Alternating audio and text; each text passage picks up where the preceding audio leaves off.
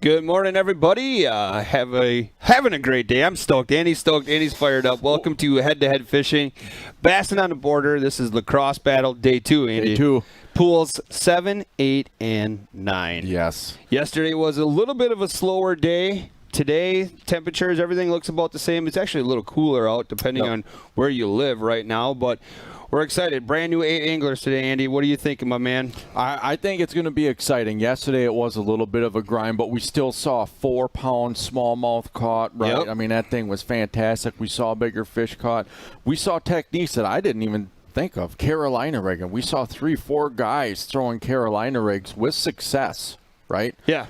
We saw swim jigs. We saw a little bit of cranking, right? We saw a lot of frogging. And we saw some really cool driving. So I think today, these anglers, and keep in mind, before this event started, there was 2 big events. There was a WISCO and a BFL. Yep. Both of these events had well over 100 boats. Both of these events, a lot of guys going there to pre-fish. There was a lot of activity on that system for that previous week, right?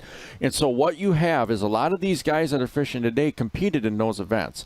They had the chance to take a day off and to watch what happened yesterday. Yep. And as an angler, when you're pre-fishing and you're in your zone, sometimes it is so critical to be able to look at what other people are doing to kind of go, oh, this might help me explain this area, or this might tweak this technique a little bit. So these anglers yesterday have had a chance to look at what the people did, and they can make adjustments, and I'm excited to see what adjustments are made. I'm excited to see where people fish. See, the cool thing about that is also there could have been some water eliminated, right? We saw some anglers pushing the areas that just looked super, super bassy, right? But didn't prove the results, right? So there could have been potentially a lot of water eliminated just by those guys watching yesterday's event, which is totally fine. I mean, there's nothing that says that in the rules. So I'm excited for today, my man. I think we're gonna see some more crazy driving. That was fired up. Like if you can't strap a helmet on a mouth guard and watch that kind of stuff, that got me super pumped. That was awesome. And so here's another interesting thing. So yesterday we saw Jeremiah. He ran some thin stuff. We saw him get what river guys would consider just hung up just a tad, right? But no big deal. I mean, he got out no problem. But the story of the week, falling water throughout the week, or that's what's forecasted. It's supposed to drop about a foot or so. So if you look at those areas that Jeremiah went yesterday, as the water keeps going down day to day to day, that might also potentially eliminate some water that these guys are able to get at. So I spoke with Ty this morning. We're going to call him our river professional, right? Gotcha. And Ty, who monitors that kind of stuff very much to the T, said it actually plateaued now. Has it? The forecasted, and again, it changes constantly, but he said they've actually it dropped about a half a foot from yesterday. Okay. But now the prediction, and again, this has changed already from yesterday's prediction, is it's more going to plateau the rest of the week. So we may not see, they predicted about a foot drop. We've only dropped possibly 6 inches. But it may plateau as the rest of the week progresses. But again, that's just all weather prediction and how many dams up north they open up and everything like that. I mean, there's a lot of areas where water is still high the further north you go. So it could definitely change in to the better or to the worse. Right. Now, if you look at also, too, where that big smallmouth came, it came from backwater in an undercut bank. Yep. That is just so cool to me. You think about big smallmouth, you think about, big river, deeper water, rocky, all this other stuff. Yeah. He flipped underneath an undercut bank and pulled out a 4-pound smallmouth. Well, plus we saw Andy catch one on a swim jig too. I mean, Andy caught a big smallie as well, throwing that one arm bombing all day long, man. I bet you that guy's a good baseball player. At the craps table. I'd like to see that. So here's the anglers that moved forward from yesterday. So we had Kevin move forward against John, right? We had John progress through the Dink Fest. The only one that we had yesterday, but at the end of the day, right? You just got to get past. It's one day at a time. So here's what it is, and I think sometimes people get too hung up or caught on the size. They get hung up on the size of the fish caught, and it's not about that. What this is about is you look at John DeMay. He is a former head-to-head champion. Yep. Okay. everybody has off days on the water. Everybody struggles on the water. And what this is about is advancing to the next round, okay, within the rules, within the system, right? One day does not define an angler. One day does not say he's a good angler or a bad angler. But what we know is that a guy the caliber of John can make adjustments, will make adjustments, and he is going to go on and be a player in this. And when we get into that Dank Fest, what that allows is for guys to go head to head. It's not about John against the rest of the field. It's you just have to advance against the other guy, and that's what you need to focus on. It's not about the size of the fish. It's not how it is getting through the day. You cannot win a head-to-head tournament by dinking your way to the finish line, but you can get through a day. You can survive a day. I don't think you're going to survive multiple days because as you advance, the cream is going to rise to the top. But what these guys need to focus on is they need to understand that, yeah, I have to move on in order to win. And however, if it's ugly, if it's great, if it's glorious, don't let pride, don't let ego get in the way of what it is. I'm going head-to-head against that other guy. I don't care if I put 87 ounces in the boat to get ahead. I'm moving on. I'm moving on. So, yeah, absolutely. So then we had, we had that battle. John won. So that'll be Kevin and John as of tomorrow. Then Andy moved on, and so did Steve Mortensen. So on the other side, today we're going to see Trey versus Chris, Eric versus Kevin, and Ron versus Cade, and then Daryl versus Luke, right? So there's some stacked anglers coming into this, and I know the fishing has been tough, but man, it's going to flip. There's a lot of people that are surprised at the low weights that we saw yesterday, right? And we've seen in other events, like you hit on a little bit earlier, there's a lot of pressure on that body of water, and you got to remember too, in a lot of those events that just happened over the weekend, those are catch and keep, and then go weigh at a weigh station, right? They're taking fish out and moving them to a different location. Now, all those fish obviously get released, but they all get released at one location. It takes a while for those fish to get back into those spots where they're living before. Right. So with our event, they're obviously catch and release, catch, weigh, release. Right. So, it might take a couple minutes or a couple days, but we're gonna see some big weights come out of this. Somebody's gonna figure it out. And it's going to be, a Doug Becker style day, and hopefully that's today. Right. The anglers that fish these events, they are good sticks. All of these guys are accomplished anglers. They are good sticks. And when the fishing is tough, you see the whole field struggle a little bit, right? But as this goes on, these guys will make adjustments. They do make adjustments. And just like you said, we're still in for a treat. Right. Absolutely. So obviously we're getting really close to going out to the water. So like we normally do, let's take a little moment here and honor our sponsors. So the Real Shot, again, that H2H10 code is active. Sportamotive, Omega Custom Tackle, Meg's Custom Rods, and then Motor Sock are our sponsors this week. Andy and I will do our best throughout the course of the 5 hours today to share links, to give as much knowledge as you can. Andy brought a pile of tackle in here. He wants to talk all about Carolina rigging. We've seen that work quite a bit yesterday. Yeah, a lot. So, pay attention to that kind of stuff. Again, that helps keep this ad-free, basically, right, with supporting the Real Shot, supporting head-to-head, and the rest of our amazing sponsors. So I think without further ado, we're ready to go out to the water and see what these anglers are up to. Andy and I are going to pull up a seat and get ready for 5 hours of awesomeness. Awesome.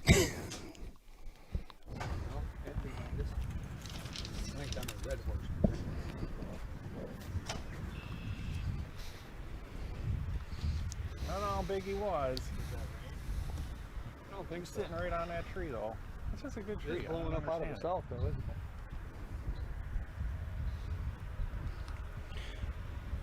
it? All right. Good morning, everybody. Right now on the dual screen is Daryl. He has a good, safe tournament. Returns home safe. That's all we can ask for. Hopefully the fish bite. Just getting ready to go here. So, got a couple more minutes, and then we'll see if the fish are here. Look at the difference in rods on the deck between Daryl and Luke.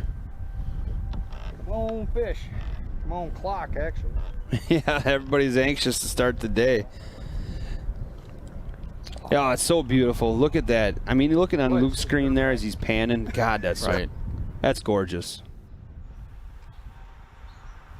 You know, I think one of these times maybe we should take this on the road and do it from a boat.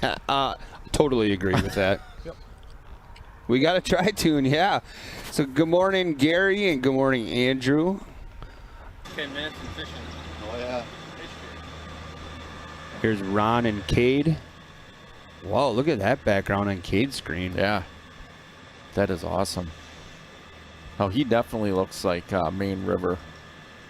Look at stretching. Very important to stay limber during these events. Yep. It's only 5 hours, man, but it's a grind for 5 hours. Looks like we got a lot of Trey fans out here this morning.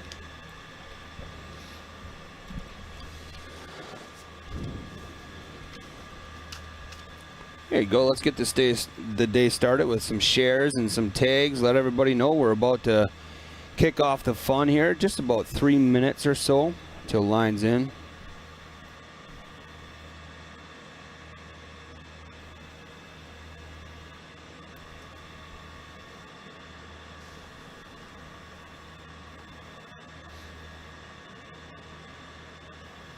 All right. So it looks like Cade's seen some fish blow up already. Oh, he's getting excited. So remember, as we go through the day today, some of these guys are going to find some areas that might be a little tricky on coverage. Right. You know, Right. we're working hard to make sure all their cameras are up and operational, but there's some sneaky back holes on this body of water. And not only that, you saw the scenery with the high bluffs and things. That in itself has some challenges.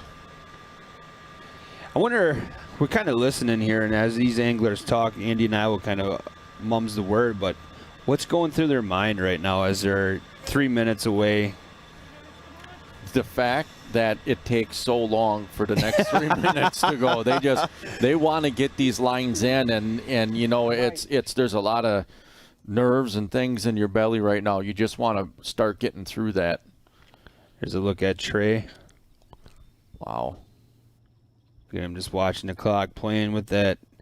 I'm guessing that's got to be an Omega jig in his hand. Yeah, look at his deck. I mean, you can tell the guys that are probably a little more focused on what they want to do, and other guys that are ready just to go junk fishing. And junk fishing is just where you throw everything at them, right? But man, he's only got 5 rods out. Like 4 hours. This waiting part feels way longer than when we start fishing. Yeah. We start fishing, it's like, damn, 4 hours left? 2 hours? You're like, well, that 5 hours went quick.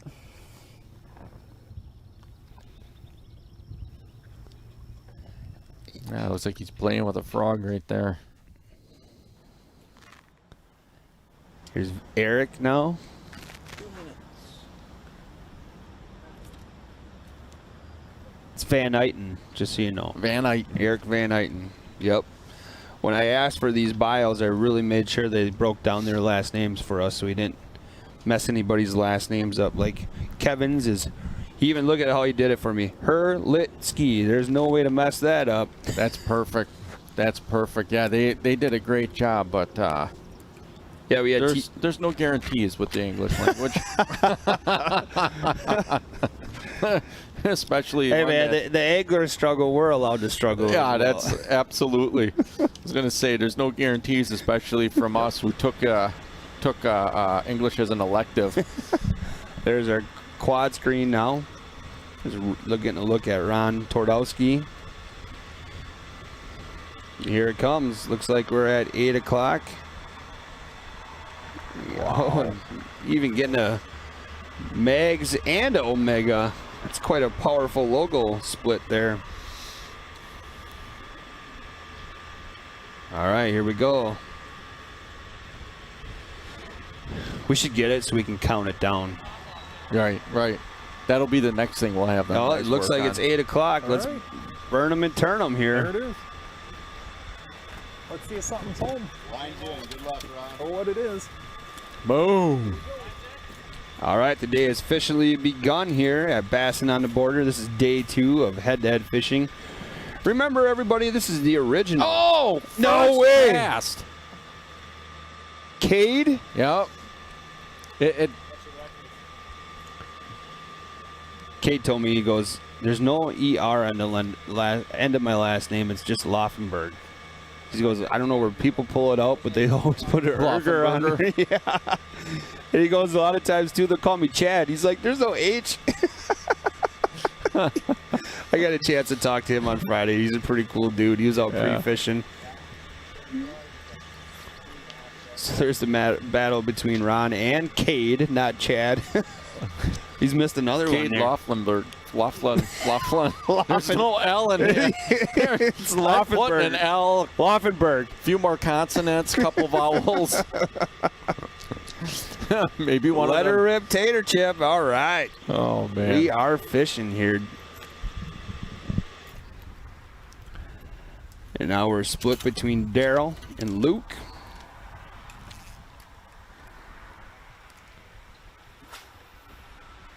Luke looks like he's throwing a Texas rig Senko. Look at the rock formations by it off of Luke's right-hand shoulder. Man, that looks awesome. All right. Well, the other thing, too, we got to get good at doing today is describing, because, right, there's head-to-head radio. Right. So let me have a crack at this. So what Luke is fishing is he is right next to kind of like a rock ledge, right? And you can see even above the water the irregularities through there. And as the current comes, these bass are going to be in those irregularities below the water. And so I think that is what he's targeting, is just fishing through those different irregularities. It'd be interesting to see how deep it is right by him, because I mean that could be something he could be in some. There pretty could be a deep ledge water. underneath there as well. We're main screen now with Trey. Looks like he would be. Yeah, he was getting that frog ready to go. So he's fishing. Is some matted vegetation. Looks like some more of that duckweed. And you know, I love watching how different guys work the frog. You know, we saw Jeremiah yesterday working the frog with the rod tip really high. Today, Trey, we're seeing him work it low. You know, it's just cool to see how different anglers work to their strengths. Well, and the other thing too is, I mean, like you said, they're letting the fish talk to them. Sometimes the twitch pause works, or the Right. extreme twitch with the long pause. There's days where you can let that sucker just soak out there, and eventually one's going to come up and just blow up on it. Right. Back to Eric now.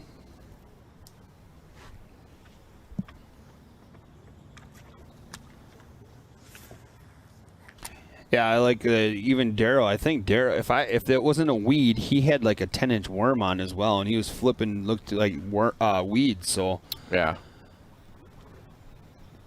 already kind of proven to be a multi-tactic day here. Right. Look, to me, it looks like Eric's throwing a swim jig of some kind. Mm-hmm. Oh.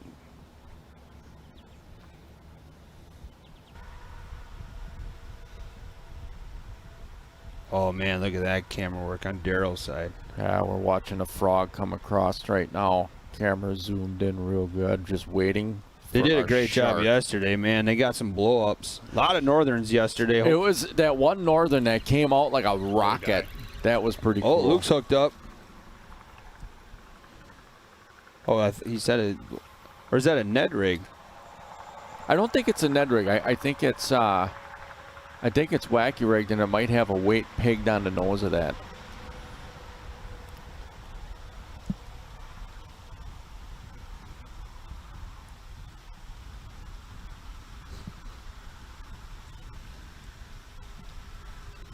There definitely looks to be more wind out there today than there was yesterday. Just looking at the trees by. Oh, there's Luke. He's hooked up right now.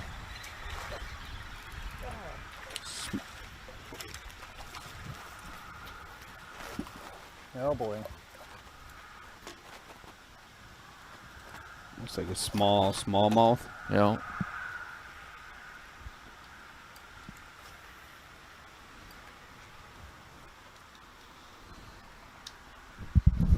Yeah, what he's fishing is there's a tree, a laydown that has a bunch of branches and some leaves that are just laying right in the water off of that ledge that's next to him. And that you're speaking of Luke, who is in that spot right now, right? Yes. Yep.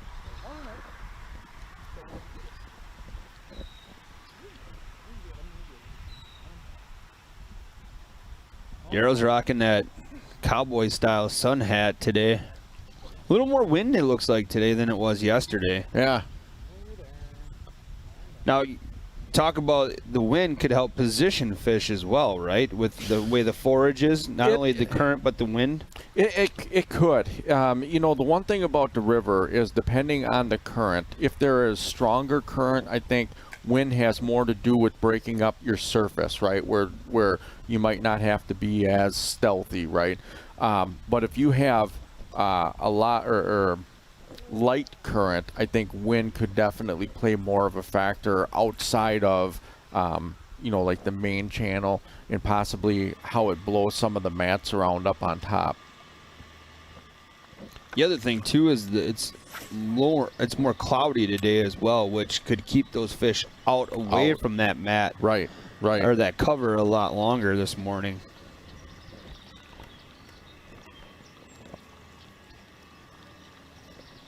Now we're switched over to Ron Twardowski and Cade Laufenberg. No burger. And there's no L in there. Well, there is an L right at the begin. Well, in the middle. There's no L in the middle.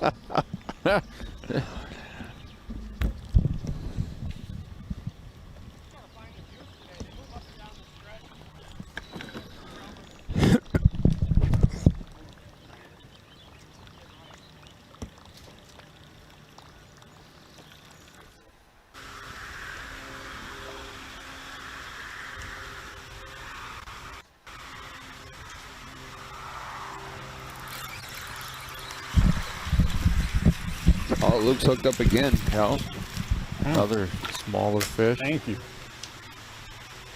Yeah, that's definitely a Ned rig. To me, it looks like it might have been the TRD, the turd. Really? Yep, that's the real deal.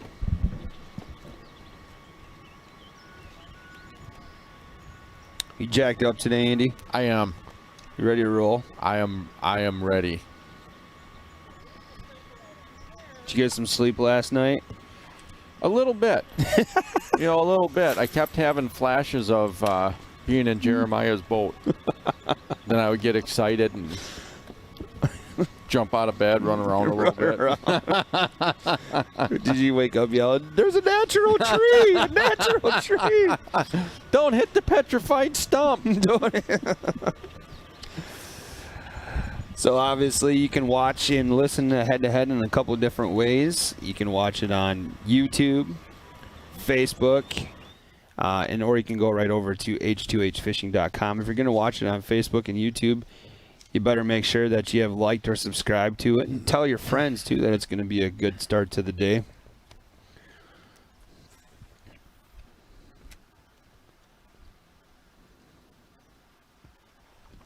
Oh, Trey with a big blow up. Boom. Oh, pike right away. Hammer handle.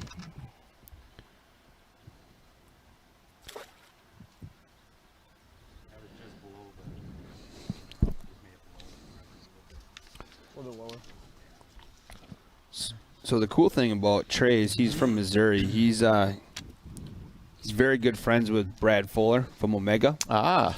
And speaking with Trey, we had him in. We did a podcast with him and Brad. And Trey does a lot of custom painting, a bunch of different stuff. He owns his own business. The other cool thing he does is he does reel upgrades. So he'll go in there, and if you purchase a reel and you want to upgrade the components on the inside, you can send it to Trey, and he'll upgrade it, put better bearings in there, different spool, and all that kind of stuff. Wow. Yeah. Cleans them, maintenance. Wow.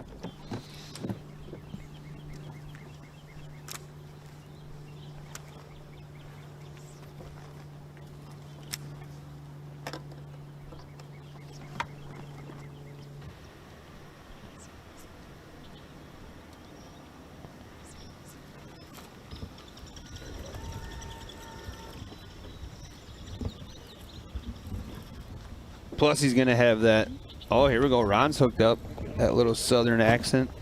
I like it. That all bass fishermen should have, right, at some point. Or at least their alter ego should.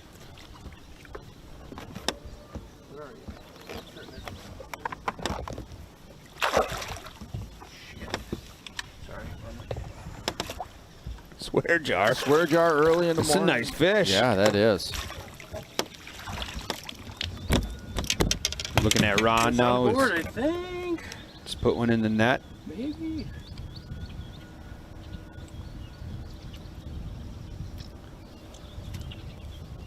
I don't know. Close. Looks like he's throwing a fluke style bait. Scale, I guess. I love throwing flukes, man. Yeah, so do I. Such a fun bait. It's addicting.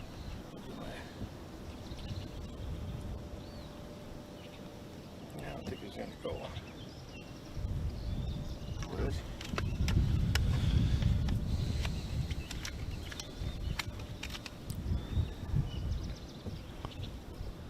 Oh. 115. I gotta do that again.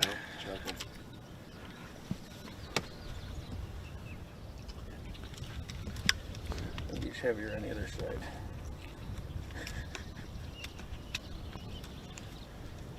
Bring your hand up a little bit on the scale. There you go. 115. Okay, shake him. Hey, I got some fin facts. You got some fin facts, roll into him. In the tongue, so about Ron. so right away should help that guy out. Ron was born and raised His breathing apparatus. He'll be in the fine. UP. Yeah, he's a Youper there. Yeah, he says right here, yeah, I'm a Youper too. He says he'll retire back there soon, but his accomplishments was his big one this past winter, he said, was not dying. Yeah. He had 5 bypasses in February. He said he was a pretty bad patient, but he had tons of help. Yeah, I talked to Ron right after he had those surgeries done, and we're thankful that it all worked out. Yeah, very much so. I mean, Ron is such a, he's been around bass fishing for a long time. He's a very accomplished angler. Fishes a lot of stuff related to the reel shot, whether it's head-to-head, Wisco, yeah. Just a fantastic guy, fantastic stick. He also fished the original 2019 head-to-head stuff. Yeah. Yep, Ron did.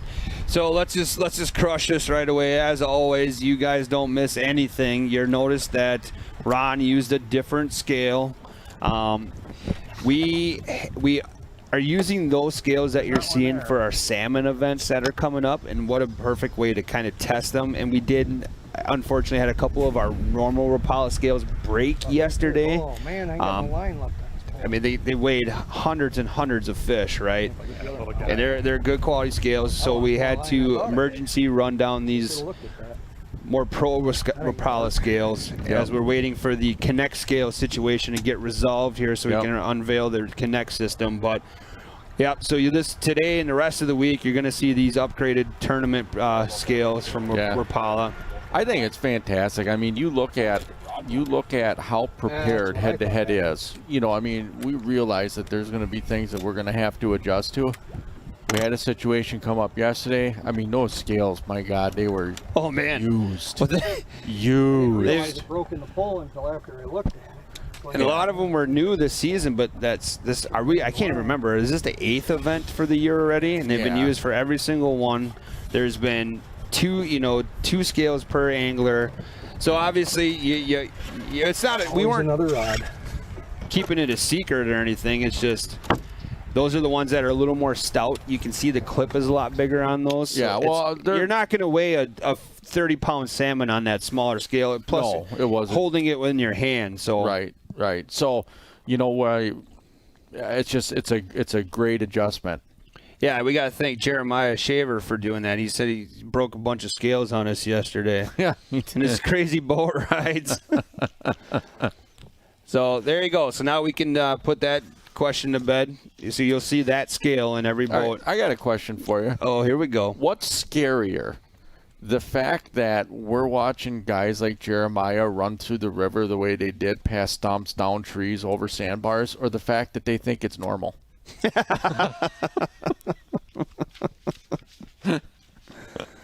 That's funny. Yeah, it's a little nerve-wracking going across a big open lake like that. I can't imagine. I know. I'd just close my eyes. Just let me know Let me know when we're there. I mean, the biggest thing that I get, or the closest thing that I get to what Jeremiah did yesterday is like when I run Winnebago or Poygan or Butamore, and after a windstorm, we have those like cattail clumps break out and they're floating in the middle of the lake. You know, I steer about a quarter mile away from them things. Well, you got that Sportamotive Nitro. You don't want to get that bad boy No, dinged my up at all. God. Absolutely not. The scales probably got scared of the boat rides. Probably. They called it, basically the scales called in sick today.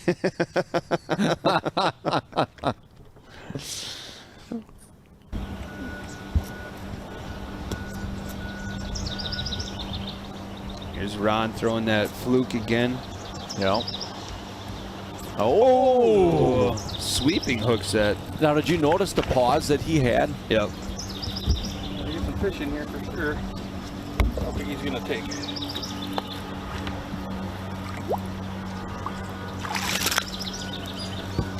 Oh man, that's gonna be a close one. I don't think so. Dude, look at this, Andy. Over 800 people on already this morning. That is awesome. Thank you guys so much for tuning in. We break 1,000. Oh, let's do it. We got close with the Madison events. I think Yeah, we we're did. About 100 short. Wait. That fish looks fatter than the last one. Nice fish. No, he's 2 pounds.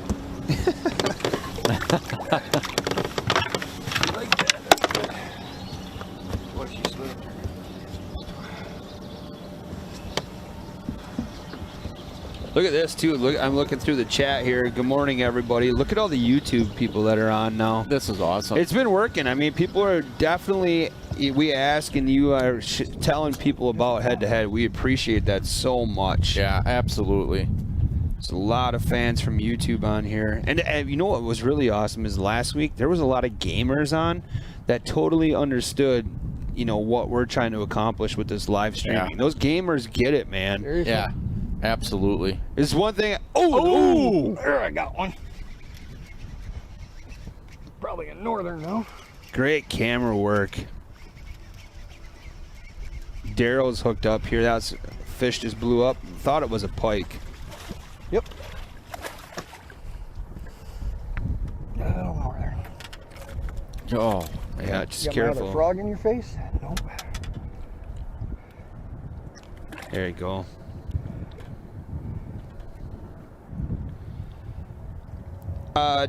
We do usually the walleye events average on at the minimum 1,500 viewers, and we're talking that's between 3 platforms, right? Usually, I believe the numbers come from the website. What I'm basically seeing though, for when I mentioned that 873 is what we're at now, so you guys are definitely tagging some friends and sharing it. Is I'm seeing Facebook and YouTube. But usually between those 2 platforms where I can monitor them, it's usually 1,000, 1,200 for sure. Through the whole school and hopefully get 1 or 2.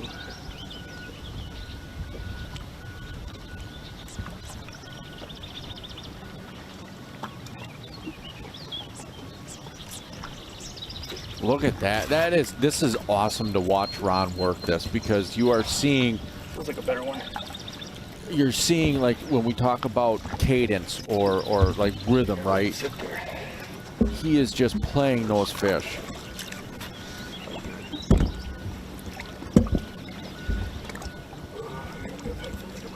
Come on.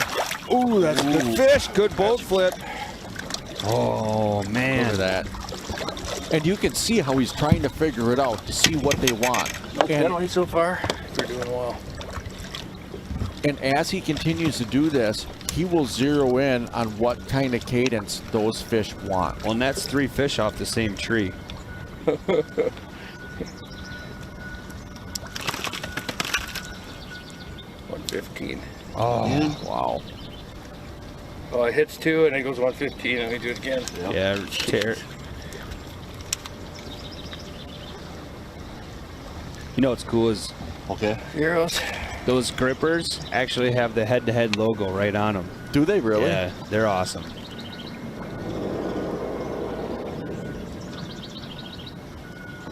This scale broke? Is it 115 and it's stuck on it? Kyle gave me a bum scale, I think. It feels heavier than the other one. It must be 115 and a half. Yeah, can you imagine, like, if that spot, those are all 2-pounders already? Right. Much more than that. Right. Being 2 pounds. Catching fish is always fun.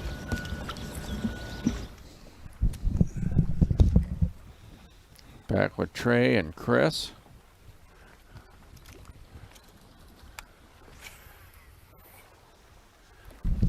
I think Chris was the one that was kind of in that borderline coverage, right? Because I think this is the first time that we are getting to see him. Correct. Yep.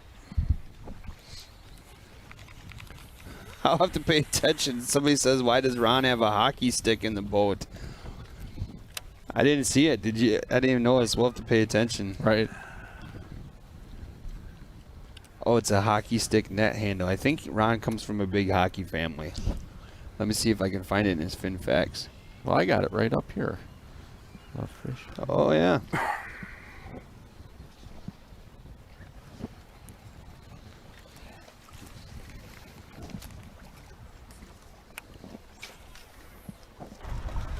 Oh, let's see how bad Daryl's kicking my butt.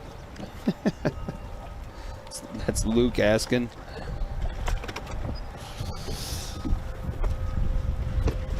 Yeah, Ron, he said that fallen out of sports in the recent years. He said he watches lots of tennis, but otherwise not much. He said he's a lifelong Packer fan, but after he sees how awesome the Bears are, he might... No, he doesn't say that at all. No, lifelong Packer fan. He said he loved watching Lynn Dickey and Lofton back in the days. Those are some classic names he just dropped. Yeah, right? Lynn Dickey. That's the 80s, wasn't it? Yeah, Lynn Dickey. He was number 12. Yeah, that was during the struggle season for the Packers. It was like the struggle decades. That's when it was fun to be a Bears fan. Look at him. Ron's hooked up again. I'm surprised you remember that one day. It was fun. Yeah, back off. I see where this day is going already. Might have to.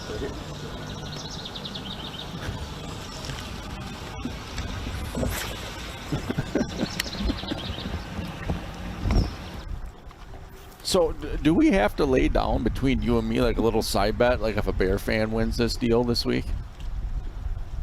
Yeah, we can. All right. If the Packers win, Kyle will wash your car. And if the Bears win, Kyle washes mine. That sound fair? That does sound fair. I don't know. This is an unfair event because most of these anglers today are Bears, or in this week are Bears fans.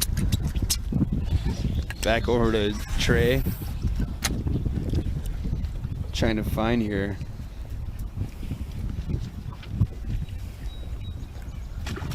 Oh! Did you hear that fish? I did. That's Trey right now. That's a good fish. Oh, that's a normal. Oh. Look how fat that pike is. Yeah. What do you think? It's been eating some bluegills?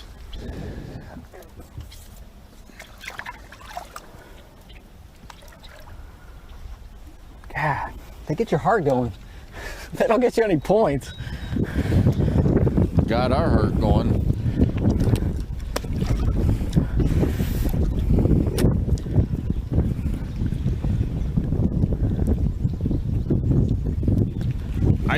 When that fish kind of flashed and I saw more the white, I was like, oh, that's a big bass. I did too. I thought the same thing.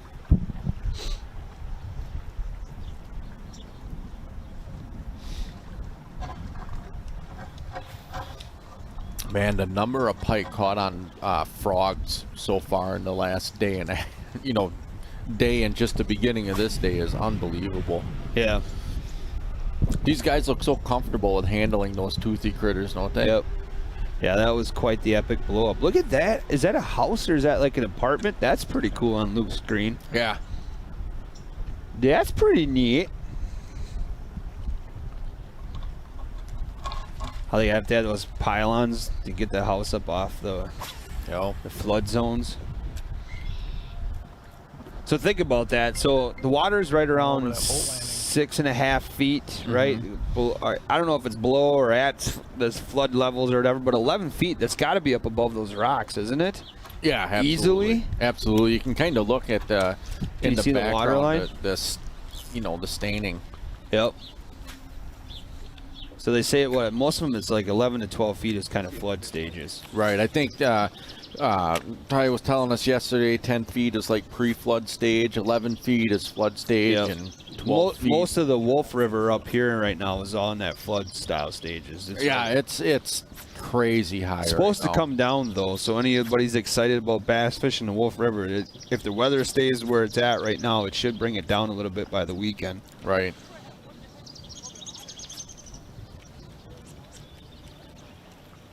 Oh, okay. So we just got word that we have our first angler on the board.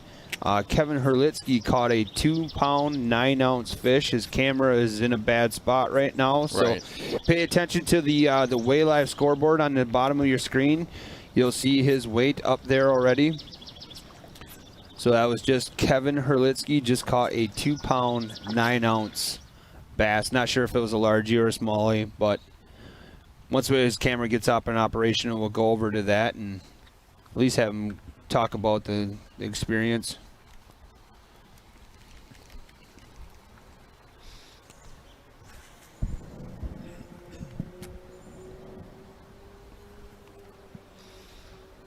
Trey working that frog across that thicker mat.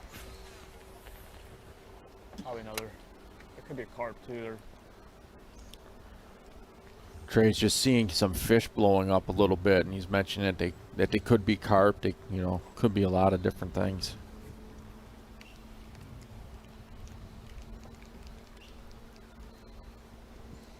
One.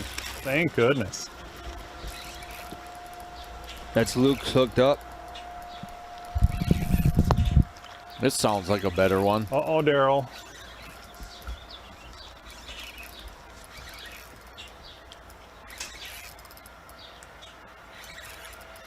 It's nice when they're going upstream.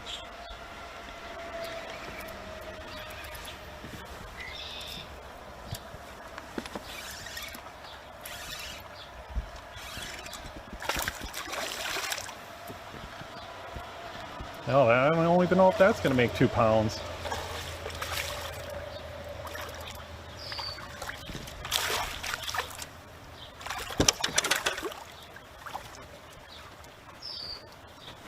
I don't know if this is going to do her.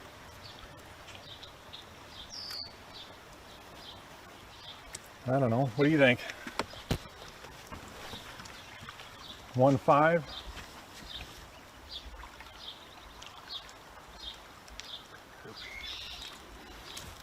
Going 1.5.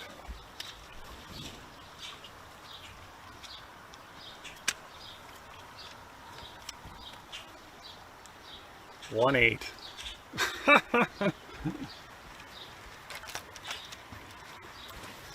Oh, it hit the thing. What's that? I hit the gunnel. When I release it, is that a penalty? Under the gunnel. Oh, was it good? Oh, okay.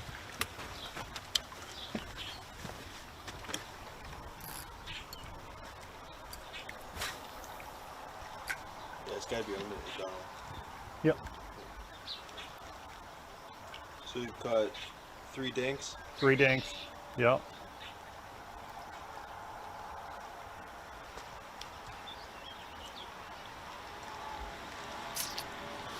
Well, good morning, everyone. They all Again, look big until you get them close to the boat. thank you for joining us. Wow, our viewership jumped up quite a bit. Sounds like Luke is hooked up again. Please be a keeper. No, no way.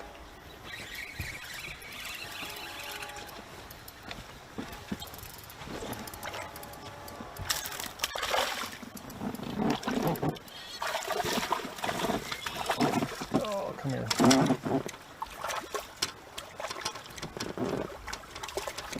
Good grief.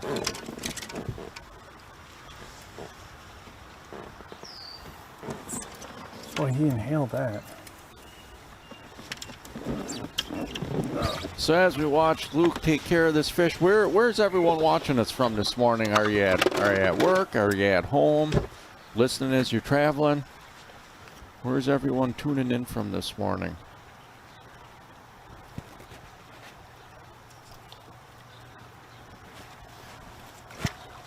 Let's try and get a bigger one.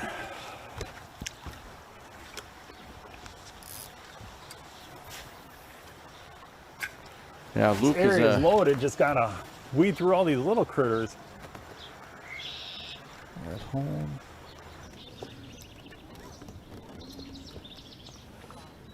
Back with Ron and Cade. So on to John. I love it. Home, working from home. Mesquite, Texas. That is awesome. Welcome.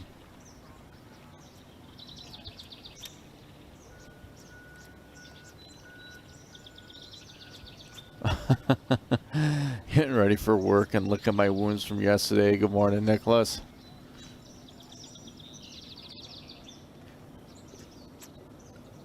Wow, Melbourne, Australia.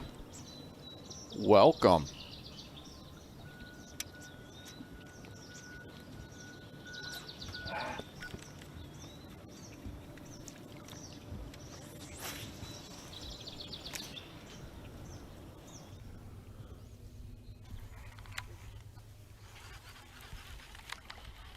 So much bluegill around here. That's probably why these pike are all in here. Home in St. Louis.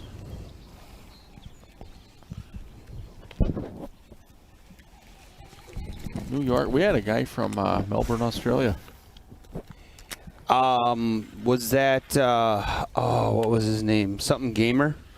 He wasn't too far. A YouTube watcher, right? Right there. Oh yeah. Oh, awesome. Welcome. Look at the numbers. They jumped up quite a bit already. Booyah. Yeah. Thanks, everybody.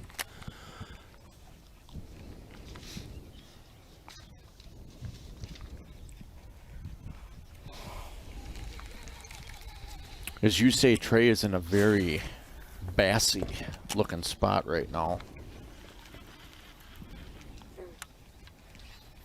Oh, you hear the frog? Yep, I did.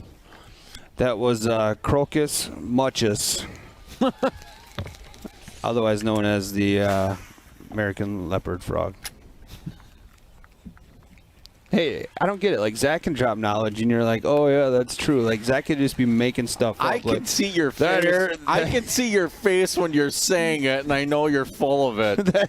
I can't see Zach's face. That airplane was a Cessna Peanut Gallery 1727. Oh, yeah, it sounds so true. And You're so knowledgeable, Zach. And I'm over here just dropping all kinds of frog information. And you look at me like I barely know what I'm talking about. Well, I see your eyes looking around, trying to think of things to say. It's like I feel like I pulled that lie off pretty smoothly. All right. Yeah. Yeah. I think you're starting to understand why you got into so much trouble as a kid. Yeah.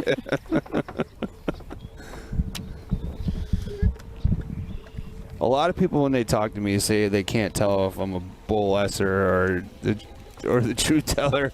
Well, that's not a good thing. You got two of a kind sitting right here, so I think we can, kind of filter each other. Washington.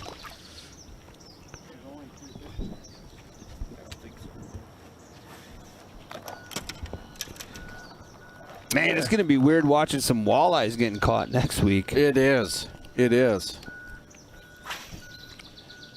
So, you're off next week. What are you going to be doing? Thinking about that. I am actually, I very much want to get out and head up to the big water of Sturgeon Bay and play around a little bit. When are you going to do that? Seriously, like, I'm serious. When are you going to do that? You want to go? Yeah, because we have to double check backpacks. When you going? Oh yeah, I'll stay in touch. Let you know. Yeah. Yeah, absolutely. It's my cousin's in town, and we got to work out when we're going to go out next week, but it's going to be early next week. Okay. Possibly maybe even this weekend. I have to get back in touch with him and find out. But yeah, if it was the weekend, I'm not available. But if it's sometime next week when I'm getting paid, then I'm definitely available. You're supposed to say that off the air. Brian is listening. Daryl's hooked up anyways. Distraction. Yeah. No, but seriously, we do have to check coverage again. Yeah, absolutely. That'll be a penalty there, Daryl. Oh, did I touch the side? So Daryl has Kyle Carpenter in his boat today. Tournament director Kyle. Kyle's filming all week. Yeah, Andy, all your fans want to know when you're going to Sturgeon Bay. You're going to have a full boat, man. Zeros. You mean I might have a floatzilla? Here we go. 2-2. Nice. There we go, Daryl. Reminder to put it into your app. Yep. That'll shut off by itself, right? Yes. And got a motor sock rocking up front. Yeah. Start the penalty on there as well. No, it's not. The app's not coming up. We got to log out, log back in. Yep. Yes. Look at those monitors in that thing. Jeez. You can secure the boat before you start the penalty too if you want. It's already secured. Oh, it's fine.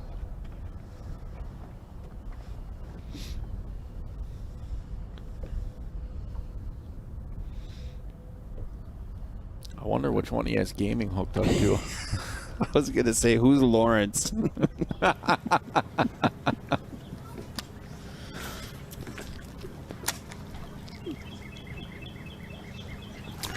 Oh, Eric with a nice hook set. Another pike. Wow. Yikes. Shock. Yeah. Now you know why they call them things snakes. Wrong species. Nice release. Now look at all the anglers this morning. I mean, they are doing good at releasing. Well, Yeah, we had Violator Andy yesterday. You know what I bite mean? strong. 6 minutes worth, I think, Wrong worth of kind. penalties. I think he had more than that. Oh, the rules too. You can get penalty. Next walleye event is next week. Starts on Monday. Crossing eyes. We're right here on Mississippi again. Yep.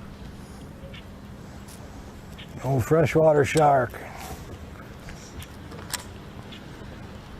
Yesterday we saw a crap ton of gar.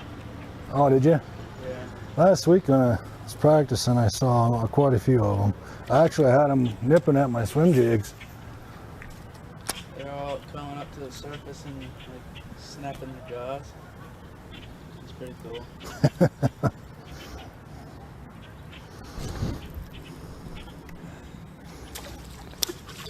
Eric kind of sounds like an old Western star. Yeah. That voice, that raspy voice.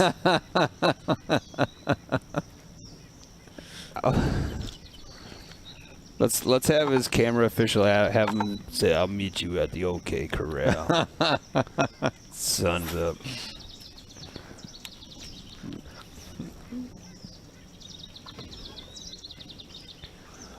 Well, we got a pretty good start to the day already. Oh, he's I'm sorry. Whoa, we're over 1,000. Is that worth punching me in the arm? I did. I got so excited. I just smacked Matt right in the arm. I look, we're over 1,000 today. Awesome. Thank you, everybody. Keep it rolling. Absolutely. You guys are doing great. We so much appreciate this. Well, we should probably do a sticker giveaway then, right? Since I think so. All right. Let's do this. So we got a little exclusive challenge going on in the member chat already. I was typing while you were talking. So let's go to the everybody else, the community chat here. Let's we got a couple of stickers we'll give away this morning. So you've been doing a great job of it, but Andy, how about Facebook We'll start easy. 3 friends, right? Tag 3 friends. Yep. To get your name in a drawing. Then we'll randomly pick a Facebook winner at, oh, it sounds like another blow up on Trey's screen. We'll pick a winner at 9 o'clock. So, and then YouTube. So you obviously got to subscribe already on YouTube. Yep. But I'm trying to think of how we can get Zach involved in it. They might have to. Okay, let's do this. Zach's looking at me. Are they familiar with Zach? Well, they should be. I mean, he's only been doing this gonna take a break. since forever. Yeah, but has he ever had a chance to really get to know the audience? No, but I think the audience has a good idea who Zach is. All right. All right, so Good morning. I know it. I'm hoping they're the right size.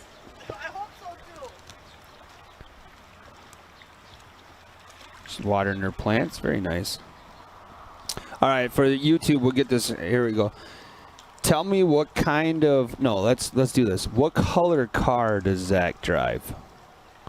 I know it's random, right? We're random on Tuesday. Random. So YouTube, you have to not only subscribe, but you have to tell me what color, as Luke's hooked up, Zach's car is.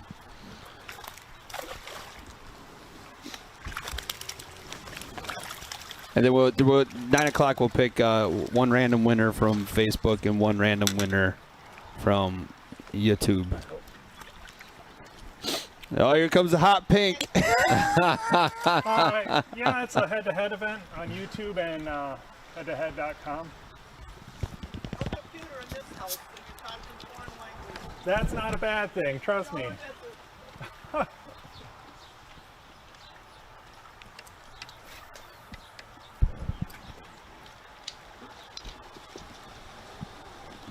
Zach, it looks like you have a lot of stalkers. It's pink. It's not. Oh, it's not pink. It's salmon. Yeah. It's not even going to be fair.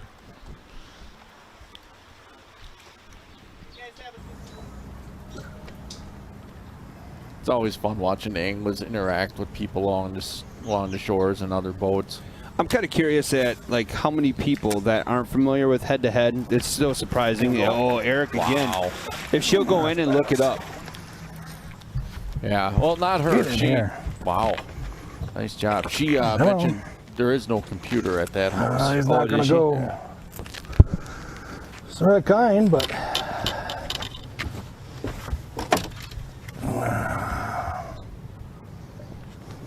I'll give you a hint. Zach's last name is Hoffman. well, There's like, how light are him we up supposed to anyway. know? Well, Zero. Zach's been on the show a couple of times. We've talked about him hundreds of times. Right. Wait. Oh! Now he had control of that How do you have to fish, do that? so that Yeah. shouldn't be a penalty. Right. Right.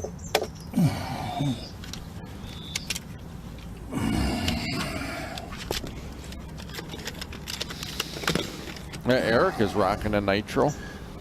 Where would you go to get a nitro? Sportomotive. Sorry about that, buddy. This clip is kind of big.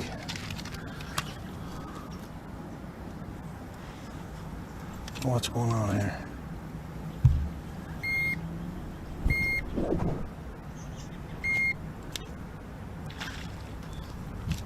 If you want to put them in your lava, it's up to you. He's not going to go. I don't know what's up with the scale here, though.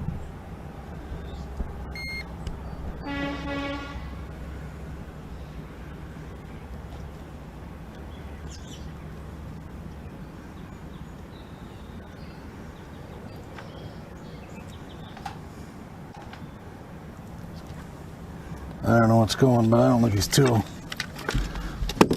I'm going to put him in there just because. Can we move that a little bit? I don't know what's up with that scale, but Yeah, we'll come back to this. We'll let everybody iron know more. once he gets that figured out. Mm-hmm. Trey looks like he's on the move a little bit. He's trying a different spot. Now, yesterday, early in the event, we saw Jeremiah. He was fishing in the Black River, was not working for him. He was fishing fairly close to the launch, threw it on a trailer, made a quick move, and he was off to the races. Literally.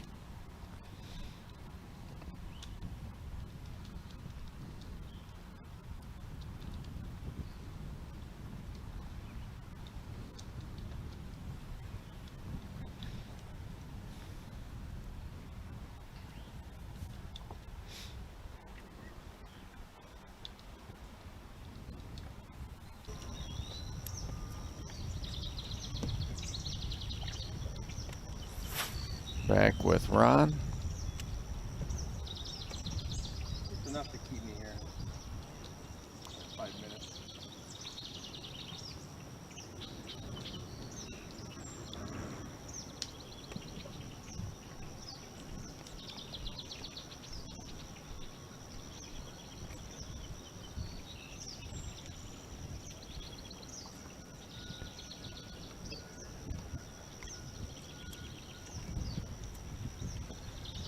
So my guess would is he throwing that on floral probably? Oh, he's hooked up. And probably a medium rod. Would you guess medium heavy? I think so.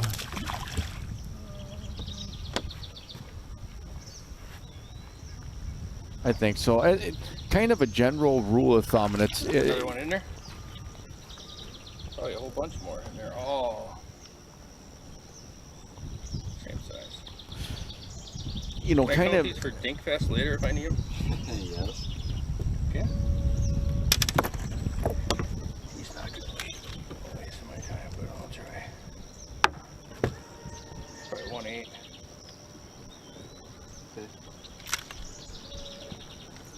It's like for me, jerk baits, crank baits, things like that. I like to throw on fluorocarbon line. But I do know on the river, there's a lot of guys that throw swim jigs on straight braid. They'll throw it on 30-pound braid, 50-pound braid. So they're throwing moving baits on braid. But in this situation, it doesn't look like he's really around heavy vegetation or anything. I would imagine that it's going to be on fluorocarbon line. And yeah, like a medium action rod. He's probably got that thing weightless as well. Yeah. Zach's actually on YouTube now trying to give hints out. I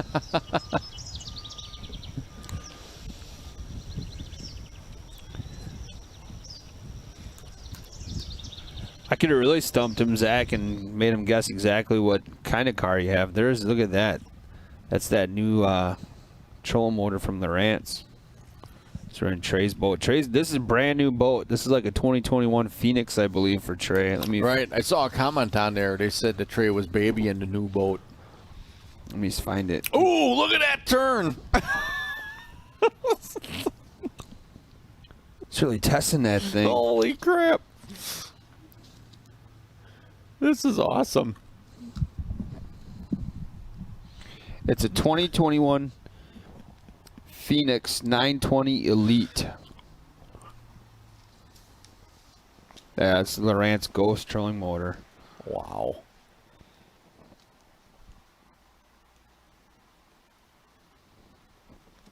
That is awesome.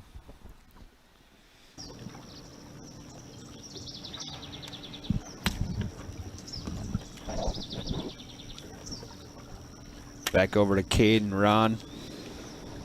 Ron's got, I think, 4 non-scorables already. Yeah. Yeah, at least. And I know Cade, I think he's at 2 non-scorable. Because his very, very first cast, seconds into the lines in, he had that one.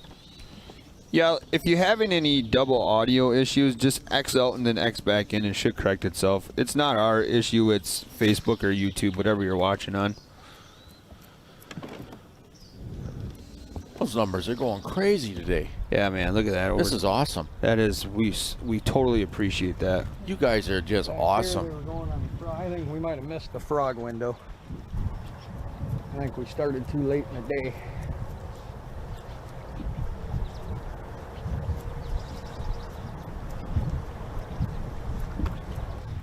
Yeah, that is kind of with the 8 o'clock starts. See if they're gonna do the old Billy Skinner. They do. They're big. All right, Mr. Skinner bait. Let's go get one. That's a heck of a pitch. Mm-hmm. Awesome. Welcome, everybody. That's a first-time viewer. Remember, if, let's say, one of your relation or family members is fishing these events and you want direct access to them, you can go ahead and sign up for the member chat. Yeah, absolutely. And then that gives you direct access to Andy and I, who then can relay your questions and comments to that angler of your choice. The member chat is You can find it right on Head to Head Fishing. I'll share a link to it. Oh, just a big old shad swimming along. Let's go.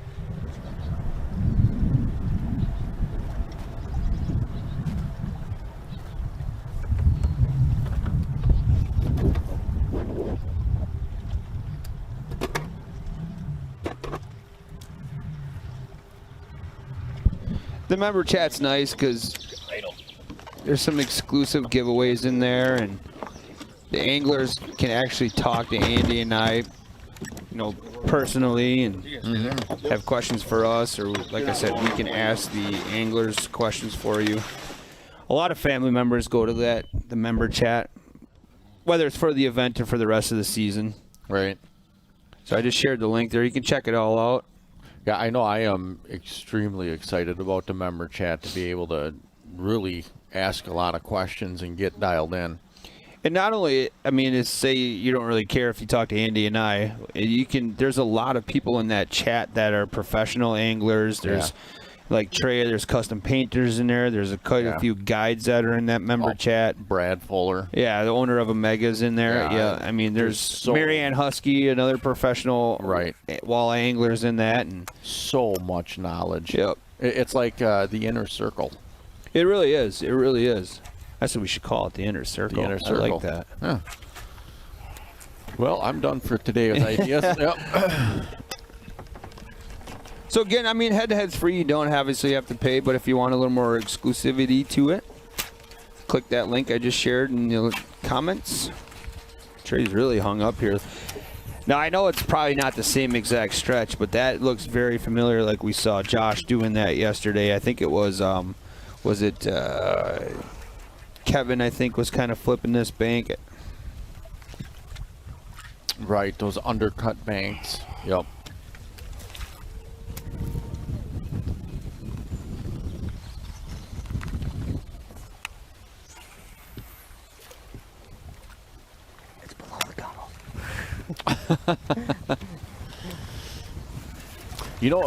As a fan watching, one of the questions, like when I was trying to learn, I had so many questions about electronics, trolling motors, boat control. All of these things that member chat, I think, I would be lighting that thing up. Oh, yeah. Marianne, that one day went off in like a good way about all the Garmin stuff, and she just shared all kinds of information on there.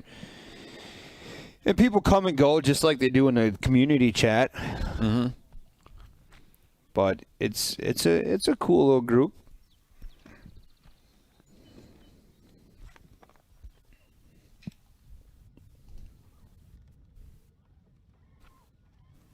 Oh, man, look at that camera work from Cade's boat. Dragging a frog right across some of the bassiest looking stuff there is.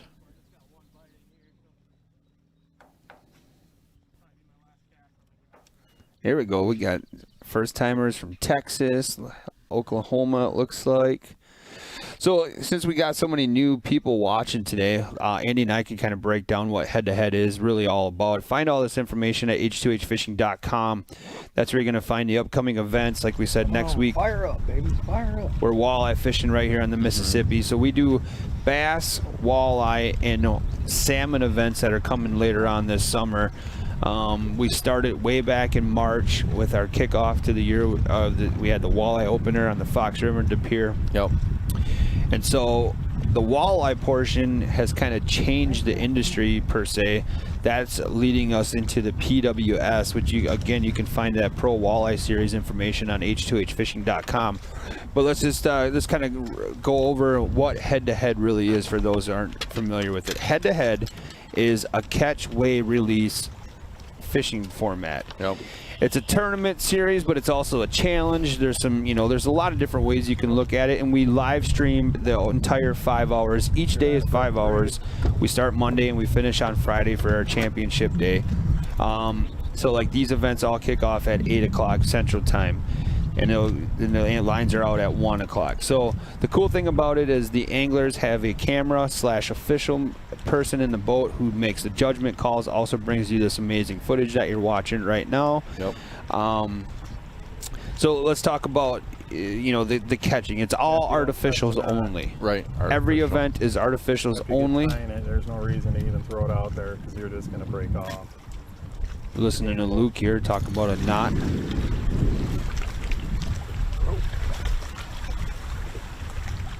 And all the artificial includes walleye events as well. All the events. All Yep, the all the events are artificial lures only. Like in the bass ones, obviously artificials are king.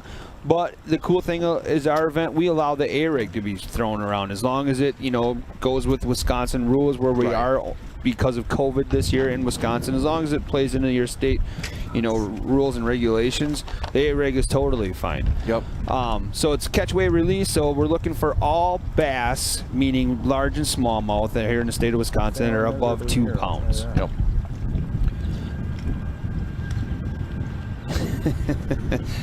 Aaron's dropping some knowledge. So then, so what happens is they catch a fish. You've seen it a couple times a day. They weigh that fish. That fish, if it's above 2 pounds, they enter it into the Weigh Live app, which you see the scoreboard flashing on the bottom of the screen with all the anglers' names and weights. So then that automatically populates its cumulative weight throughout the course of the day. Right. The angler with the most weight moves on till tomorrow. Or actually Wednesday. Yep. So they move on to the next day. So we start with And it just drops 16. into a rock bowl. The current was pushing us down, and the wind's pushing us up current. Typically, It's just smallmouth will goofy sit weather. nosed into this current. The last couple times we've been on the spot, the fish will be instantly there. You'll know if they're biting, or they will not be there, and we'll just move on. But it's just a lot of current compared to like back areas back here. You can see all the water swirling. I'm at about 9 feet of water right now. It'd be nice if they cooperate a little bit though.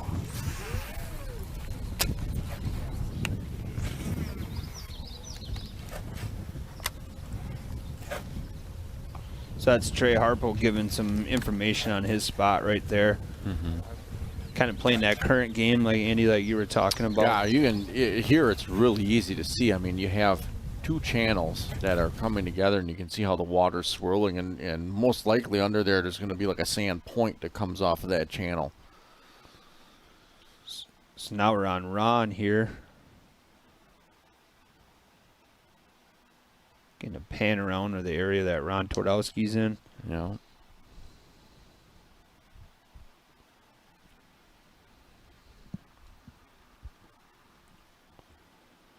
So, okay, so we'll continue on. So we're looking at fish over 2 pounds. They weigh that fish. They release that fish. They enter it into the Weigh Live. This pool, because seven's that way.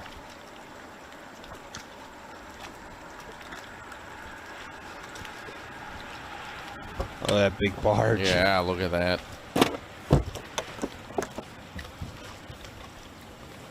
Wow. Is that going to drop some boat knowledge on us as well? Yeah. Yeah. What kind of power's pushing that barge? How you doing, buddy?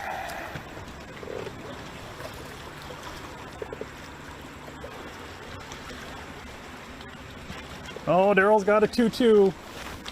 I'm screwed. Those wheels are turning. So that's Luke talking right now. It's Ledvina? Is that how you say it? Lavina. Just say it fast enough. Yeah. Lavina. Lavina. So Daryl has 2 pounds, 2 ounces on that match. Waited and sleeping.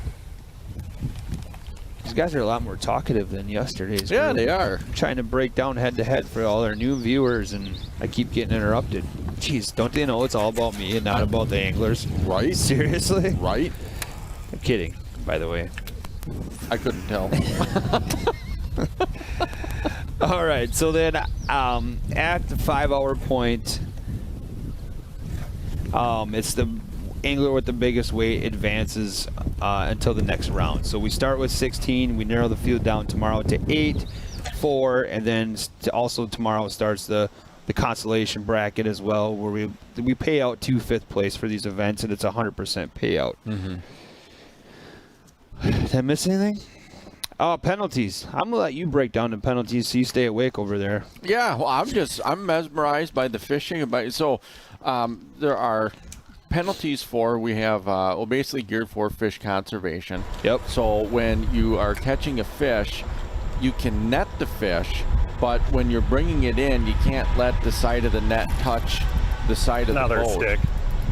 But you are able to lay that fish down in the boat. Is dirtied up. Inside the net to take it, or if you decide to hand land a fish or flip a fish in, you can bring it in. It cannot hit the floor, and you have to take it off.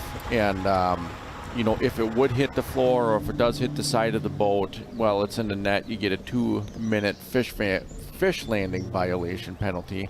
And then also when you release the fish, what you have to do is release the fish so that it is released below the gunnel of the boat. If you release it above the gunnel of the boat, there's a nice hook set by Kate. If you release it above the gunnel of the boat, that is also a 2-minute penalty. And then another penalty is if you would leave the boat other than during the trailering policy, because here we can trailer. If you were to leave the boat to get a fish, or to get unstuck if you had to get out of the boat, that would be a 2-minute penalty as well. Very it's not nice. that big. I just don't want to lose it. Kate Laufenberg hook up. Like that. Oh, gosh. Gosh, come on. Light line on that spinning Had my setup. drag set very good. Oh, I see.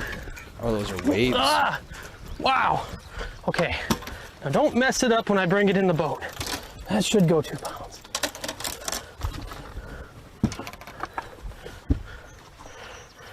Ooh, I don't know. It's probably not. Son of a gun. I'm guessing 114, 113. Yeah, he's not 2 pounds. Son of a gun. He's throwing a He's very fat, similar but setup to what Steve he's was throwing short. yesterday. Zeros.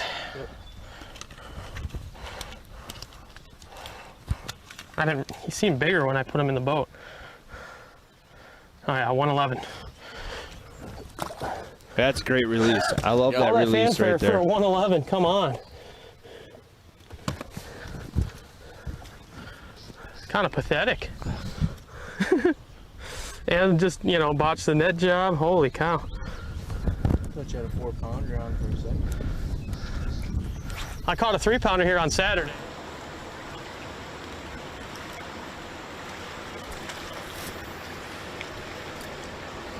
All right, 9 o'clock. Let's go over the random winners here.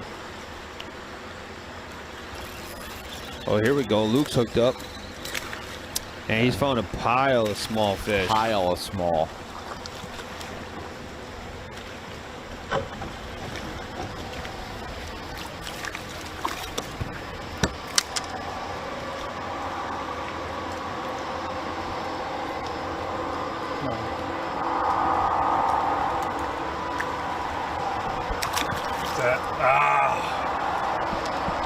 I'm down here and everything.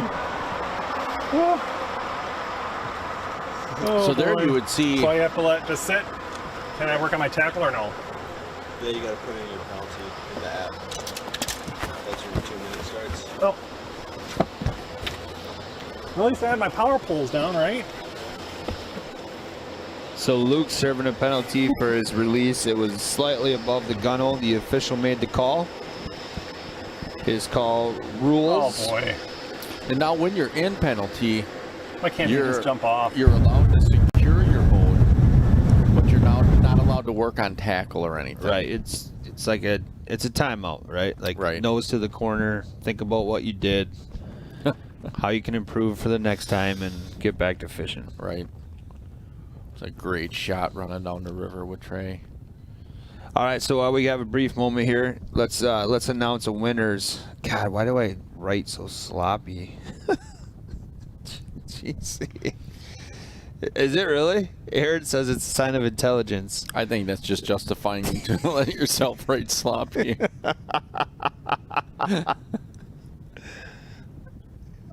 Oh, okay. I like Aaron. Aaron's good. All right, so I have a YouTube winner. Zach's color car is red, for those who are wondering. So I let the air out of the wrong car tires. Now, don't get it confused with Aaron's. Aaron has pretty much the same car. I think they bought it on the same day. Right. And matching his and his, really. Right. I mean, some people have friendship bracelets and stuff like that. Aaron and Zach have matching cars. They got friendship cars. Aaron's is like a gray, right, Aaron? Yeah. I'll get those tires pumped back up, Aaron. I thought that was Zach's. So it's Turkey. It's not Turkey. It's CHURKEY Outdoors on YouTube, and then Nick DeWald on Facebook are the winners. I got a head-to-head sticker in honor of bass fishing and a head-to-head H2H tiptoe and pucker sticker that I will send you a link to after today's event. So what you need to do is, if you're listening yet, which you should be, there's almost 15,000 or 1,500 people on. This is awesome. You're crushing it. You guys are doing a great job today. Really, really appreciate it. I was gonna say, I lost my train of thought, dude. I know. I'm so intelligent that I have so many other things to think about. Message me at Head to Head Fishing. Oh, look at that topwater bait from Luke. That is awesome. Let me know that you want a sticker, and then I'll send you a link to the sticker on the Real Shot website with a promo code to get your free sticker. Now, shipping and handling rates do apply. So it's Turkey, CHURKEY Outdoors on YouTube, and then Nick DeWald. That's NICKDEWALD are the winners. So we'll let it soak here for a couple minutes, and then we'll do another giveaway. There's a bait fisher definitely in there. I don't think that's going to do her.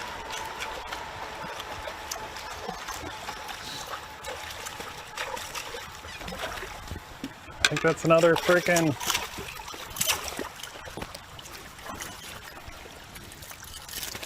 Stop it.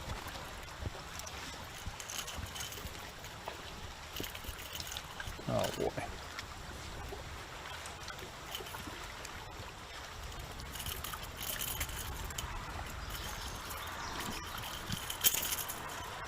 Whoop.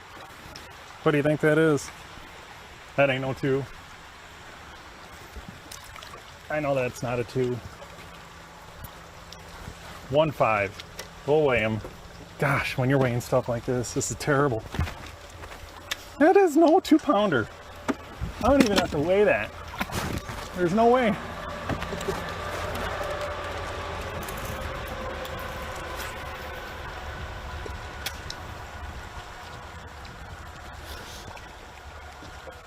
Oh man, I might open up a can with this. That is terrible. Question. Where are we sitting for YouTube subscribers? When those things start looking big, you got problems. Yeah.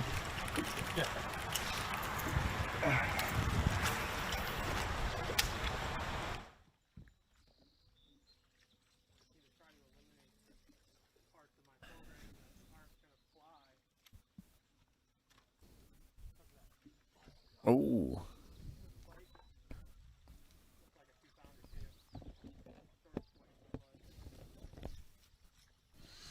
All right. That's a nice area. Both of these guys are in. Yeah, look at that huge tree sticking out of the water. Just that little bit of point there on Cade's screen can slow that current down. Those fish can be hiding right there. Yep, and that's exactly what he's targeting.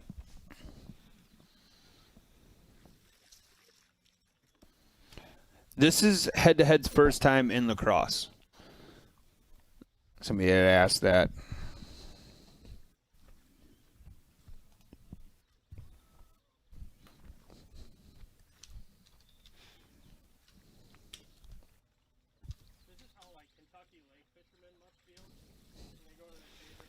Wow, we heard that 2 years ago. That point didn't exist. That cut was land all the way through. That is so crazy to me how the Mississippi River changes from year to year. Once you get that flooding in there and it cuts new channels in and it does new things, it's just amazing. Something might be moving. So here's Eric now on the main screen.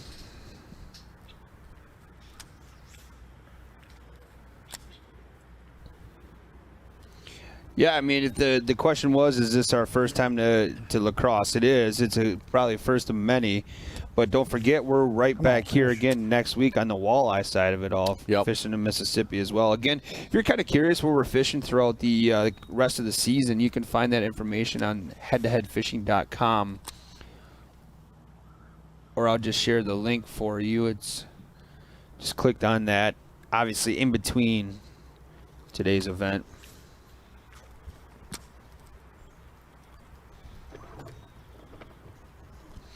Yeah, and what we do is we filter through the comments. Obviously, through Facebook and YouTube, we try to read as many comments as we can. Like we said, the direct commentary, the direct link to Andy and I or the anglers is through that member chat. You can check that out on the H2H website, which I'm sharing right now. So the other thing we do is we try to share links to products that you can purchase. Purchasing a product from the Reel Shot is the tackle provider for this event. Keeps this ad-free. If you notice, you haven't seen any ads. I mean, we haven't cut to a commercial break or anything. By shopping with the Reel Shot, it helps keep this ad-free.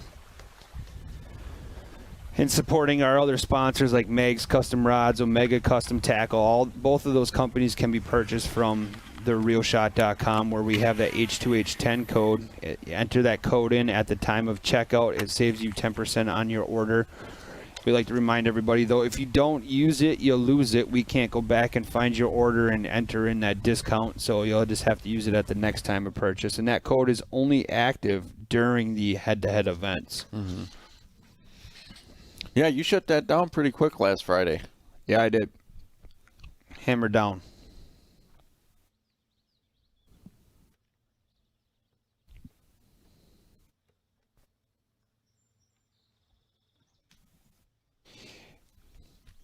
Yeah, so a lot of people are asking, how do you get into a head-to-head event? Well, the season is full. I believe there may be a spot available on the salmon side. The bass and walleye events are full. Now, we do look for alternates. So what you have to do is, if you're interested in fishing an event, is go to that H2H fishing page. There's a registration. So if you go under events, you'll see a registration button. Click on that. Enter it in. Kyle will get that information, add you to the alternates list. But all the rest of the events on the bass and walleye side are full right now. We're getting closer to those salmon events, too. Which is... Man, you're coming real quick. There's Luke hooked up. Oh, man, this is bad.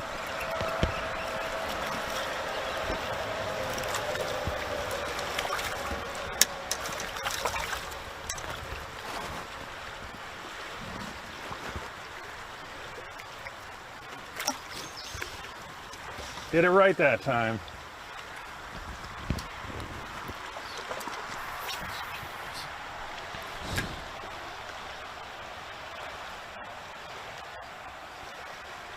Yeah, Luke is around a pile of fish right now. It's just unfortunately none are over 2 pounds. So let's talk about that, right? So yesterday we had what we call our tiebreaker. It's known here at Head to Head Fishing as Dinkfest. That started way back in the walleye side of it. So Dinkfest is if we hit the 2-hour remaining mark of the event, and there are anglers with zeros, right? The 2-pound minimum for that angler or those anglers that are at zeros comes off for that event. Right. Now, that means that any bass caught during that remaining 2 hours is a scoreable fish. They can put that fish to the scale. So here's the thing. Any bass. Any large or smallmouth. Right. Yep. Whether it's 2 pounds, 5 pounds, or 5 ounces, it's a scoreable fish. Here's the reason why we have that. For tiebreakers, right? We can't have a tie. Well, in a bracket style tournament, which is what this is, you have to have a way for the anglers to advance. And the great thing about head-to-head is it keeps evolving and getting better. Every tournament we fish, there are things done to make it better. This is still in its evolution, which is awesome. We're not even through a full year yet. And, the way it first started off was, they're a coin toss, right? A coin toss was deciding matchups. And then we wanted to come up with ways that it still put it on the angler's ability to get them to advance as opposed to just the luck of a coin toss. And so, the Dink Fest, and then on top of that, anytime that these anglers catch a non-scoreable fish, they keep count. So if you would also get to the end of an event and there's no scoreable fish caught, but prior to when Dink Fest started, they did catch a few non-scoreable, that would be the tiebreaker. Yep. But Dink Fest is a way to allow the angler's ability to move them on, as opposed to we have to have a winner to move on to the next. Right. Cade! 2 minutes. What a joke, dude. Did that go through his cables? Yeah. And it's still on. Sweet. Good times. Good times in the neighborhood. Jacked up my frog.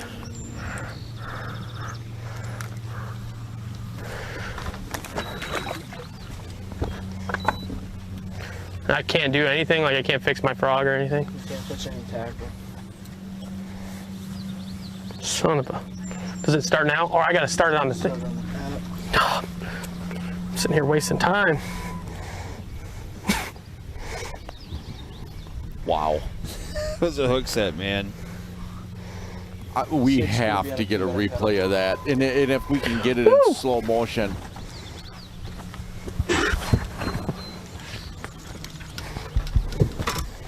Oh, I'm just gonna be overly dramatic like the MLF guys. Oh my God. Oh, that's a penalty. This is terrible. I had no idea where we were gonna fish this morning.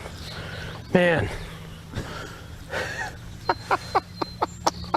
It was funnier in my head when I thought to do that. Here's a replay. Watch this.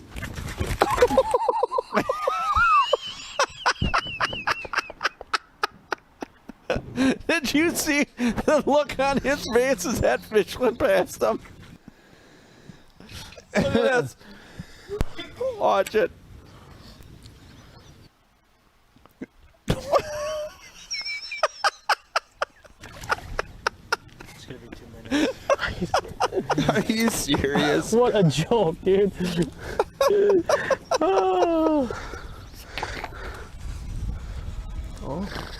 Oh my God. So we could double that one up. We could say that's our Magnum hook set of the day. Oh, wow. We could say it's our Omega outstanding hook set of the day. Either way, man, that was tiptoe and pucker. Whoa. Look at this. This is Ron flying up and down the river now. And the basket is good. Literally made it through his nothing but net. Look at this. Oh, man. Looking at Ron just flying. Oh, this is awesome. Yeah, I'm pretty sure that one will be on the highlight reel, that last hook set there for I Cade. hope so.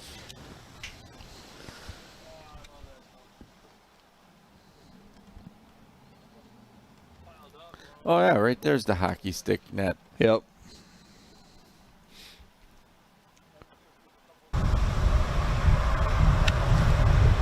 This is on the Mississippi River, Lacrosse, Nothing on that corner. pools 7, 8, and 9.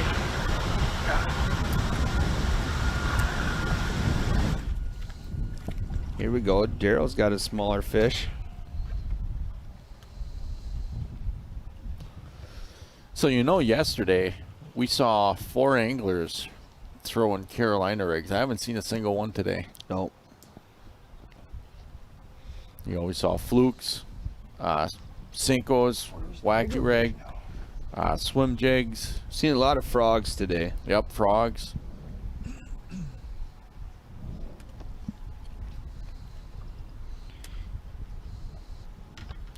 Yeah, they had mentioned that if he had a motor sock instead of that other brand, it would have never happened like that.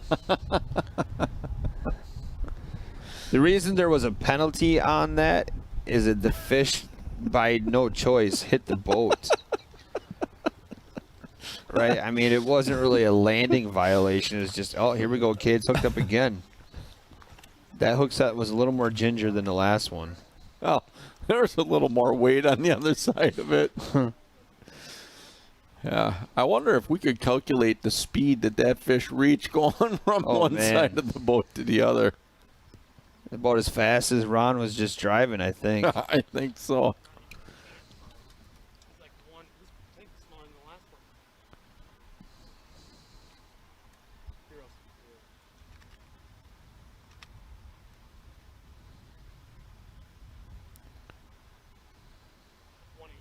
One eight. 1-8.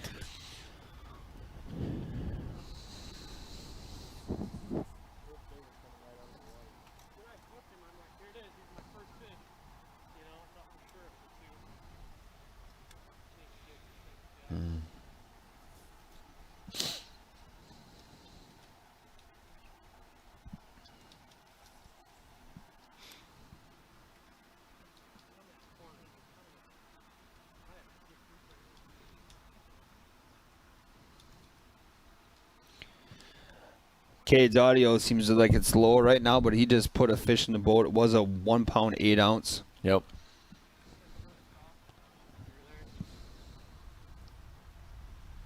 Yeah, there's been a lot of fish caught this morning, but not a lot of scoreable fish caught this morning.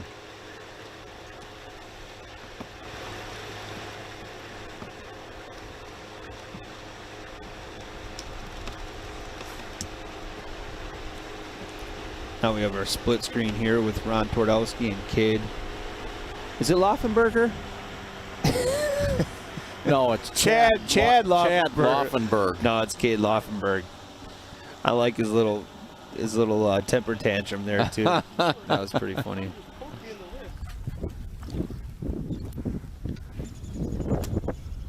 Yeah, I think he spends a lot of time by himself fishing.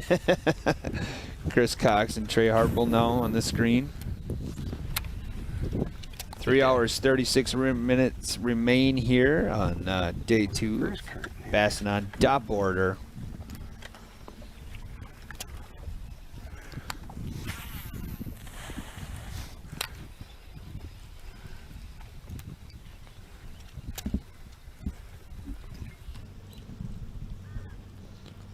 There's Herlitsky. He's kind of been in a spotty area throughout the morning so far. Yeah, so unfortunately, I mean, with the bluffs and cell all right, coverage. we're moving. Screw this.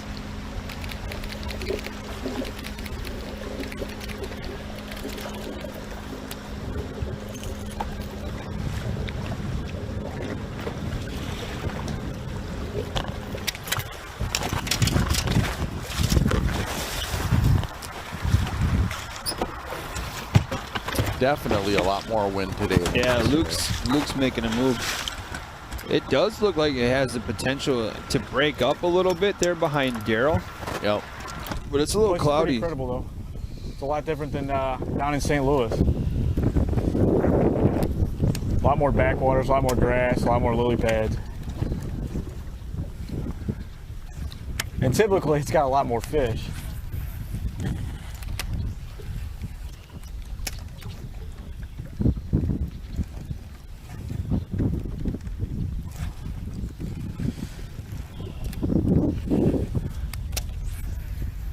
So if you look at the radar, there is a storm front, but it's mostly to the north of the Lacrosse area. Right. The bigger cell is way further north of I don't Lacrosse. think the water's come up that much. I do have someone else to push for me though. Right. Cost you an ice cream cone at the end of the day.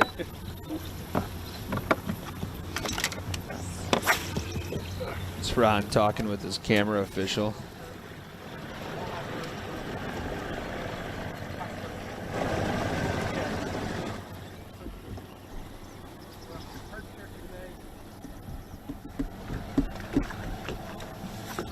Maybe I just need to start talking in southern accent more. I think typically when the bike's tough, that's kind of the deal.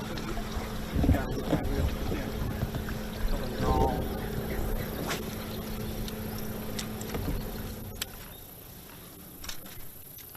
Might get closer, but I know right about there we'll be stuck.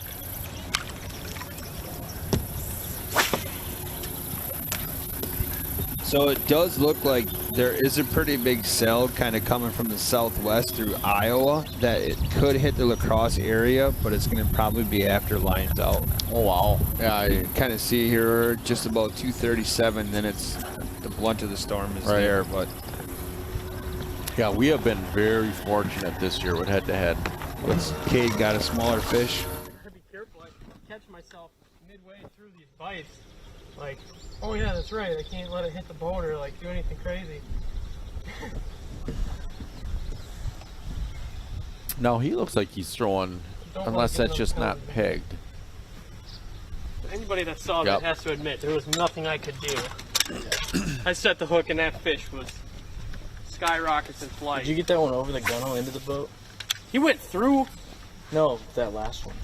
Because we record the small fish for tiebreaker, but technically it's got to break the plane of the boat. So like number of small fish? Yeah, under 2 pounds. Oh, okay. I don't think I brought him in the boat at all. No. I don't think it's not going to be a problem for a tie, but yeah, because of Dink Fest, but that is the qualification for it. Okay, thanks for that. Next time I guess I'll bring him in the boat. I just don't want to have any shenanigans where it falls off. Deal with a penalty. Or, I guess it's kind of your risk if you want to risk it, but I doubt there'll be a tie. But so you're keeping track of how many? It's under 2 pounds. Oh, so what am I at? Like 5 or 7 or 3? 3? Oh yeah, I guess I had several of them that I just kind of kept. That one over by the wall you tried to shake off, but yeah, I didn't even. I mean, honestly, I don't think it's really going to come down to the. No, I don't think so at all. 0.01% chance that it ever comes down to that, but. That's good math. Well, and if I don't catch a fish over 2 pounds per day, just accurate. Lay me down in the field somewhere and do what you need to do to me. Just put a nice marker by my grave. I appreciate a little respect that way, anyway.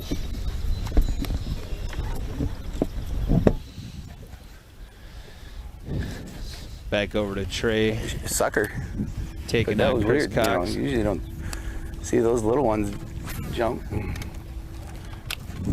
We're gonna get down the end of this point down here and we'll move.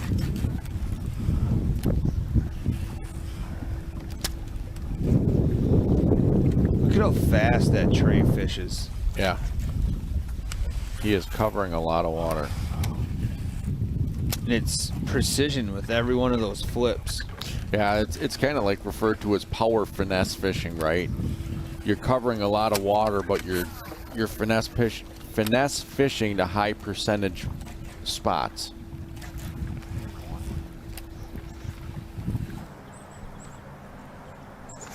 Come on. Oh, there we go, Eric. Oh, just swung and missed. Something small.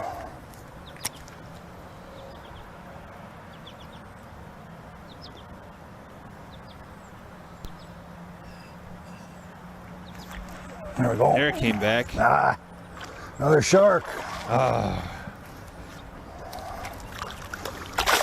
Get over here, big shark.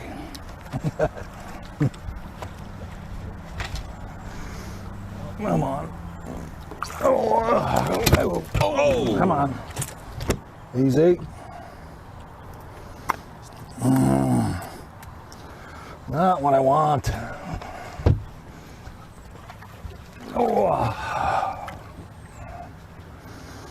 Yeah, so to get my line.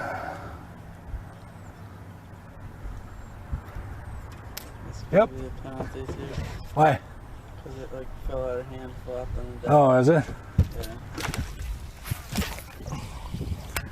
There was a few fish in here the other day when I came in. That was a big dogfish. Not today. It's changed a lot.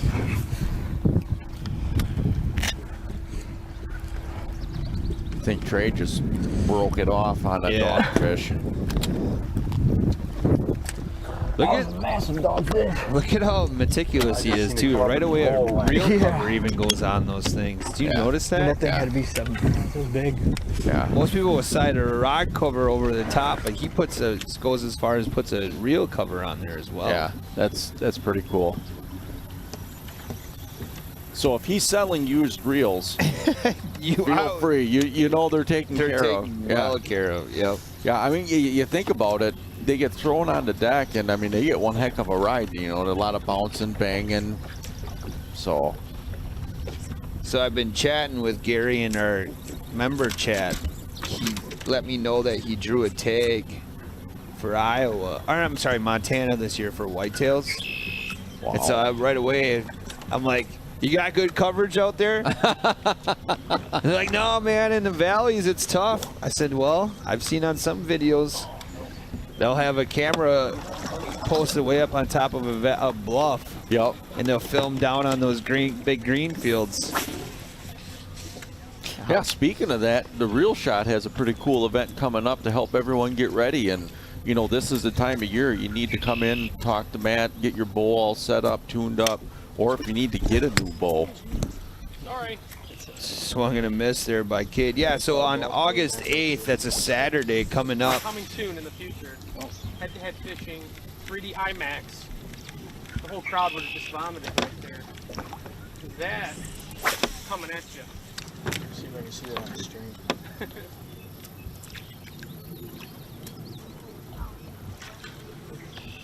Oh no, they're gonna move right on top of this guy. I was biting.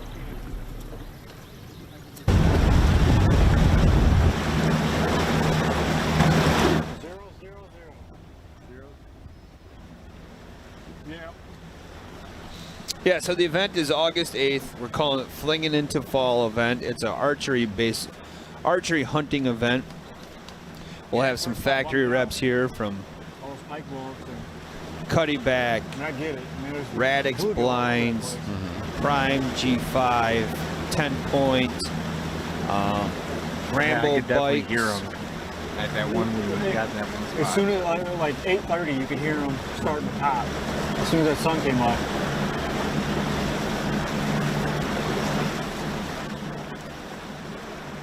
There'll be some gift card promotions, basically starting at $750. I think is the point where you'll spend this amount, get a gift card back. So it's really cool. Look it up on Facebook. Have an event created. Biggest thing is there'll be up to 3 different food trucks here that day. Wow.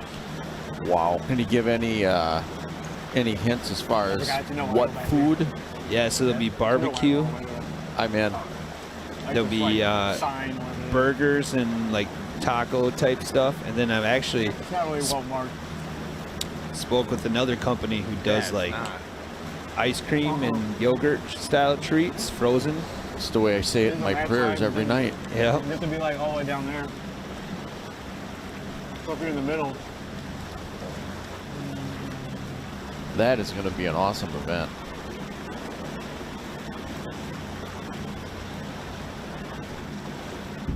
Marianne Husky's on in the member chat.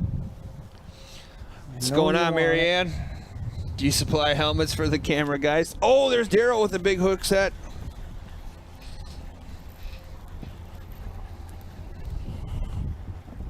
Oh, he's bigger than I thought he was. He was running with me. Oh. Got off. Seriously?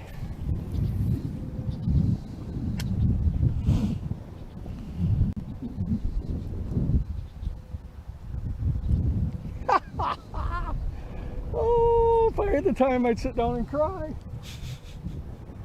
No. That was a nice fish.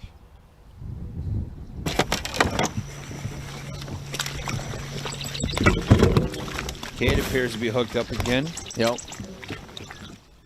Another smaller bass. He's in the boat. Released below the gunnel. And this should be a good spot, but I'm afraid that it's just a bunch of little guys. Camera 6 is going to be making a move in a couple minutes.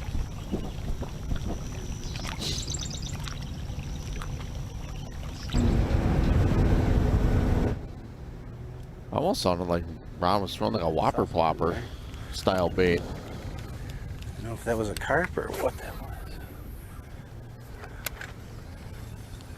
That's an awesome bait, the whopper plopper. It is fun. What's your favorite color? I like the bluegill.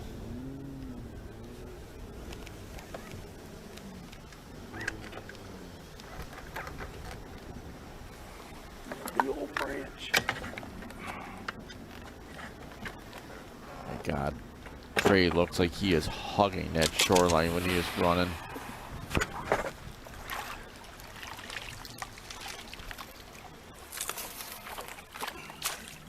That's a tangly mess. Enter that in there or what? No, you should be alright. Alright. This camera here, I got it.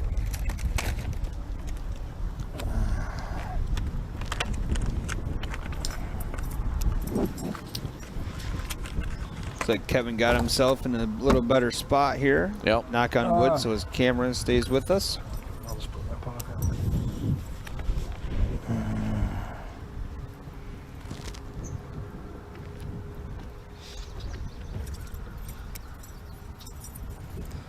He's throwing a spinner. Spinnerbait. That's yeah. first time we've seen those. We saw a buzzbait yesterday. Yeah. And today all the competitors are out of regular bass boats or traditional bass boats. Yesterday we saw, what was his name? That was in A tunnel boat. yeah. That was Kevin. Yes.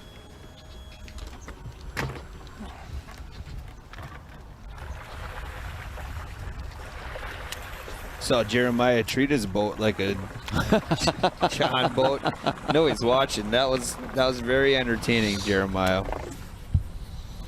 I still want to see if we can get a camera in his boat and have him just take us on a ride. Oh man. Which no cameraman's gonna volunteer. Kyle. For that. Kyle? Yeah, Kyle would. Yep. Kyle was telling us stories about running like with Fernando and Brian Christians, and he said he was scared to death.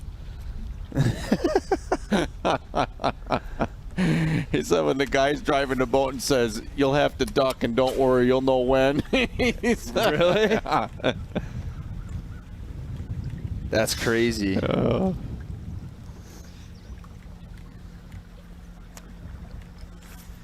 What did you end up doing to get that to work?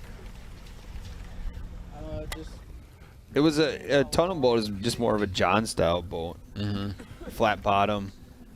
Right. Center console. Helps force the water, I think, to the middle to help lift the boat even more to run shallower Yeah, water. he was able to get back in some shallow stuff. Right. I still can't believe that one spot that looked really, really good with all that duckweed. Never really produced anything. Right.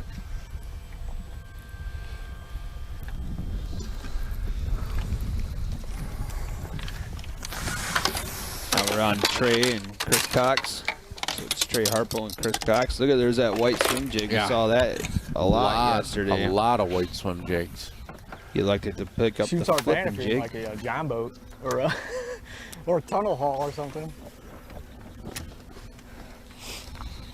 Sometimes it's spooky Glass that boat.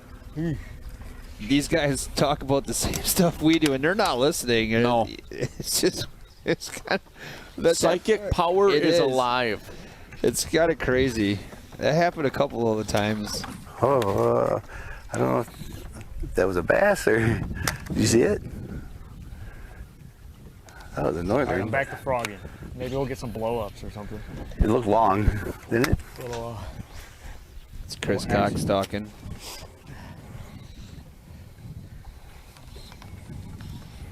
Oh God, I couldn't imagine if there was Asian carp. Gary says, imagine if there was Asian carp in the Mississippi. First of all, it would be good for the system, but when those guys are flying like that, You've seen them YouTube videos where the guys go back there and ski, and then they have nets and everything. Yeah. Those Yeah. guys are crazy.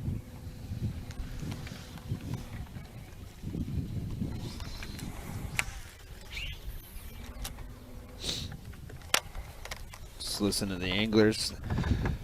This bait caster's humming.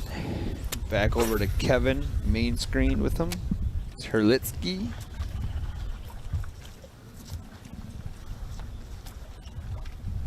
There we go. There's a hook set. Oh, fast forward. Yeah. Nice small Yeah, ball. I saw it 2-2 there. Keep going. 2-2. Yep, 2-2. All right, Kevin's on the board. Nice fish. Go tell your friends how tasty it was. I suppose. Better enter it in. Yeah, don't forget to put it in. We saw a couple of guys do that yesterday.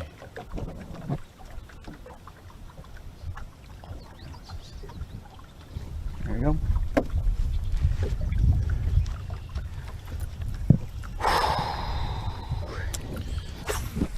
So that's his second scoreable fish. Yep, Remember, he caught that one off of camera. Yep, that was 2.9.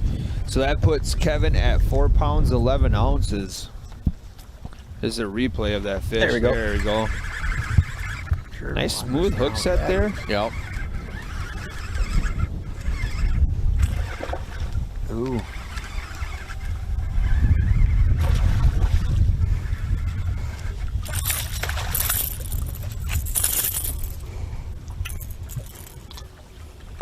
Yeah, chug bug. I think that's a chug bug. Gonna be close. Yeah, top water walking style bait. Zeros.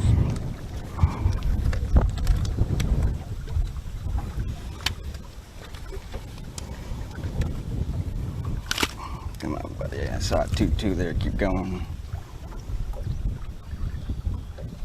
2-2. Yep, 2-2. So this is the replay of the last fish that Kevin caught. Go tell your friends Get how him a tasty little it was. Camera time since he's been out of cell coverage. I suppose.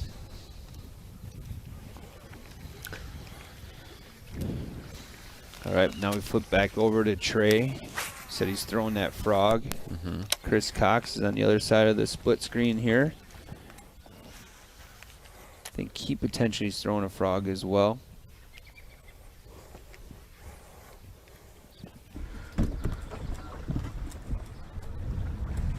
Yep. Back to Cade. Blowing up there.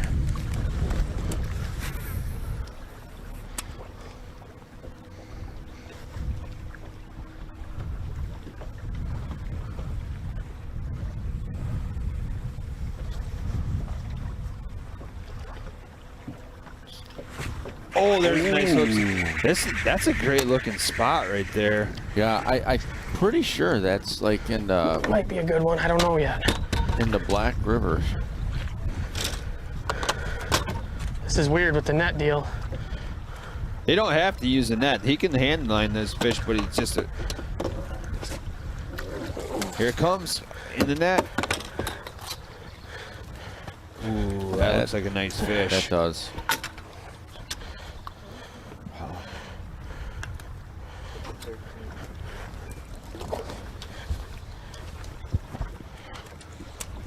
Should have boat flipped him.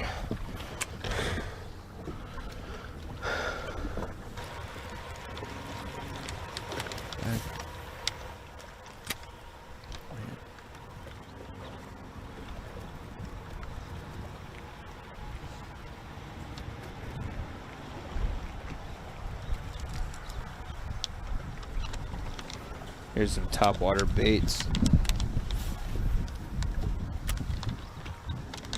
I thought by the way that Daryl was dealing with that weed that he had the Carolina rig on there, but he's still flipping a jig. Right. Yeah, and Luke is still fishing around those ledges.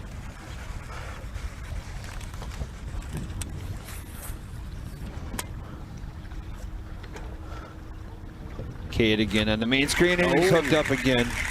That's maybe. Maybe. Nope.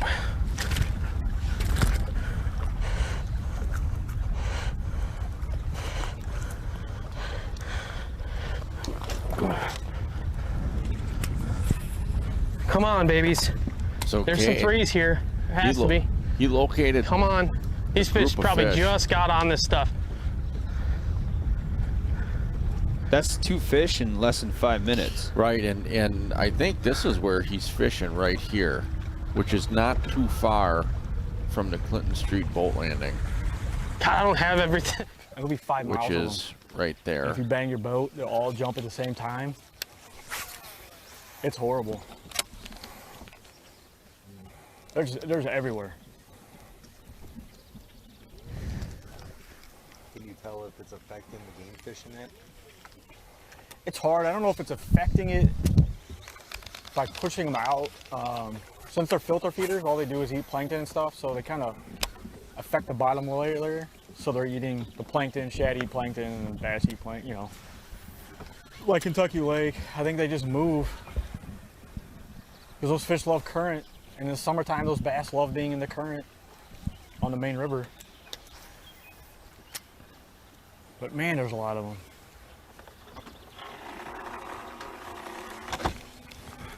And we've cooked them, we've eaten them. I mean, That didn't sound too healthy, bony, did but it? they taste fine. They're pretty high in protein.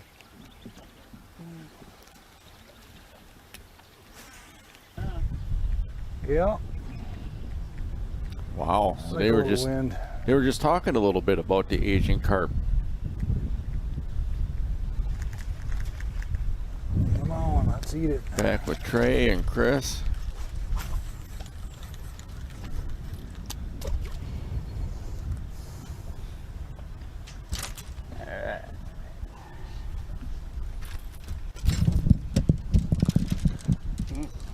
Sucker.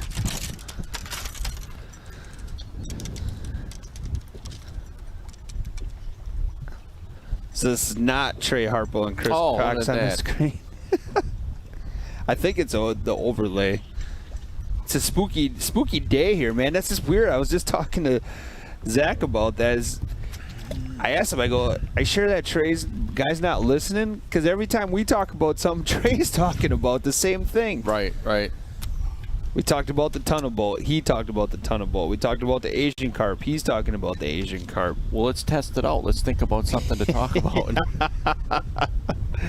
Yeah, we're getting that fixed. That's Like Kevin's on the screen as well as Eric. Wait for a second. Yeah. You're not watching it. I shared a link earlier to the archery event. Yeah. I will share it again. Yeah, that's when you get the bite.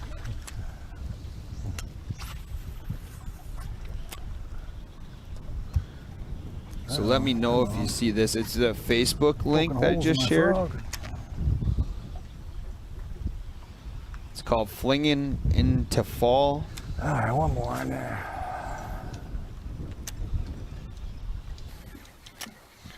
It's store promotion, so all the items are going to be in store.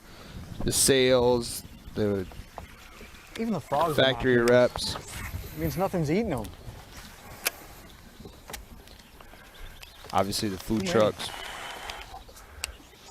Now we're back with Trey and Chris. Yes, the names are correct right now. Once in a while we get those spooky days here where things just don't, Right. It's just kind of weird. So again, you can see Omega Custom Tackle. Trey's rocking an Omega hat. I believe he's a big fan of the Omega jigs and products. Check those out on therealshot.com. Don't forget that code is active, that H2H10 code.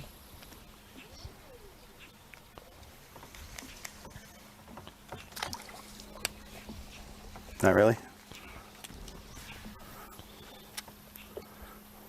The event is, it's obviously to promote products that we carry, that Flinging in the Archery event. Yep. So, I would say that at this time it's products that we carry are allowed.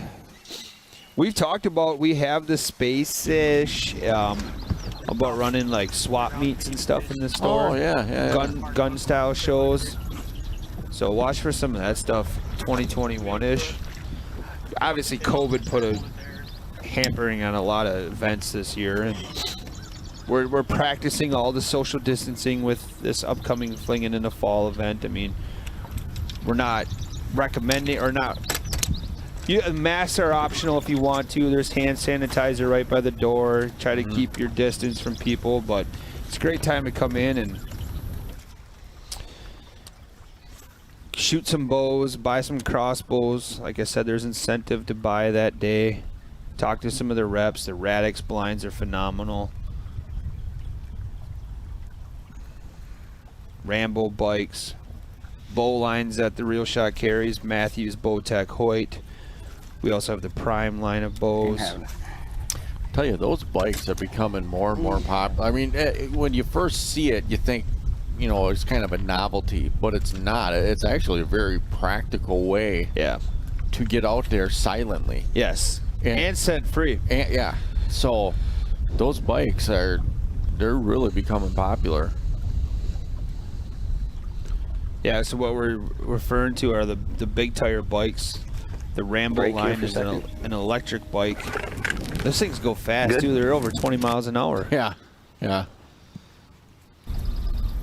And they're set up where they got some power to be able to drag stuff out too, right? 100%. Yeah, I mean the cart that you can purchase with them can haul up to 300 pounds. That is amazing.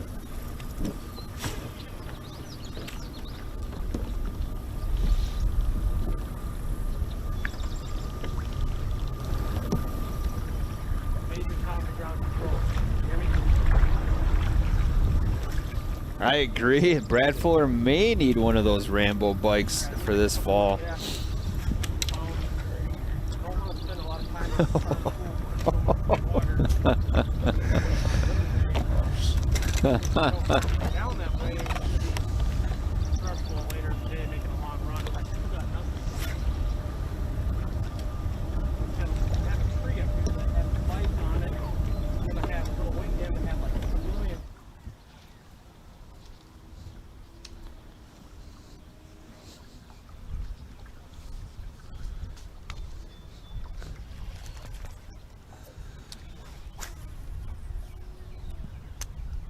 Got a little break here in the action. A little slower today. Let's kind of recap. If Aaron, whenever you're ready, let me know. We'll kind of recap the events going on as we're 3 hours into the day. All right. Well, we don't need to go through. I'll just go through them. Some cameras are spotty today. So the battle between Trey Harpo and Chris Cox, they're both at zeros. Both anglers looking for a 2-pound minimum fish. Yep. Again, a lot of anglers are catching fish today. It just seems like the weights are not there. Yeah, they seem to be right between that 1.5 to 1 pound 15 ounces. Well, Ron's who on the screen right now. He started the day with what, 3 fish between 1.6 to 1.15. Yeah, he actually thought his scale was broke that it wouldn't go over 115. So the battle that you're seeing right now is Ron and Cade. And both these guys are at zeros. Again, we just seen Cade catch a couple of nice fish as well, just waiting for that 2-pounder to decide to bite. Are you kidding me? This thing just bit the trailer right off the jig and kept swimming.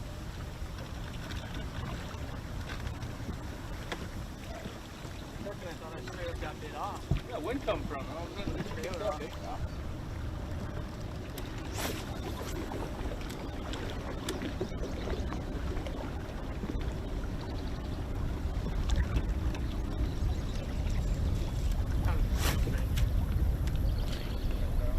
Robert Claus is in the member chat. Good morning, Capped. He's an active guide in the bay. He was just out catching some walleyes.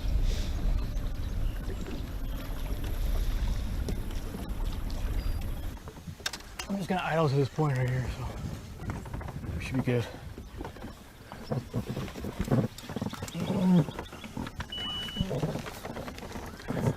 It's kind of the benefit of that member chat right now. I mean, Gary and Robert are having a chat about strategy on catching Green Bay walleyes. Yeah, they're dropping a lot of good knowledge there.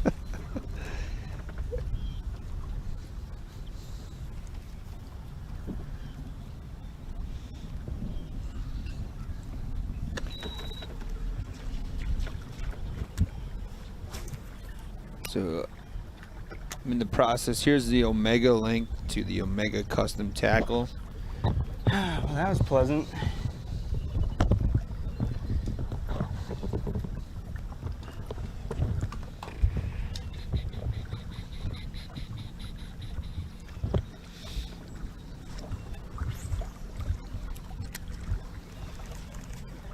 Yeah, it was a lot of fun being able to sit with Brad and talk with him last week. Having him in studio. Yeah, you did a great job. Yeah. Even Tyson was in here yesterday. He was doing a phenomenal Bachelor. The Bachelor. The Bachelor. Yeah. So just to update with Tyson, if you're in the UP right now, just adjust your settings on Tinder.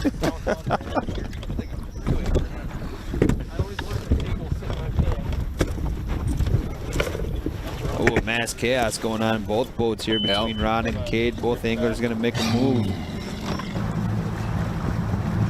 Trey's moving right now. Yep. Chris is flipping. Yeah. Yep. All right. I'm just trying to.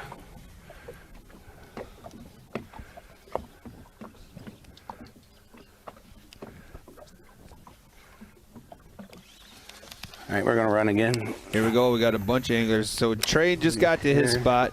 His competitor Chris is going to make a move. Here. Both Ron and Cade are moving. Yep.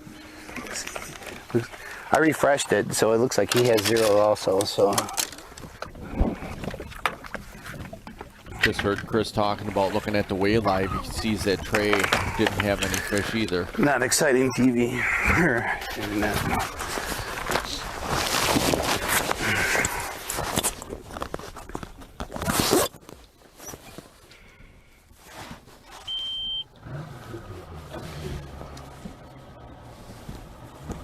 So I've been dropping some links here in the chat. Remember, that helps keep the ad or this live stream ad free. If you just support therealshot.com by using that H2H10 code, it'll save you 10%. Oh, yeah. Just shared the ad or the links to Omega and Mags. Buddy's back home. Telling me get out of there.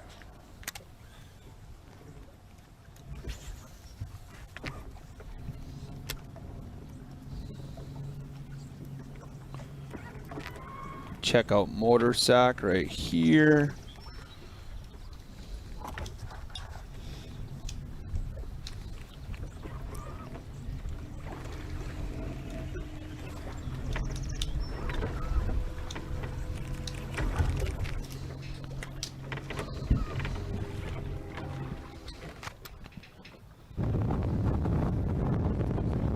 Here we are with Chris running. That is a great shot right there.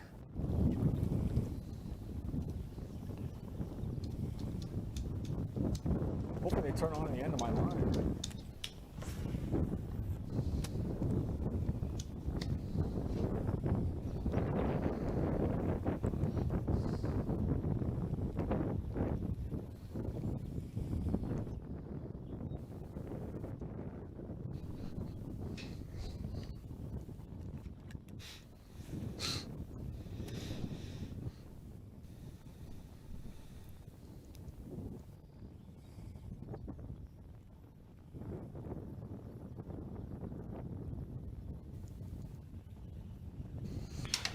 That Trey working that frog.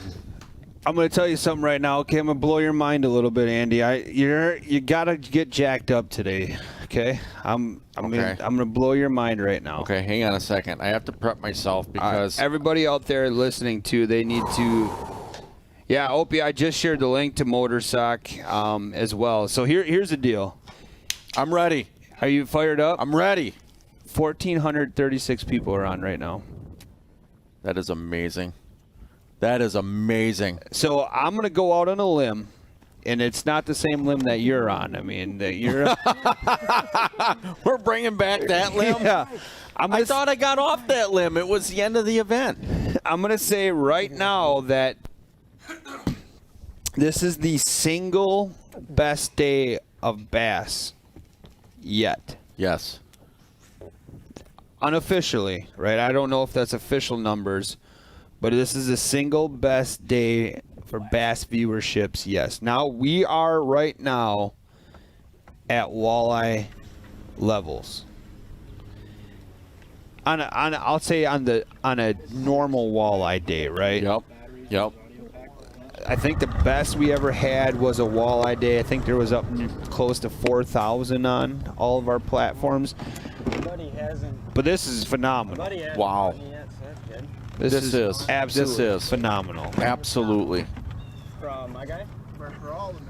Oh, yeah. Thank you guys so much. I mean, they're doing such a great job of sharing, liking, subscribing. Yep. And the thing about that too is, like Andy mentioned a couple of times, is if you've done that already, you know, if you personally have, tell people to come watch with you. Right. I mean, we appreciate it. It all helps. It helps everything. You know, it only, like we've talked about, it only makes head-to-head better, right? Right. Absolutely. Subscribe. Tell your friends to subscribe. You know, there's the audio version only, the radio head-to-head. That's on the Mixlr app. Remember, that's free. And there, right there, those comments that are coming right now, I just shared to my fishing tournament pages. That's the kind of stuff that we really, really appreciate. Yes, absolutely. And that's great. I mean, if it's one particular angler, if it's the whole entire event, whatever it is that's doing it, I mean, we truly appreciate everybody's support for head-to-head. This is phenomenal. So thank you.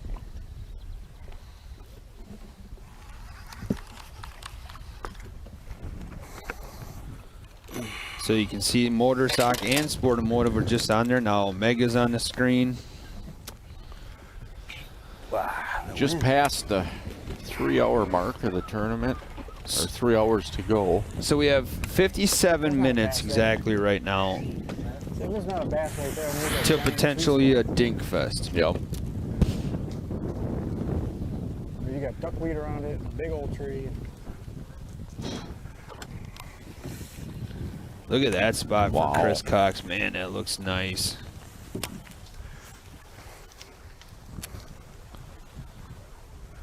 So again, I'm going to share the link.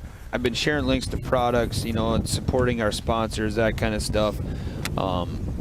That's what maintains head-to-head being ad-free, is the support of our sponsors, and the Real Shot as one of our sponsors. You can use that H2H10 code. The other thing I'm going to share right now is, because we're going to start getting a lot of questions on this, is the tiebreaker or dink fest, what that exactly is. We stuck.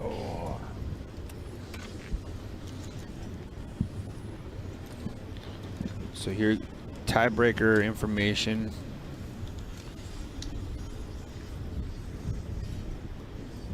So click that link. I'll summarize pretty much what it is. Andy and I will do our best to explain. So this is what happens here. So we hit 2 hours, right, remaining left in the day out of the 5 hours. Yep. For any of those anglers, which right now, if we look at our matchups, Trey, Chris would be there, Ron and Cade would be there. And so those out of those two matchups, they would go into tiebreaker, or we call them here at Head to Head Fishing, Dink Fest. Yep. The 2 pound minimum goes off at the 2 hour point for those matchups, and then any bass is a scoreable bass at that point. Now, you got to think about it this way, right? Look how dark it's getting in the background there. It's just crazy. You can see that storm coming in. It is. And as somebody mentioned, hopefully that front could potentially bring some bites. Right. Right. As a change in pressure, changing conditions.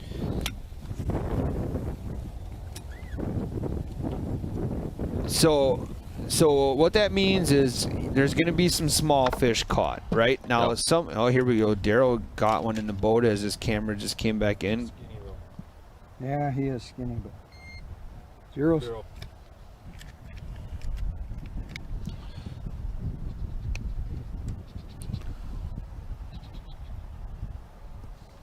Two one. 2-1. There we go. Yes. Nice. Yep.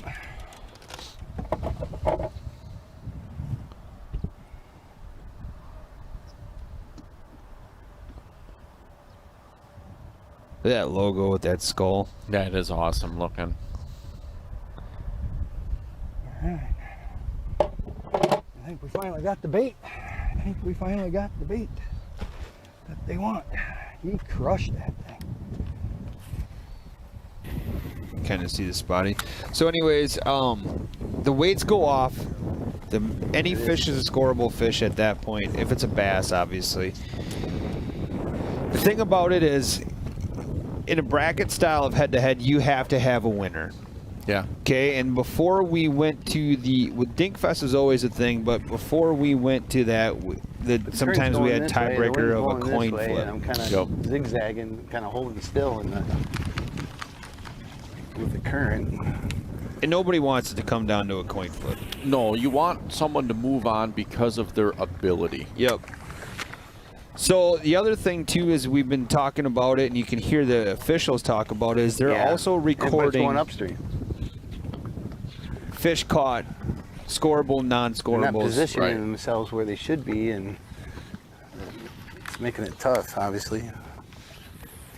So let's say that it goes down to, let's say this matchup here between Trey and Chris. 5 hours is up, and then both anglers have 0. Well, now we go back to the number of non-scoreable fish caught. Right, and you know when you get in, so really the total number of non-scoreable fish is going to come in the first 3 hours of the tournament. Because if they were to catch a smaller fish, then it would count. So if they... Oh, there we go. Cade with a good hook set. If we got in that last 2 hours and neither of them... Pike. God, I would have been scared to hug That was a nice pike. catch. Yeah. In that last 2 hours, neither... Oh, he just missed one right away. We would go back to the first 3 hours and look at how many non-scoreable. Yep. Wow, Cade has got some spot figured out here. Now, one interesting thing is early in the event, we saw Luke catching a lot of small fish. Yep. A lot. But with that scoreable fish that Daryl has caught, that matchup is not going to Dinkfest. And so that is going to force Luke to find bigger fish. He has to catch a 2-pounder. So if any event has a 2-pound fish, just one, caught, that eliminates that event from having to go into tiebreaker or Dinkfest. Right. So like the battle between Daryl and Luke, like you just talked about, Daryl has 2 scoreable fish already for 4 pounds 3 ounces. Right. They are playing the rest of the day for that 2-pound minimum. Right. So then the other one too is between Eric Van Eyten and Kevin Herlitsky. Like Kevin also has 2-pound plus fish in the boat is ready. He's at 4 pounds 11 ounces. So that's the other matchup that will not see a Dinkfest. Right. If we go 50 minutes without those other matchups. Daiwa Tatuli Elite Series rod, a Brent Ayler 7-foot 3-inch multi-purpose rod. I love this rod. We've got 2 of them. We've got 3 more of them on the way because you can do so much with it. It's a jig, worm, and you can throw a Senko on it. I think I'm gonna use it for swim jigging too.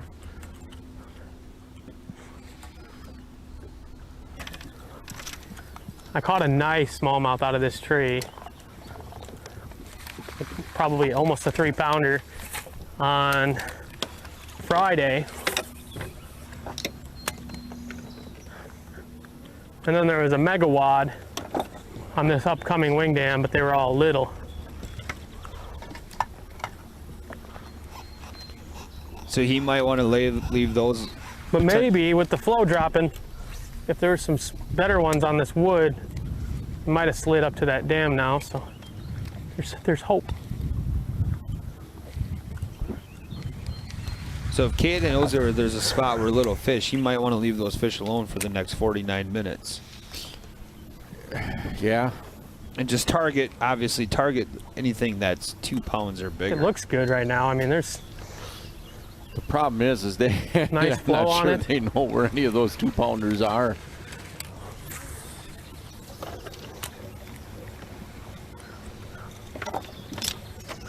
So since we got record-breaking numbers today, let's do a roll call again to see where everybody's from. Yeah. I mean, obviously we know we're rocking it in the United States. How many people are from, out of the country? That would be a fun roll call. We saw the one from Australia. That was pretty cool. Couple from Canada. A little gnarled up.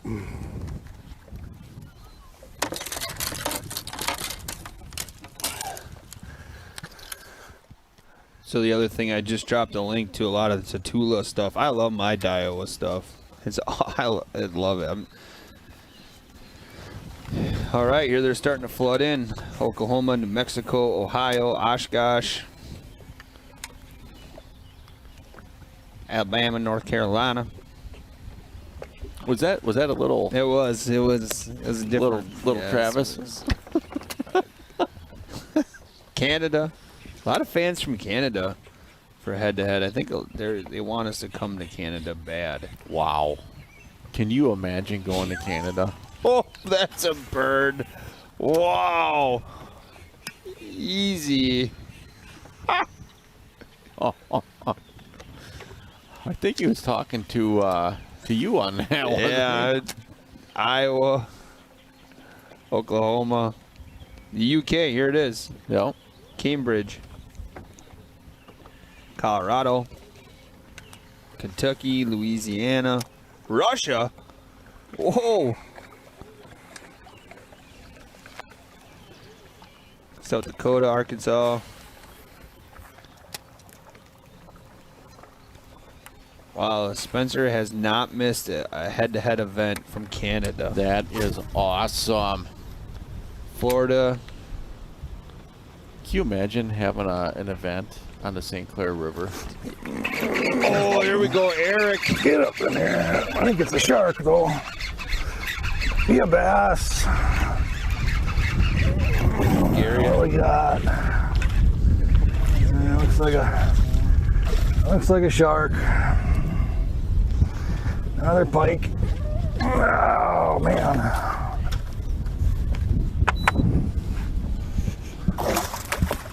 Not even bringing you in the boat. I got a penalty last time.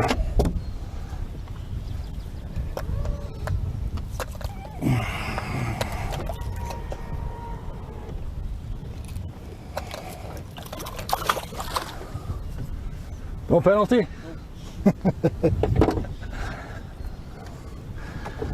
Wrong kind. Man, it's exciting anyway. It's Eric dealing with the northern. That rock, though, was way more underwater than it is now. I mean, that was just the other day. It's kind of crazy.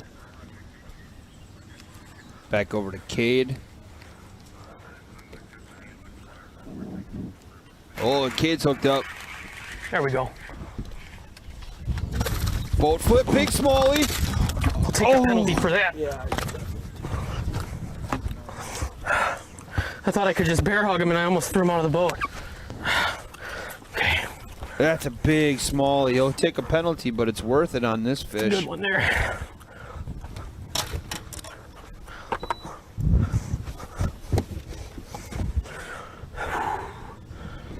I got a stomach ache and this thing ain't helping me.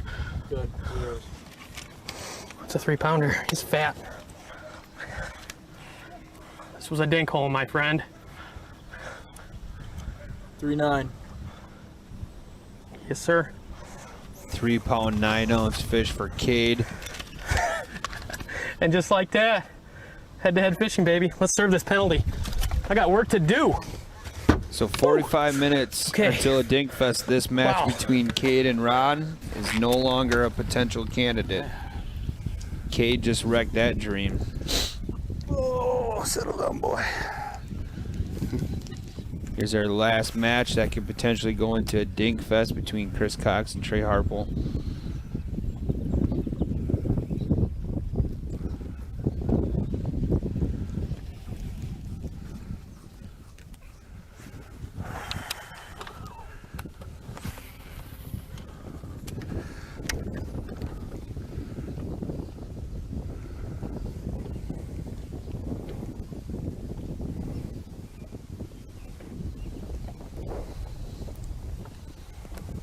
That's awesome.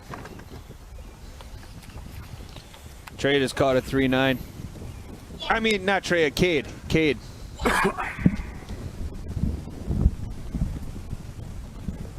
Yeah, he just called it out. He said that's supposed to be a dink tree, and he caught a 3.9 smallie. Wow. So he just put the pressure on. Yeah, that match is no longer. This is the only match right now that's main screen that could potentially go into Dingfest. Wow. Every other match has a scoreable fish, if not more than one.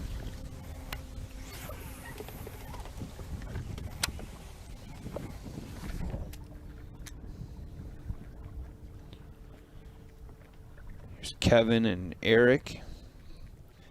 Kevin's up on this match right now. Eric just had a northern on. God, how many pike have been caught? Yeah. Yeah, it works. It works. You just can't use it in tournaments because you don't have a lot of Yeah, that's the downfall with small boats. Is you just can't keep the fish alive, you know.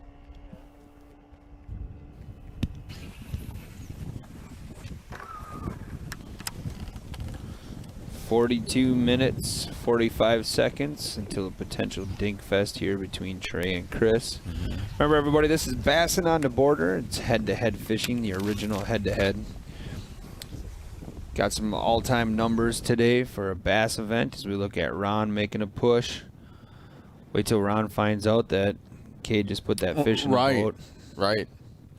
So these anglers can get notified by the camera officials, or when they check the weigh live on their phones where they enter in, they'll get updates that way too of what their competitor has. So it adds a whole nother element to the game of 5 hours only, which is plenty enough time. You ask any one of these anglers that have fished in head events, thank God that it ain't an 8-hour event. Right. So it's a 5-hour event, plus if you can know what your competitor has, just adds to the element. Well, it allows you to apply so much more strategy than just going out and you know, going blind. And it also adds a lot of stress. And when you talk to all of these anglers who have fished it, they're just like, man, that was the most stressful, fun day I've ever had. Yeah, but that's exactly how they say it too. Right. I am exhausted, but I've never had more fun in a tournament, style of event. So, whoa! Oh no, Ron just hit sandbar. Oh my God! We need a replay of that. That was awesome. Did he just come to a stop? He just came to a stop. He buried it on a sandbar, I'm pretty sure.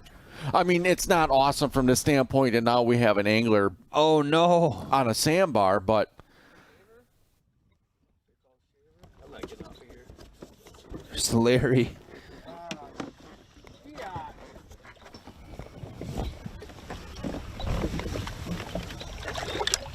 Well, I can try to go backwards.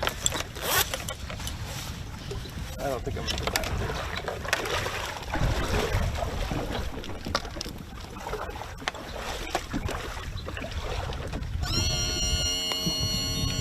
Nice soft sand.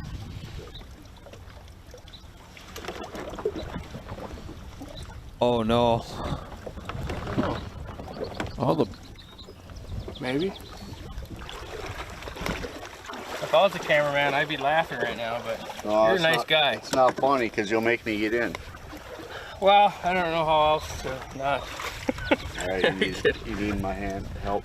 Well, I don't know if I can get out of this one or not. I gotta see if it's deep this way or deep that way. I know I can go backwards.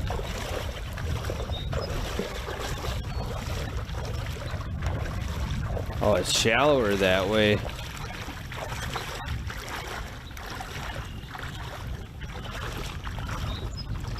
I want to say it's getting deeper here, but I don't think so.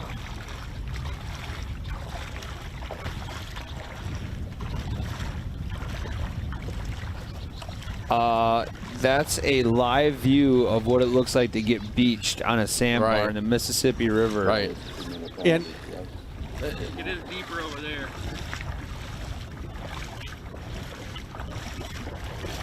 Wow. And I think anyone that fishes... I don't think I heard anything. It was a nice soft landing. Well, I think if you can get out, we might be able to scoot her that way. Let me see if it's... This is really shallow. This is just above. It's over there. That deep over there. I'll get out. I think anyone that regularly fishes the Mississippi River has experienced and dealt with this at some time, because like I said, this river is ever changing. And the positive side, it's sand as opposed to rock or stumps. Like you said, hopefully it didn't do any damage. We don't want any, I mean, no. It's interesting to watch. It makes for good live coverage, but it's not anything that we want to see. No. We don't want to see wreck boats and people getting hurt or anything, but yeah, it's just an element of river fishing that a lot of people do not get to see or experience. Oh, kids hooked up big fish.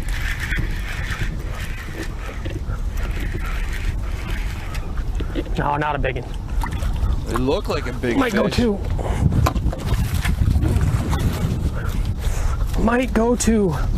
No, he's not gonna go two. Son of a gun. Still though, this is the deal.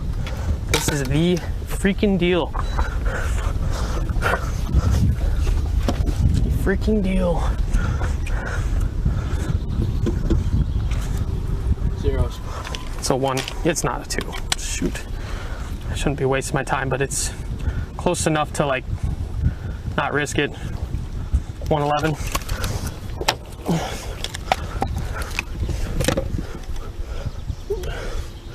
That's the thing, is like a lot of people don't realize, I mean, that's a keeper fish. I could weigh that fish in a 5-fish tournament. I would have a limit today if this was a 5-fish tournament. I'm pretty sure. But a lot of times when people are talking, you know, dock talk, it's like, oh yeah, I caught a bunch of 2-pounders. When you start fishing this format and actually weighing these fish, you come to realize that, you know, your 2-pounders are actually, a lot of them are 112, 113, you know, which close enough for all practical purposes, but when you actually get technical in this format, they're not 2-pounders. At first, when I signed up for this, I'm thinking I'm gonna need to catch like 20 or 30 fish a day to be up there, but then you start weighing these fish, it's like, man.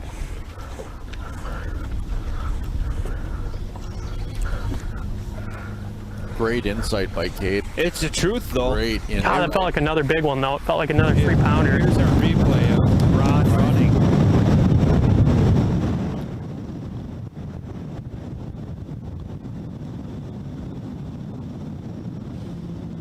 I literally looked away for a second, and the next thing I know, right there, you see, you know, you can see he's in a little bit of trouble right now. And you can see when he was running, you see how high that motor was. Yeah, he had it trimmed up.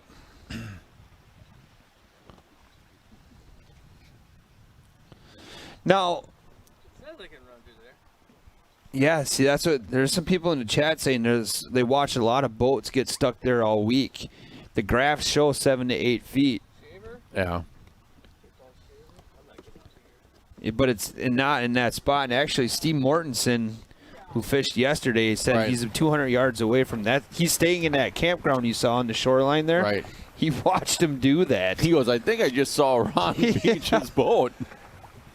Yeah, there's a couple people that have sites right there. So I know Jeremiah's in the chat. How do you? What is the next step for Ron at this point? I mean, you know, the river guys. What is the next step? Do you start digging? Do you start pushing? Do you start calling buddies? I mean, what do you do? Yeah, that's a good question. Because the whole thing is there's time ticking away right now. Yeah, I mean, technically that's a 2-minute penalty for getting out of the boat, but he might potentially have a 2-hour penalty here if he can't get freed up. Yeah.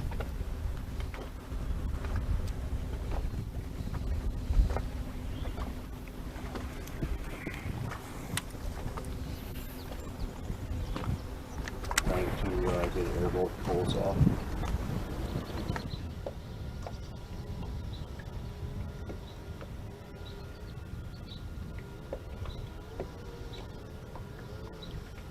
Maybe the water will come up.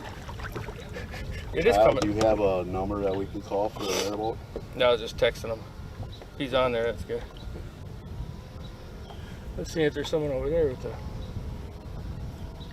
We ain't gonna be able to get in here. Roger that. Please luck. Kyle's getting a hold of a couple people too. So they're trying to...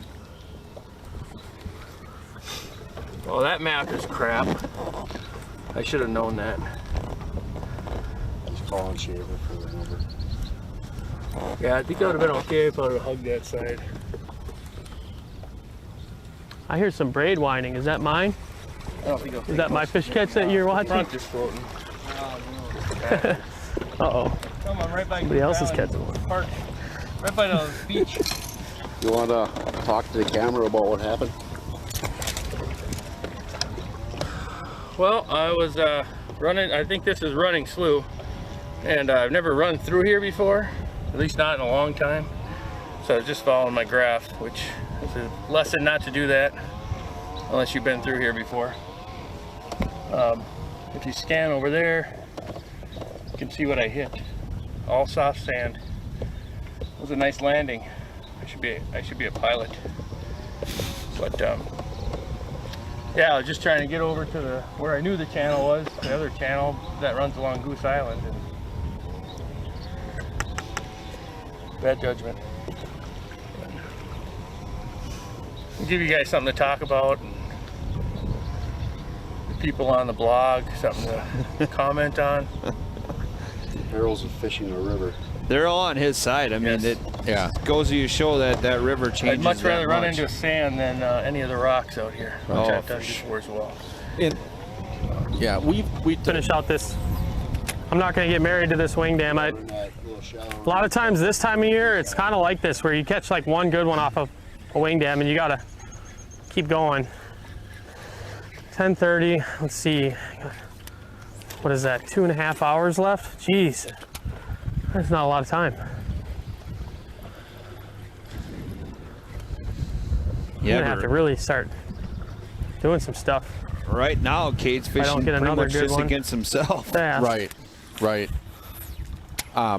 You know what Ron was talking about, he was following his graph, and you know, we all have in the boats, we have different charts or different maps. All right, we're going to the next SD cards that we plug in. But the problem with the Mississippi River is, especially that backwater, it's always changing. You know, from week to week, month to month, year to year, it's always changing. And so there is no real accurate map of the backwater around the Mississippi River. The only thing that's consistent is that main channel, right? And so what happened to Ron, you know, it is not an isolated incident. It happens to a lot of guys. Yep. And, you know, it's just that is one of the elements fishing the river that you have to deal with. There's actually somebody in the chat said, I'm just about there to help him out. Well, that's awesome. See, that's cool about the live streaming. I mean, That's there's awesome. people volunteering, trying to help them out. And what a great learning this is going to be for all of us that have never experienced this before, for what to do. Right. Yeah, I wouldn't know what the heck to do besides getting out and pushing. Yeah, yeah. Yeah, it'd be interesting if Cade's camera official tells him, you know, Ron, your competitor's beached right now. Right.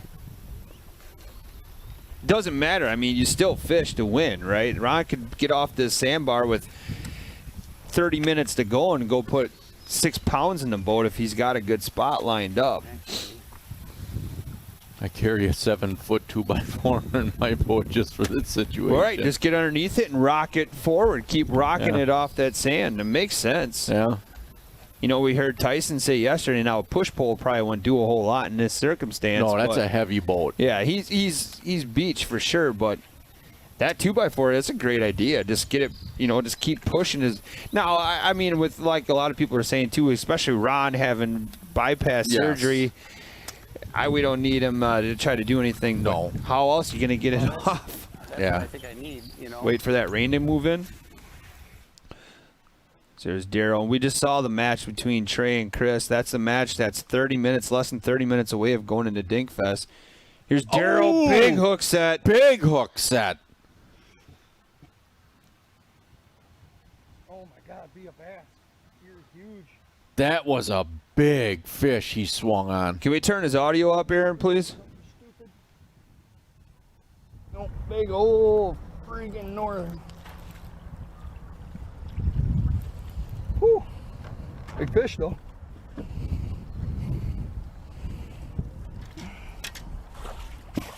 Hey, hey.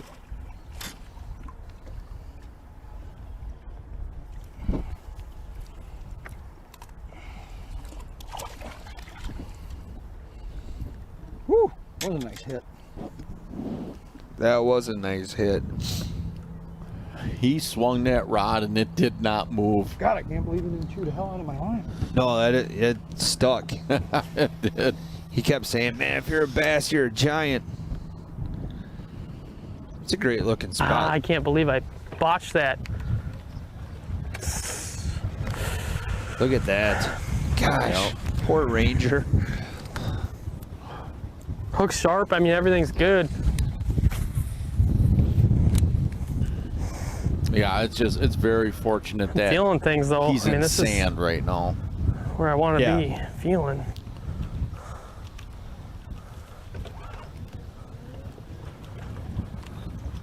I like.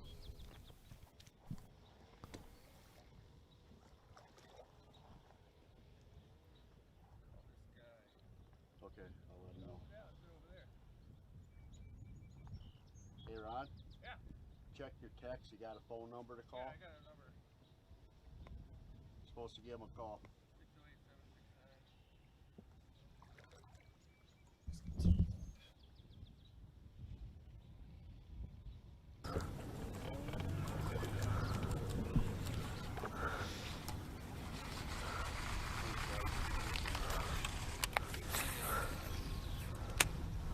Am I doing something wrong?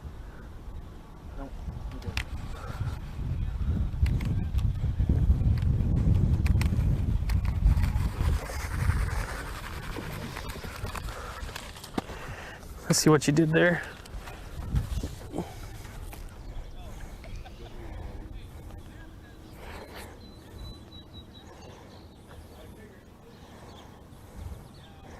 He's still at 0. Yeah, so Kay was just looking at the Waylife Something app. weird must be going on. Kate's not necessarily sure what's going on with Ron right now.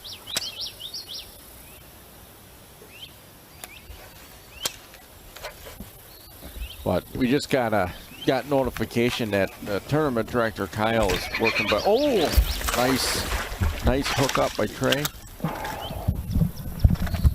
Is it going to be enough to break Dinkfest? I think it's going to be a little light. But Kyle's been working behind the scenes to get airborne over by Ron. He'll be there in about 20 minutes or so, they said. 9. Well, with Steve being right there, I don't know if there's anything in the rules that says Steve couldn't motor over there and help pull him off. Right. 0.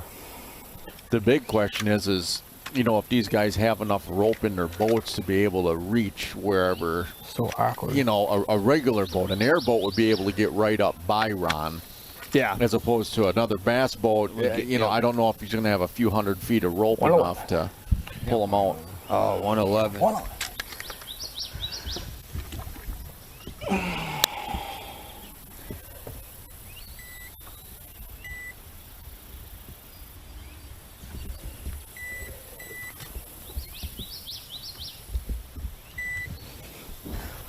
Are you serious?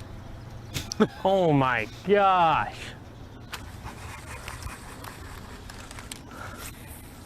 That's not cool. Yeah, that's what I was watching on the screen. Oh, Cade's hooked up again. Those fish are out in the current. Fat. See, that's the key right now, is these fish are fat. I don't know what's going on. I got a stomach ache right now. Might need to eat something. I think this all these nerves have got me all just jacked up. Should have brought a banana with me. Oh! Like I was telling you this morning on the ride out, like I haven't been this nervous in a long time for a tournament, and it's a good thing, you know. You need that, something to really kind of revitalize your excitement for the sport, and that's what this tournament has done for me. It's kind of put me on pins and needles. I'm relaxed. I'm actually more relaxed now fishing than I was yesterday at work, peeking in on the feed and freaking out about what am I gonna do? What am I gonna do? What am I gonna do? And I don't get like that for a BFL or something, you know. I'm just cool and calm. So this deal has been crazy.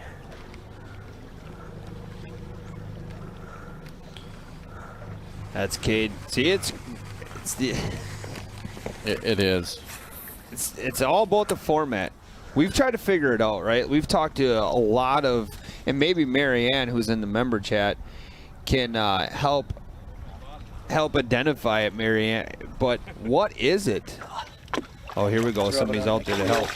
I had heart surgery 5 months ago, so my wife sees me pushing or pulling or picking up a boat, I'd be in trouble. The worst part is most of my buddies don't get out here till about 1. I just called Greg. He's got a flat.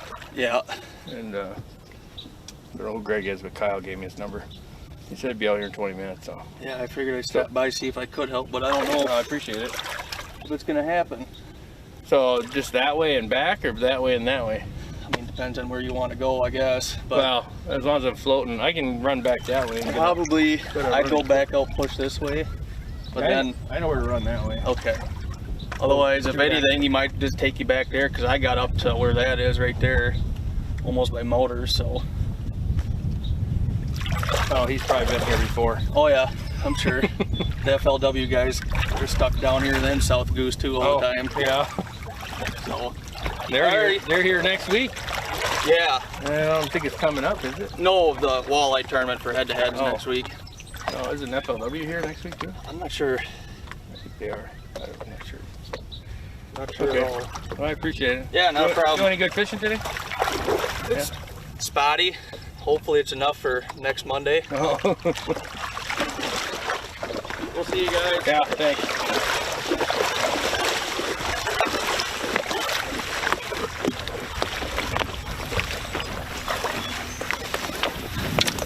Looks like a local fan tried to offer some help, but I think we found out that, yeah, he's just a little bit too far away. Yep.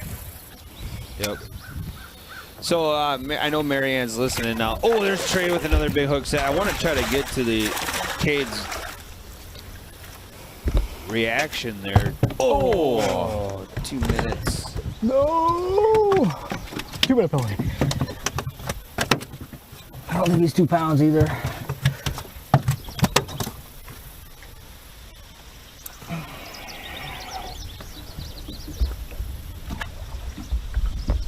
Yeah, you can go ahead and start it on your phone and then it'll...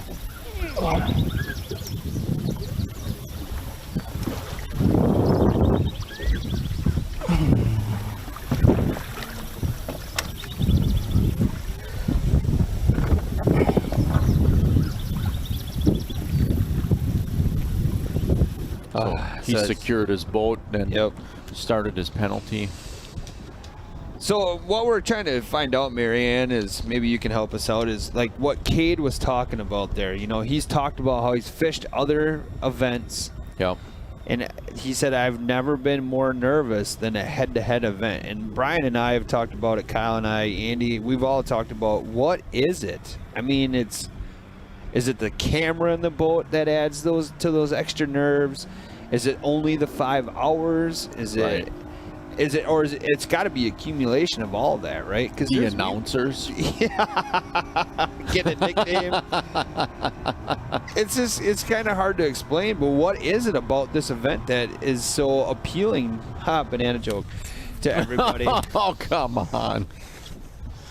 So that's kind of, I guess, just the raw emotion. Because Cade has mentioned he's got a stomach ache. Hopefully, it's not anything serious. Right, and I hope he was kidding about the banana.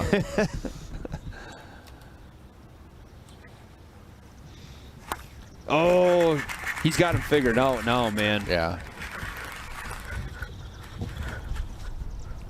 Big you bull serious? flip. Oh! Sheep. Oh, even. sheep. Oh, I thought that was a big smallmouth.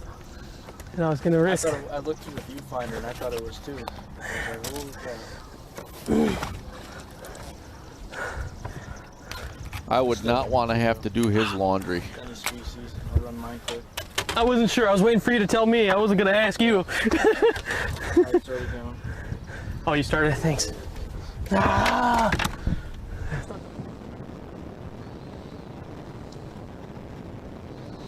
Now Luke's making a move. Stay away from those sandbars. Daryl's still fishing on the other side. We're 18 minutes away for that matchup between Trey and Chris. Make a little bit of a run here.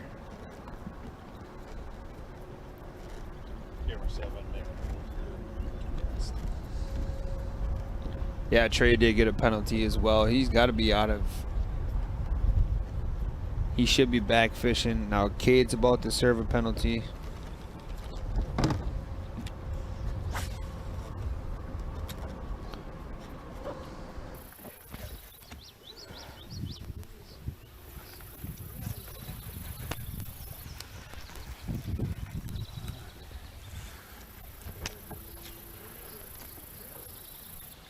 Back over to Chris and Trey.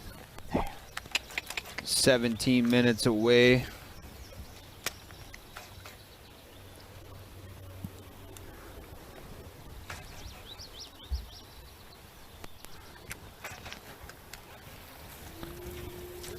So here Travis is mentioning this. He's an angler that's fished on the walleye side. He says, for me, what drew me into the format for the walleyes was that it was something completely different than I'm used to doing. I'm never nervous going into any tournament, but I was going into my head-to-head.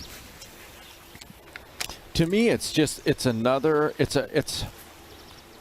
a higher level of competition. Not just because the guys that you're competing against are really good, but it is the exposure of yourself. You know, it's the exposure of what you can do for your sponsors, what you can do for your brand, it just propels you so much farther ahead. You get so much more. Even fishing, if you're not able to make it out of the first day, that 5 hours spent on that day will do more for you than fishing 50 other tournaments that year that nobody even knew you did anything. Yep. You know, Yep. even if you were to consistently fish or finish in the top 5. I'm just gonna hit this tree for a second, and I'm just gonna hit this tree, and then we're gonna get out of here. There's another spot around the corner. It's got a ton of wood on it, so. So here we're getting a lot hopefully, if they're on wood. Just listening to Trey talk about where he's gonna end up fishing. We're getting a lot of anglers that have fished the head-to-head kind of blowing through, and I'll get to some of the comments as we get in between the anglers. You know, even Robert says, I think it's a combination of knowing you will be able to see where you stand against your competitor, and then the added pressure of the camera, knowing everyone can see where you stack up against others in your bracket. Bigger smallmouth under here, largemouth. But he said on the flip side, I was never nervous, and he's fished 3 events. Yep. I fully enjoyed the whole format. So then Mary Ann's got a great comment here too. Arrogance, as much as it's not a trait that is well liked, it's something it's almost required to be a successful fisherman. You have to believe in yourself, and I saw how tough it was yesterday, but that didn't faze me, and I thought I had this arrogance about myself that I'm still going to catch them. I'm still going to catch them, but you know, you get out here and you realize just exactly what everybody was dealing with yesterday. It doesn't matter how well you know this place. If they're not fired up, it's tough on anybody to catch them.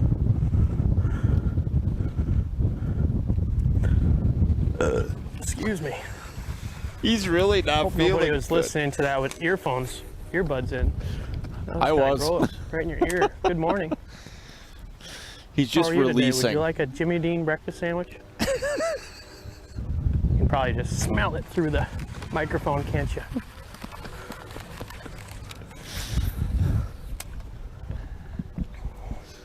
I'm getting a little love. So here's our potential first motor sock move here.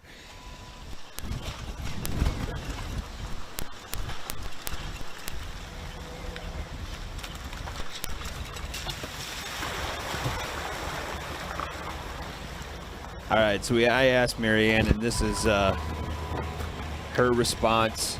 We won't be going far. We're just going on the other side.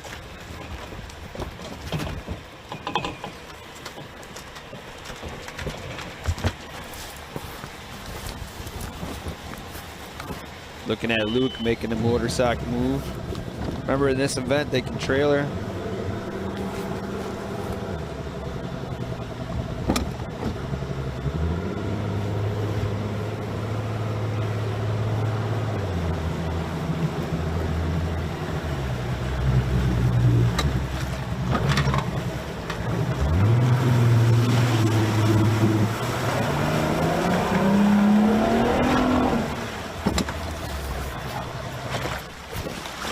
That's a cool shot. Yeah, it is.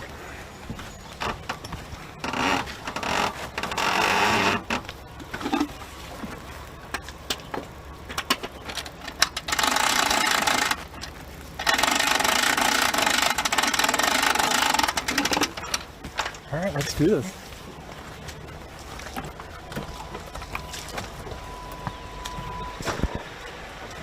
Oh, did you see that sticker? Yeah, nice Wisco competitor. Well, This is kind of cool too. This gives us a I little realized I was one-on-one going over time. a mound over there. Shouldn't have parked in that spot.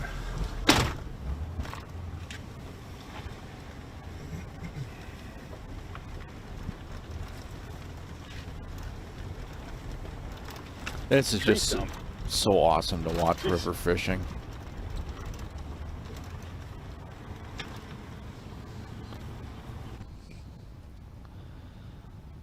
Oh. So can I get back in the boat and put rods away and get back? We're gonna have to serve a 2-minute penalty once, but yeah, you can get in and out. I'm not gonna have another penalty. Gosh, man, I may have to go to 9 if I make it. We'll just serve one before we start fishing. I got some It's pretty a mess. gnarly It's wing dam just stuff a on 9 to mess. fish. But I didn't get down to 9 at all in practice, so it would be kind of a sketchy, gambly deal. Because if it's not fire and I got nothing, and then I got to trailer back up and have a lot less time to fish, so it'd be a little bit sketchy, but got to risk it to get the biscuit, you know.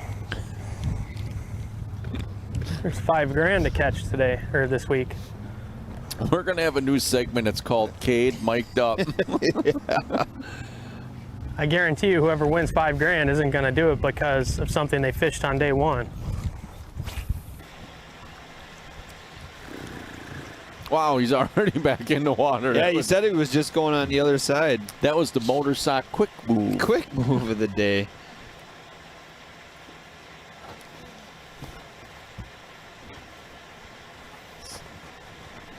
So Luke's getting to his next spot here with that motor sock move.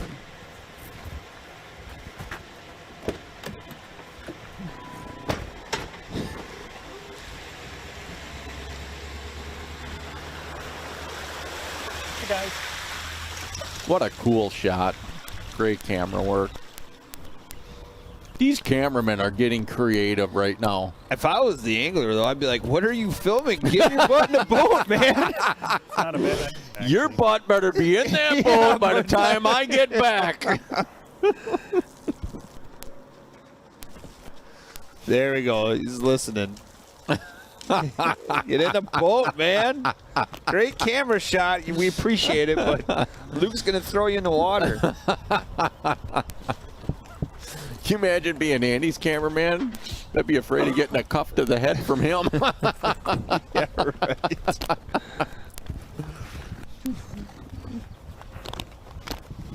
He's ready. Look at him running. I love That's it. right. I've never seen bass fishermen run more. Right? I have. You need to train. You need to train for these events. Since Kyle instituted the trailering policy in these last two events, we've seen more bass anglers running. getting in cardio. See him on a treadmill at the gym. What are you training for? A big marathon? No, man, head to head. I'm head to head next week.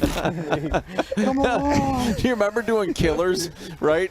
We're doing lines in basketball, you know, run to this line back, then this line back. These guys will be running to their truck. They're going to park at the furthest stall of the boat landing.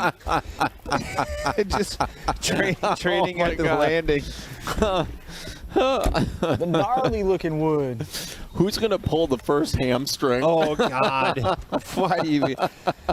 An angler down in the parking lot. It reminds me of Billy Madison where he's in the batting cages taking balls off the jet. Yeah. Only 365 more days of hockey No, practice. that was not Billy Madison. Oh, Happy Gilmore. Yeah. Oh, Trey's hooked up. Focus, there's a fishing event going on. There is. Oh, that's going to wait. Come on. That's long enough. 8 minutes away from potential Dinkfest. And Trey just puts a potential 2-pounder in the boat. If this is scoreable, this is huge.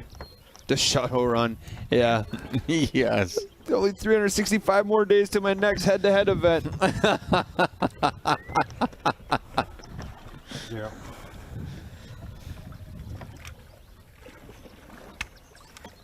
Here we go. He's got that fish to the scale. 2 even. Whoa! 2 even. Clutch fish. You want to hold the fish up for the camera. There it is. 2 pounds even. That, up to this point, was the most important 2-pounder he has ever caught. Yep. Even. And enter in your phone. Oh. I don't know what my phone is.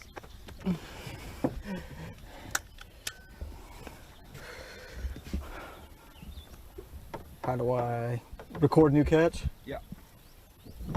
2 pounds, 0 ounces, submit new catch. You get one reminder. Gracias, senor. Wow. Clutch. It was right where he should have been. All right, well, Just got set up in time. no Dinkfest He today. thumped it right, None. I mean, as soon as it hit the bottom. No dink fest. That means there's at least one scoreable fish in every match. Wow. Yeah, look at Kevin. Airboat show up. Boom. Just for one of them, it's 275 bucks. Oh yeah, I believe that. So now since we got the Sportomotive up there, is Kevin the sneaky Sportomotive angler of the day. Yeah, all of a sudden he's got 2 more fish in the boat. Right. Total of 8 pounds, 15 ounces. That's a walleye. There's slimy walleye. Save that. Save that for next week. All right, well, now we can kind of do a recap. So we're looking at Eric Van Eyten and Kevin Herlitsky. That batch is at 8 pounds, 15 ounces for Kevin with 4 total fish. Eric still is at 0s. We'll just go through whoever's cameras are functional at this moment. Cell's been terrible today. It has been a strange Dude, day. it's been a weird day. It has. Here's Luke.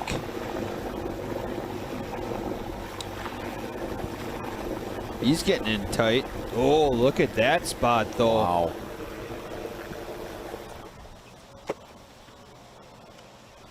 So Luke, and in his matchup against Daryl Kubley, Daryl He's is got one. first cast. A little guy. Oh boy.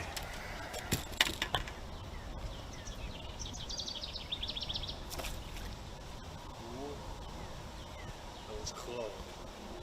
It was close. It was below the gunnel. It was right at the top.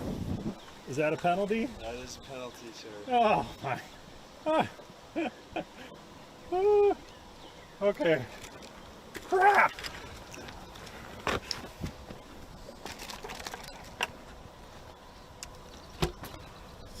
Do I get to at least take a drink? I think Luke might be approaching Andy's record from yesterday. It's the most penalized angler in head fishing. Somebody's going to get demayed this week. Yeah. These guys are either get demayed or somebody's going to get Doug Beckered out of the boat. So we just shared a link to Sportomotive. Somebody was asking a great place to buy a new or a used boat in Wisconsin. Obviously here at Head to Head Fishing we recommend Sportomotive, so check them out. It's really easy too. It's sport-o-motive. Once you get on good terms with them, you can call them Sporto. Right. But you have to earn that. You gotta earn that. Right. I'm not there yet. What's on that?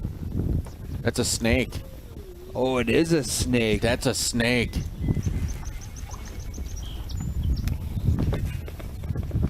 Oh my God. What kind of snake is that? Giant gar. He's got a gar and then a snake on a log. That is just a signal to leave. It's probably what's eating that snake.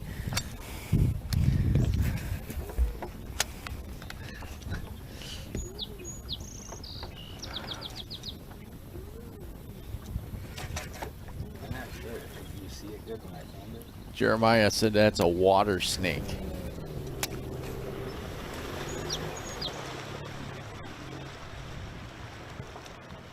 So here, we got some help. Deep over there, ain't it? I knew it, but just a second too late. You got any rope or anything? I had rope, I took it out, I think. I got a strap, I just need, all I had was a ratchet strap. I gotta get out to here. Oh, I had it in there too. Here, walk out here once. Let me just see if I got, I don't know how I got nylon cord. That's probably not.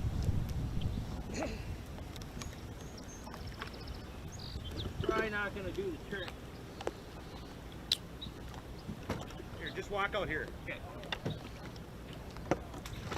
Alright, you know what black rope I took out this morning? I've had it in there for years. Never needed it. Well, an important little tip is if you're fishing the river, make sure you have plenty of rope. Hey Zach, I know.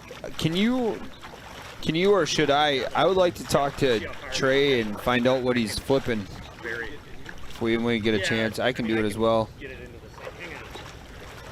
So we are officially 1 minute away from or actually no, we don't even have to worry about that. Yeah, we don't have to worry about it. Trey caught that fish. So we'll stay with that, Ron. Oh, there's a good hook set from Kevin.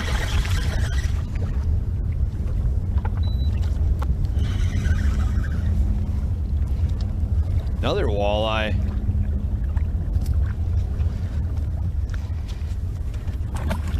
You gonna fish the walleye tournament? Yeah, you know, I mean, is it still open? This goes to show you that a net rig may work for that walleye event next week.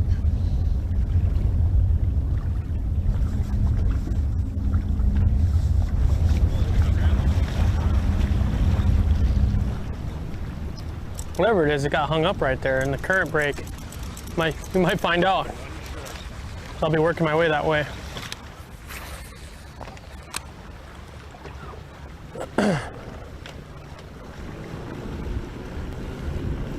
Oh boy, is that boat going to be powerful enough to pull that thing free?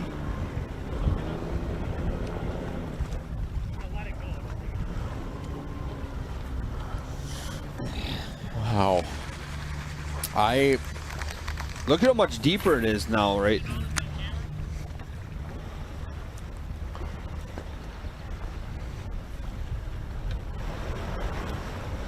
Out to here. See how far you get.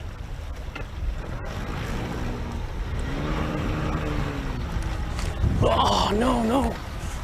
Cage just swung and missed on one. Sitting there holding it in his mouth. Yeah, for those who are just joining us, you're looking at like Tina here. Ron Twardowski beached himself making a run, try to get out to the main portion of the lake. He's been sitting there now. It's got to be about a half an hour at least. Right. Yeah. It's almost probably 45 minutes. I think he beached himself roughly about that 2 hour, 45 minute. Right. Back over to Eric. Well, that's a great looking view right there. Yeah, it is.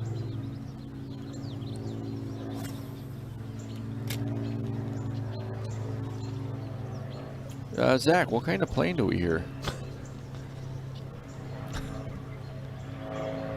As it flies by. I think it's a boat. Yeah, Heather.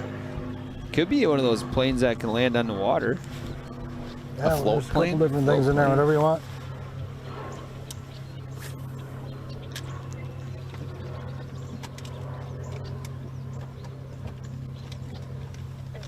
Piper PA 28 140. Yep. Yeah. Oh, what's he doing? Grabbing a little water here? You don't get any breaks. No.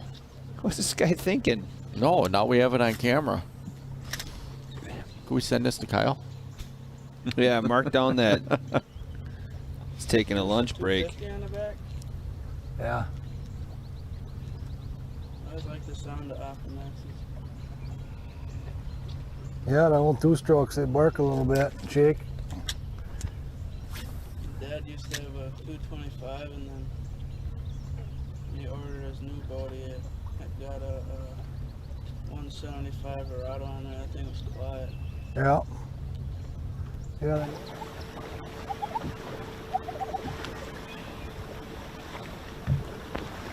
Yeah.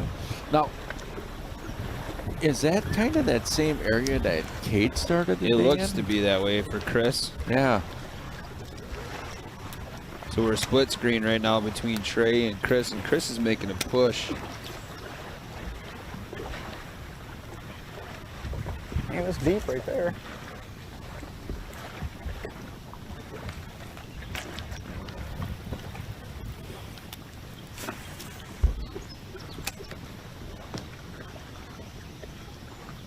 Oh, so they're saying Chris is on pool 9. Ah.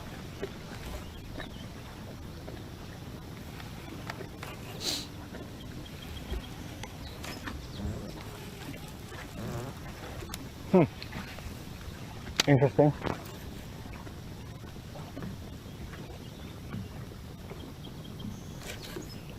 Yeah, just ask him what he's got going on for tackle and the jig he's flipping right now, please.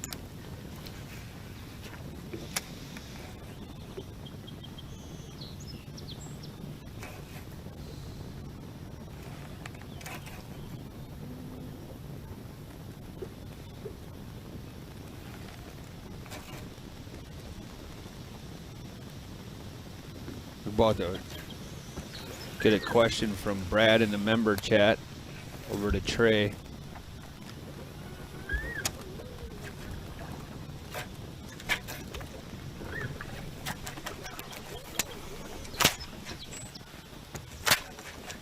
Wow. He's about to be retying. Yeah. He's deep in there. Yeah.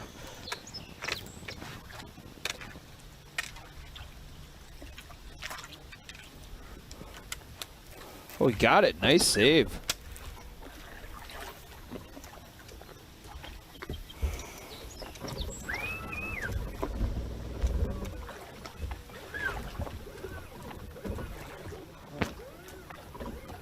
Have you ever seen so many bass boats in a brush pile before? It's a lot this week. I got a log right there.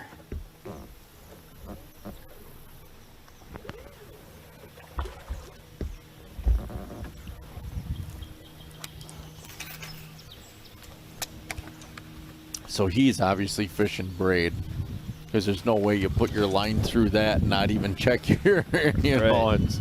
he's fishing some pretty stout braid.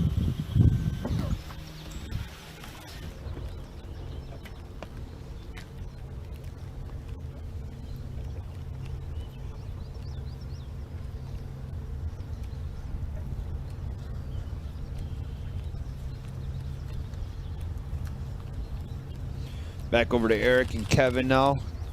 Eric appears to have picked up the frog again. Kevin's having great luck. Yeah. Ned rigging out over some open water. What do you think the structure is that Kevin's on, Andy? Boy, I don't even know. I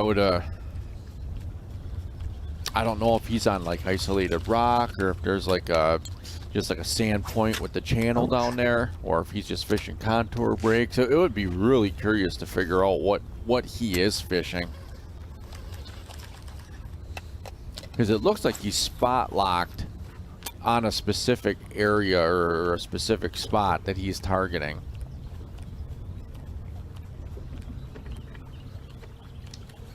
Well, this is not the deal.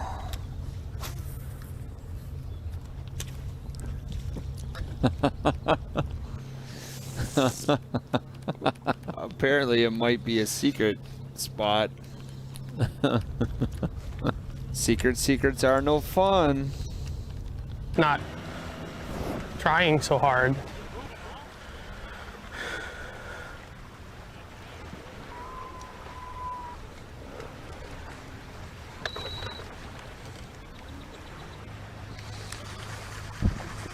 I would, it's a great time to share this video and say, have you seen this before? Right. With Ron trying to get unstuck.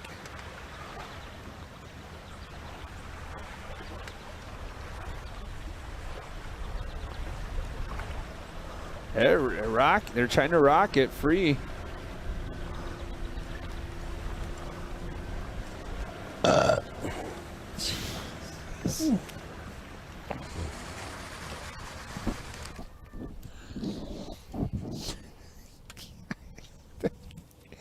Is Kate okay? If anyone's around him, can someone run him out some like Tums or Rolaids or something? Oh!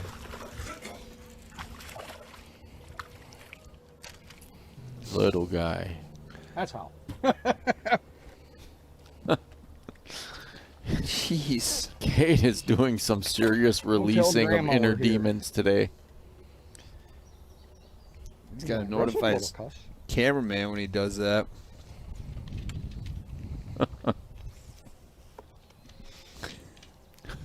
That's crazy. I can smell that through He's the not phone. developing an ulcer or anything. Oh my God.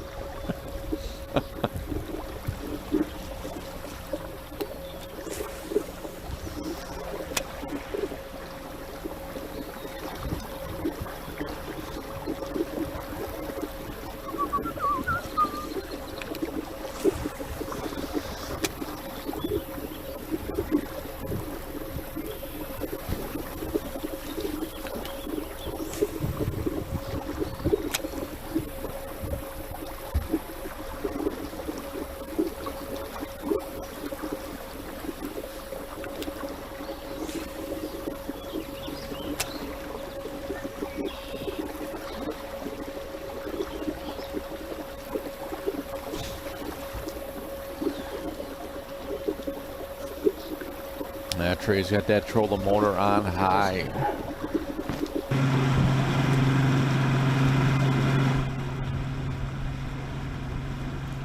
Back with Luke, who just made that motor sock mini move of the day.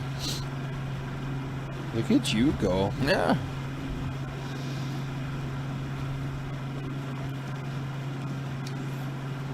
He is down 4 pounds, 3 ounces. Daryl, who he is competing against, has a total of 2 fish right now. I'm going to apologize to Daryl in advance here for this, but every time I say his name, I want to go, this is my brother Daryl. This is my other brother Daryl.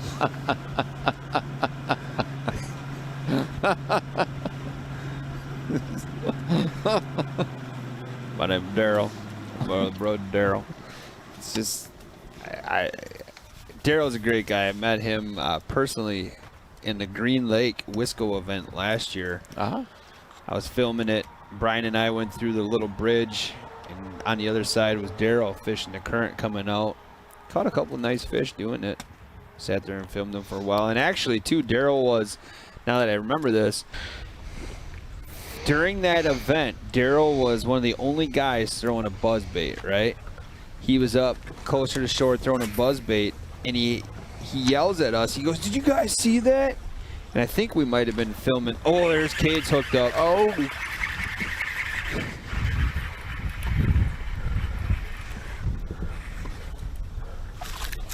Oh, that was cool.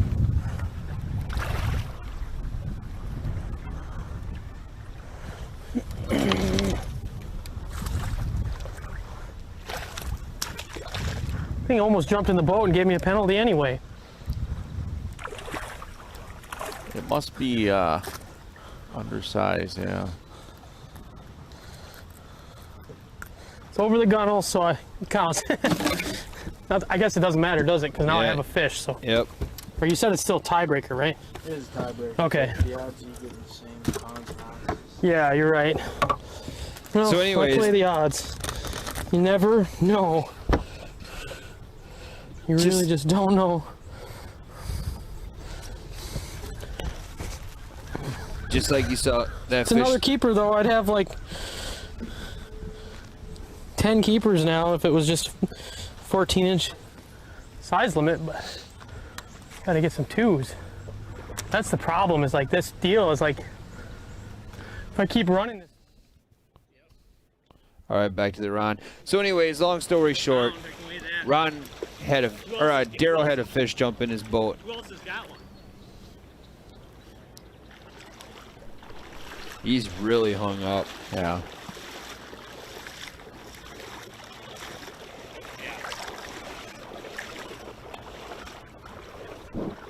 Yeah, my flat, he's high and dry here. I thought maybe my flat would do it, but it ain't going to.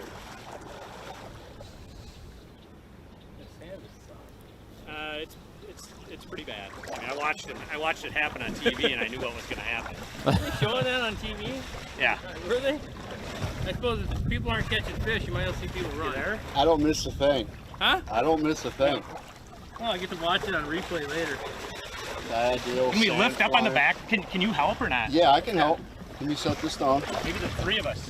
I mean, I can much, wiggle this. How much water do you need to float?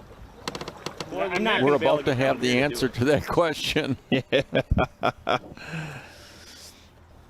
Here we are back to Daryl and Luke. Yeah, so anyways, Daryl yelled to Brian and I. He's like, "Did you guys get that on camera?" We're like, "No, what happened?" He goes, "I was throwing a buzzbait and a fish in the front of the boat, and all of a sudden he heard this fish jump out of the water, and he turned in the back of the boat, and a fish had jumped into the boat from the back of the boat." Are you kidding? Yeah. What kind? It's a largemouth. Little ones in here, but they're... Did he keep it? No, he didn't keep it. He released it. Good weed edge right here, too.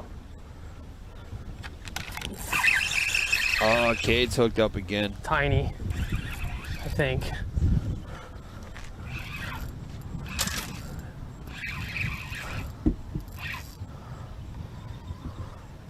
Kind of horsing it. Yeah, it's not big. I'm just gonna net it because I don't want to fling my freaking drop shot bait everywhere. Probably drop shotting.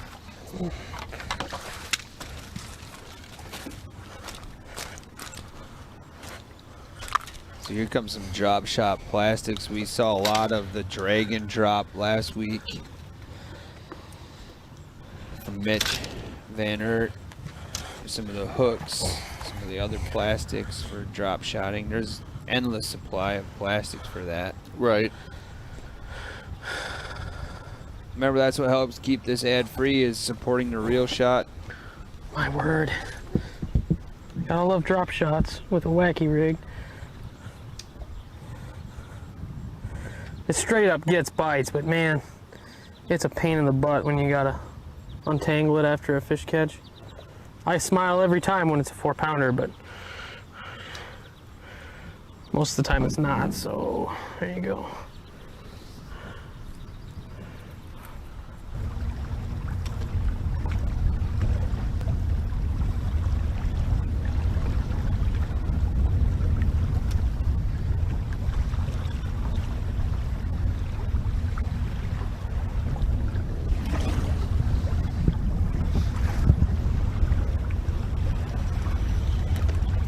Oh, that was right under him.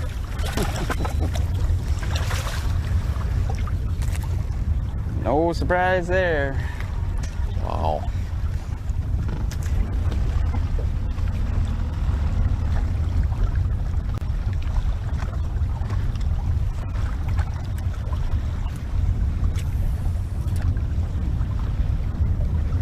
Wow.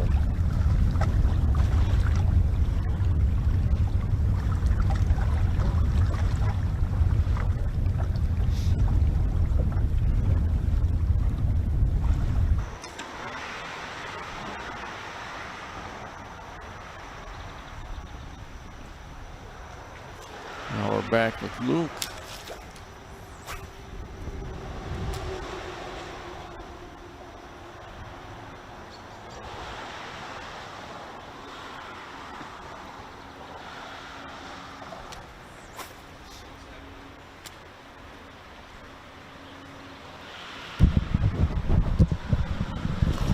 There we are. That's the right one. Let's keep this thing buttoned this time, huh? Oh, dang. Frustrating.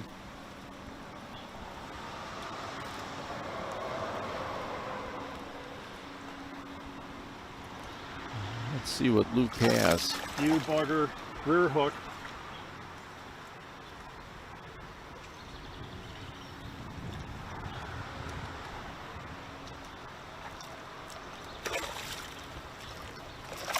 You wait. Alright, that's what I'm talking about. Oh. Hit the gunnel.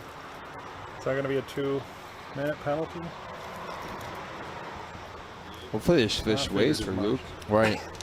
You know what? We got her in the boat this time. Well, It's like a lot of St. Croix in the front of that dock. Yes. Or deck.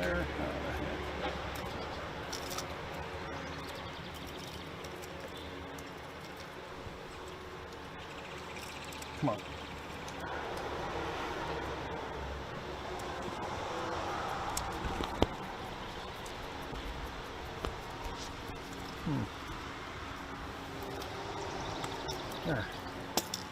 There we go. Daryl, I'm actually going to catch a fish here today. Oh, this is gonna be close. Man, it's Probably gonna dead be close. batteries, because I didn't get to do anything today.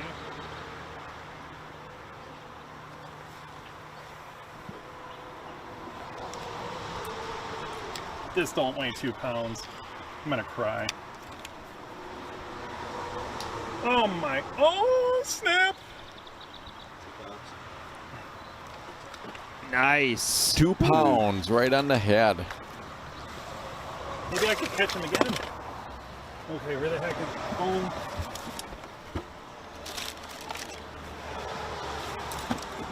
I'm gonna have to get us off these rocks somewhere.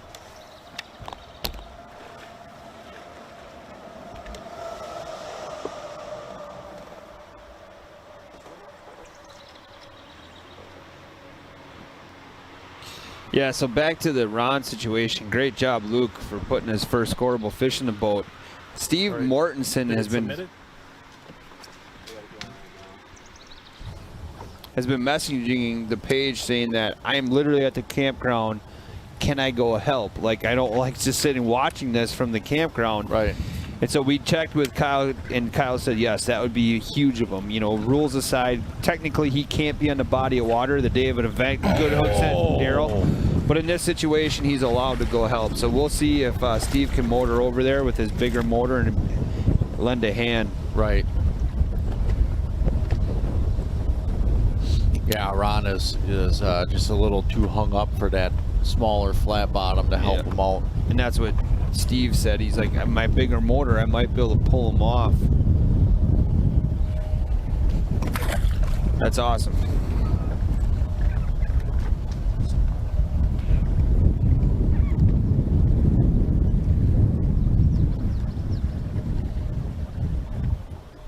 Well, that fish for Daryl was obviously non-scoreable. Yep. Clean release below the gunnel. And you know, if Ron can get off, you know, there's still an hour and 40 minutes left. You know, if he can get off, he is down, you know, 3.5 pounds, right around there. share my. It's still videos that I doable make to come back. to a bunch of fishing groups. on Yeah. YouTube. Kind of like spread the word and whatnot. Yeah. And it's amazing the amount of people that just comment stuff that's like. Oh yeah. Really? Did you really need to like? Everybody's got an opinion, you know.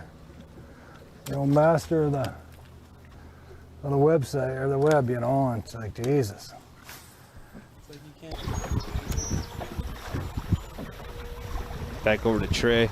So we just got a good look at a motor sock there on Daryl's boat. I shared the link to Motorsock's website. If you're not familiar with what motor sock is, it's a neoprene sleeve that goes over the front of your trolling motor cables. They actually make them for the rigging cables on your big motor as well. So you can look those up at motorsock.com. Just click the link in the chat. Like all our sponsors on Facebook, Instagram, all their social media platforms. Again, we're trying to get a hold of Trey's camera official to ask him a little information on what his setup looks like today. Look at that, back of that jersey, that's cool. Nice Omega right in the middle.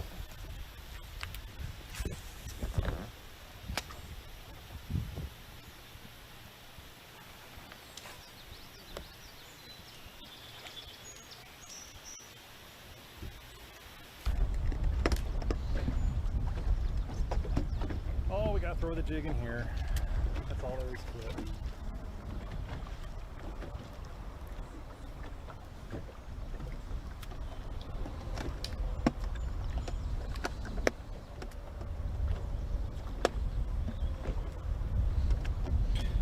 Back over to Daryl and Luke.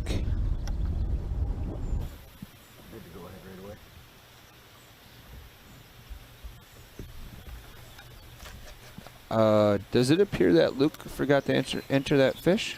Hey Trey, if you wouldn't mind just going over rod reel setup, what you're using. Yeah. Let me get out here and I'll just I'll anchor it. Oh, you can keep fishing. That's a good question. I'll make it easier. So I'm flipping it's a Dobbins half ounce flip. It's got the heavy gauge wire on it for the hook. With an Excite Baits Raptor Crawl green pumpkin, this is green pumpkin orange. Flipping on an Dobbins Ecstasy 755. Incredible rod, 25-pound Seagar Abrazex, and then a 8 1-to-1 Steez Limited from Japan. Just trying to catch more than one keeper. But they seem to be keen on like the green pumpkin orange. A little bit dirtier water here.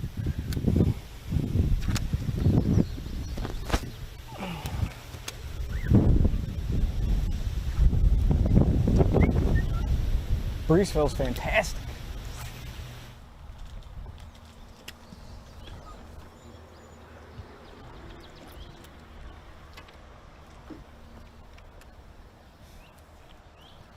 There you go. That was a great breakdown from Trey. Yeah. It was fast. I had a hard time.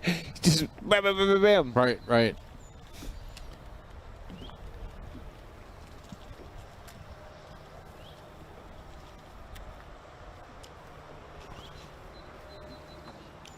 Luke looks like he's fishing a similar style as Trey, you know, flipping around that brush and tree falling in the river. It is like an addicting tactic, flipping. Yeah, it is.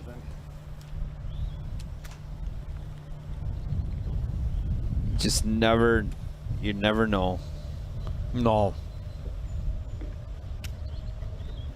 I had a similar situation to Cade on Sunday. I was flipping some heavy brush, and I was like dropping it into pockets, and it didn't hit bottom, so I set into it, and the fish came out as probably a 7-inch bass. Like, how'd you even eat this bait? Did you launch it over the boat? Yeah, I did. Actually, it came straight out of that hole. Like, yikes, the bait's half as big as he was. I knew that had that front hook. There it goes. I was once fishing with my buddy Adam. and it was the spring of the year. We're fishing, flipping docks and things, and he set the hook on a crappie, and that thing, I had to drop to the deck to miss catching that thing in the side of the head.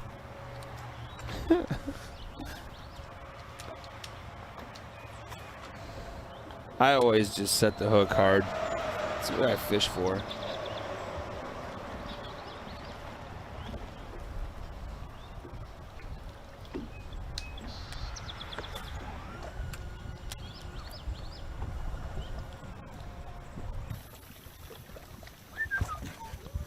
Back over to Chris Cox and Trey Harpel.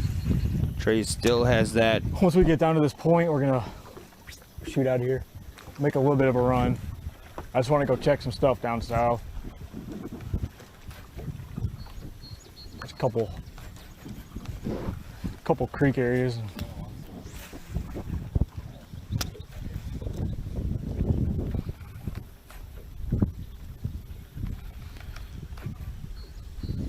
Unless I can find wood around here, but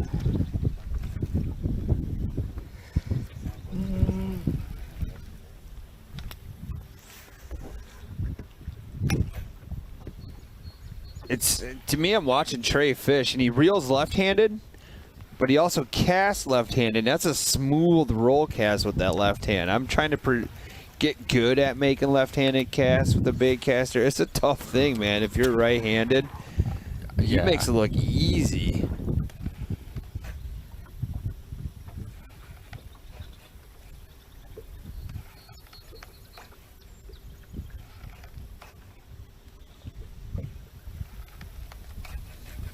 Yeah, if you can cast fluently with both hands, wow. Oh, it just opens the door to...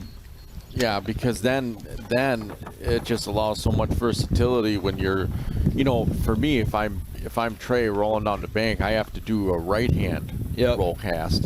And that's a completely different angle as him being able to do a left hand roll cast.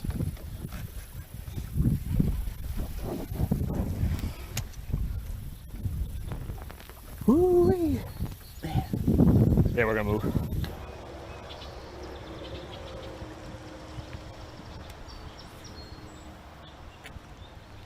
Trey just said he's going to make a move back over to Daryl and Luke. See our matchup here. It's 4 pounds, 3 ounces for Daryl on 2 fish.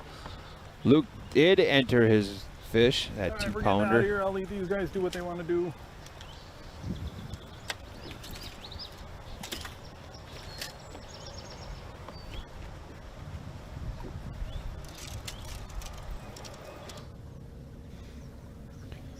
Now Kevin's making a move. He's at 4 total fish for 8 pounds, 15 ounces.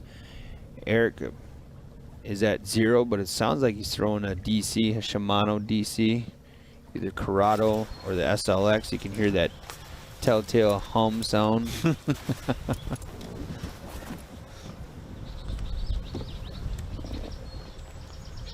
those who don't know, here's the DC, the Corrado, or the SLX. What makes those so special? It's a computer system that's in them.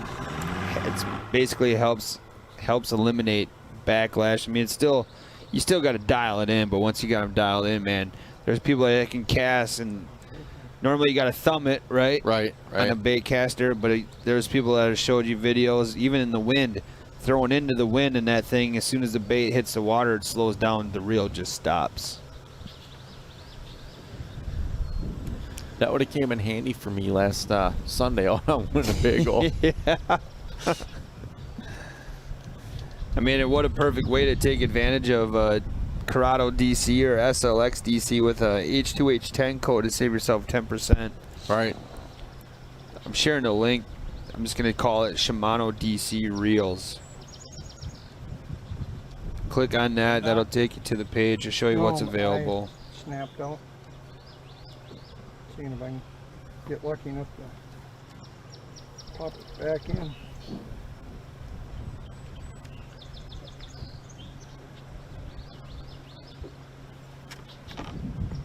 Oh, his eyelet popped out for Daryl?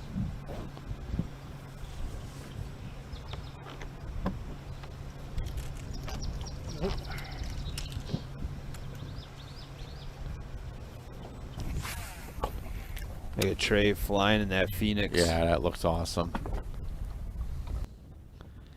You know, he's going fast, but he still keeps his hat on. I was just looking at that as well. Back over to Cade.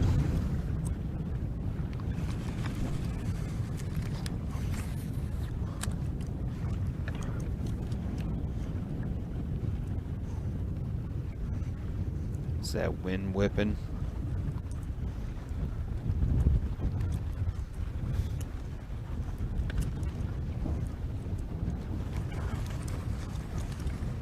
Looks like he's throwing a swim jig. Yeah.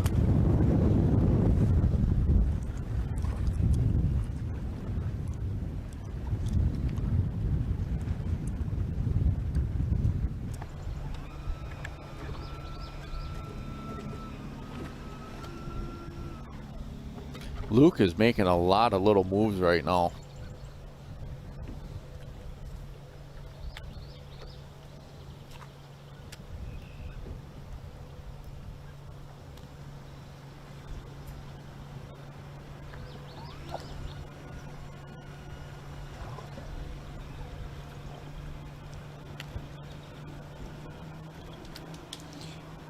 Entering in some more links here. Go ahead and check them on out.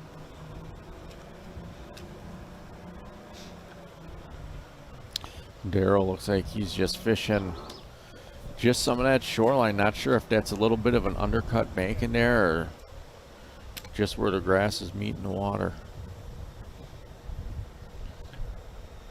Trey took his hat off once last week when we were doing 78 miles per hour down the river. Whoa.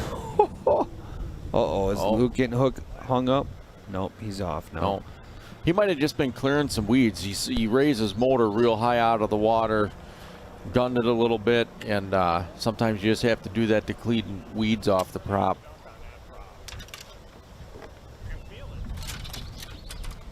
While you're searching those swim jigs and other jigs, make sure you look at the Omega line. I'll save you a step and it sends you directly right to their link. Yeah. Some other of all drums that are caught here. Can I get on there? I think that's exactly what Luke is dealing with, is just something hung up on the prop.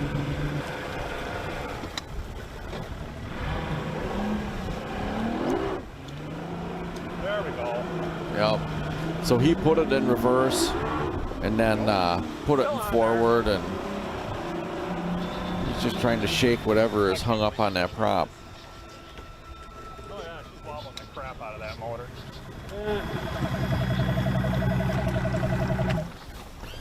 Wow. Yeah, I think what Luke has to do is go back there and Oh yeah, she's by like hand a tree or something. I don't know. clean off the prop. Oh, it's a bag. Oh no. Look at this. You ain't gonna go anywhere with that. Oh, you just pulled like a garbage fence? bag. Oh, silt fence. Oh, where can I put that? Not in that one. That's yours. Do you have anything in that one? Nope, nothing that's worth worrying about. All right, I think we can probably get on pad now, huh? Jimmy. Let's listen to Luke get a silt fence off his motor. So what did he could tell by the way the engine sounded or the prop sounded? Not really by the way it sounded. You feel the boat shaking, right?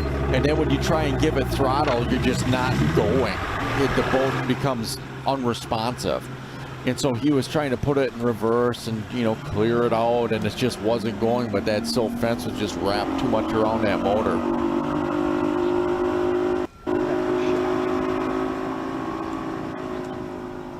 Yeah, now you see he's able to get right up on pad and start running.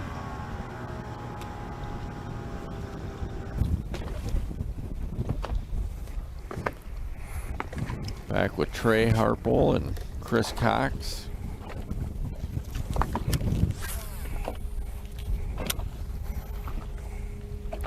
Trey still flipping brush around down trees that are near the shoreline. And Chris, he was a little bit more in an open water scenario. Yeah, Trey's just in some thick stuff.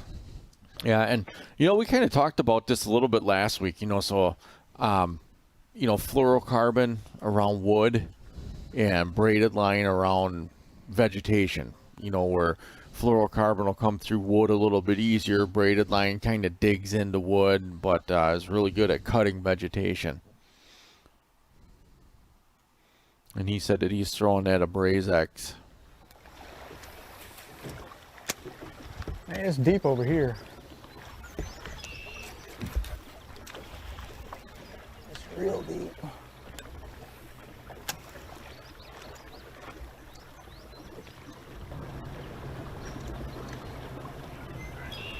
There's a shot of Steve Mortensen now. He's got his boat in the water. And he's going to be going over by where Ron is to try and give them a hand.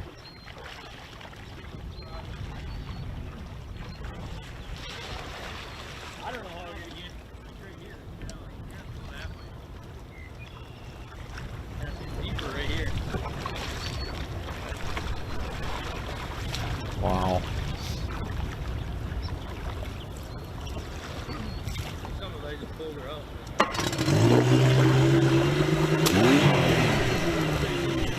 So we're watching right now the flat bottom boat is kind of getting out of the way, and he's showing Steve where he's able to come in to get close to Ron.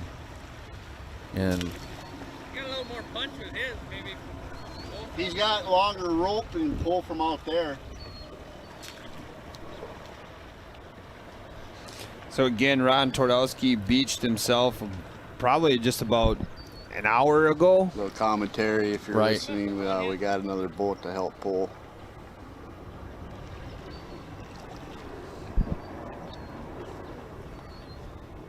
yeah, he has been there a little while.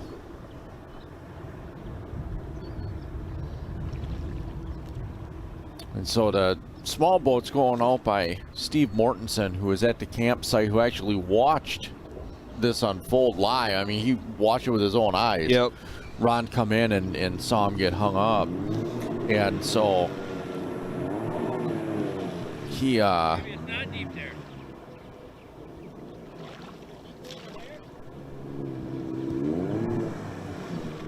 and now we're just watching the John, or the flat bottom boat, That's not good. is in some pretty shallow water. So now we're even wondering if he's going to be able to, if Jeez. Steve's going to be able to get his boat there. It looks like they're going to need a lot of line. Now he's hung up too.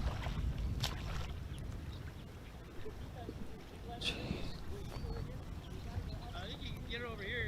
You could make it back that way. So Steve might have to rescue the rescue boat. Right. Shoot. That's what we taping. I mean, that boat's light enough. You can Yeah, just- he's moving that around. thought maybe my boat might have a little more horsepower to pull them. I don't think it's too deep over there. It's too shallow, right? No, up there, you don't float once you get up there. Can I come around from the other way? Whoa. Or no? Hey, it drops right there. Yeah, you can see it from here. Holy man. I think What's left for a swim there? It's still got the... I should take this off. Should have done it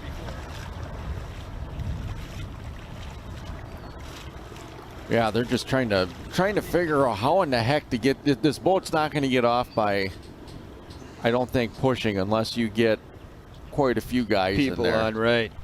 You might need to get 6-8 guys in there to try and push it to that deeper water, but they're just trying to figure out how in the heck to get a boat there. Well, the other thing too is what he almost has to go backwards because that John boat just showed that it. Right, you're not coming through that way. And so you're exactly right. For Ron to get out, he's going to have to go back the way he came, which is also problematic because they don't know what's deep Right. enough. How far onto that point is he, or that sandbar, I should say.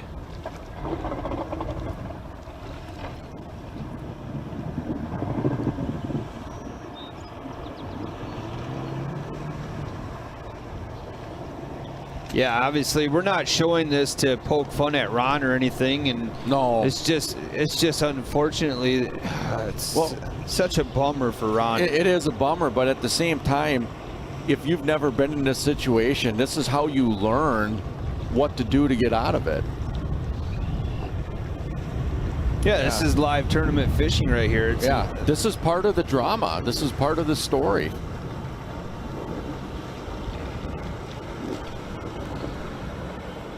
I mean, that was nice of Steve to make the attempt to try to get in there. I don't know if he can get in from the other way. I'm gonna go get him, so just watch out once. I'm gonna try to put this thing on my channel over there too. That way you can go from that way. Stand there right side. Well, it's shallow. Once you get up by that bush right there, it's easily do.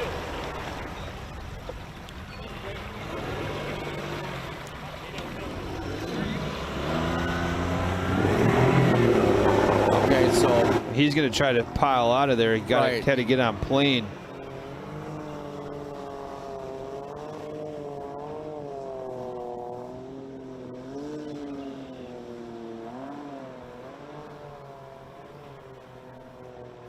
Yeah, I don't think Ron could stay on plane because I think it's so shallow that motor was just digging in. Yep. And, you know, at a certain point, you know, it's one thing to run through a little bit of sand. It's another thing to put your motor through a whole lot of sand. And because how you have to run the risk of sucking that sand up? Oh, I guarantee you there's a pile of sand in his motor right now. Absolutely, because that, as the engine cooling system works, it is going to be sucking all of that, you know, water and sand up in there. And one of the things that he'll have to watch for is just to make sure that his motor is still spitting water. He'll have to keep an eye on his temperature gauge to make sure that everything is not plugged tight.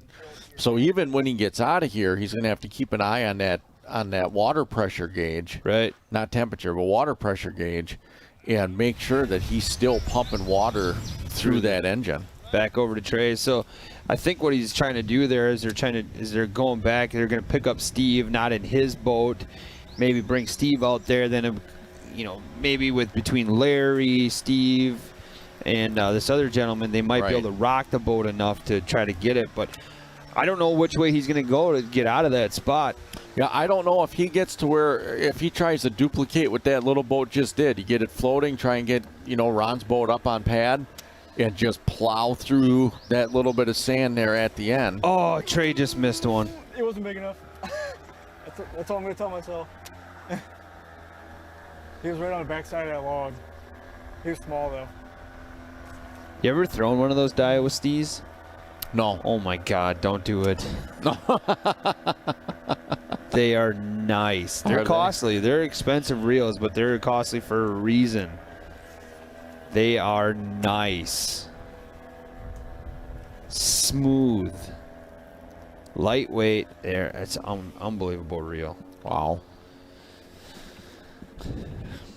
All right, cool. Well, I mean, I'm seeing almost 1,350 people that are on right now today. This is, I haven't had officially the numbers yet, but this has got to be the best day of bass fishing viewership-wise. Right. And we're coming off an amazing event down in Madison as far as catches. Thank you, everybody. I mean, again, we're going to just ask for the favor. Share it, tag it, subscribe to it. Tell people that they should watch head-to-head. I mean, this is real-life situation right here. We're watching a real-life struggle today. The fishing is tough. I mean, Ron's struggling right now. He's beached up on a sandbar. Yeah, it sounded like the airboats. A lot of people are saying call airboats, but then there's also a mention in the comments too that those airboats have blown motors as well. It's been a lot of people. Water's low right now. Well, water's low, and they just got done with 2 major tournaments. Yeah. I guarantee you, Ron is not the only one in the last week to do this. Right. And there was somebody in the comments saying they stay at that campground regularly, and they watched many people do it last week. Right. With all the pre-fishing going on, so it's time. It's not time. It's unfortunate that that's the way. The fishing is tough today, you know, and it's just right. a rough week. I mean, you know, as odd as it sounds, the situation that Ron is in is kind of similar to when you go out to big water and you have to deal with the wind. right? And you get guys that swamp their boats, and you get guys that suck water into their engines and kill their engines, and they call it hydrolocking engines, right? During tournaments out on big water, there's been multiple times when they've been in big waves where their motors completely suck up water, they're done, and they have to get rescued. Really? Yeah, absolutely. So it's, this is part of, and this is why I was so excited to see river fishing is not for guys to go through something like this, but this is a part of fishing that a lot of us don't get exposed to. And if you're not familiar with the Mississippi River, it is such a different animal than so many other rivers. We have a lot of rivers around by us, but it is nothing like the Mississippi River. Yeah, a lot of people are saying call this certain Tom gentleman, and Jeremiah Shaver's on the chat, and he knows this body of water. He lives down in this area. They reached out to that individual that people are requesting, and it's not an option today because the airboats are in the shop getting fixed. Right. Three of them, yeah. 3 crane. Back over to Daryl. Use that crane to get them out. There you go. Yeah, I think there's going to be a lot of rope involved potentially with trying to reach him and or just getting a lot of people on that boat, physical hands on that boat and try and move it. Well, look at last year during a certain event. We watched an angler live on TV get stuck as well. During that big event down here in Lacrosse. Yes. So it happens, and it is what it is. As we go, Daryl is going to hopefully catch a fish here. But we're an hour and 12 minutes away from today's conclusion of today's event, and it's a fast day. Today and yesterday, man, I'm all frustrated here. I'm just excited. They've been going really fast, and I couldn't imagine if it's going fast for us. It's got to be flying by for the anglers. So, Zach, we want to take a moment here. We can bring up the sponsor screen.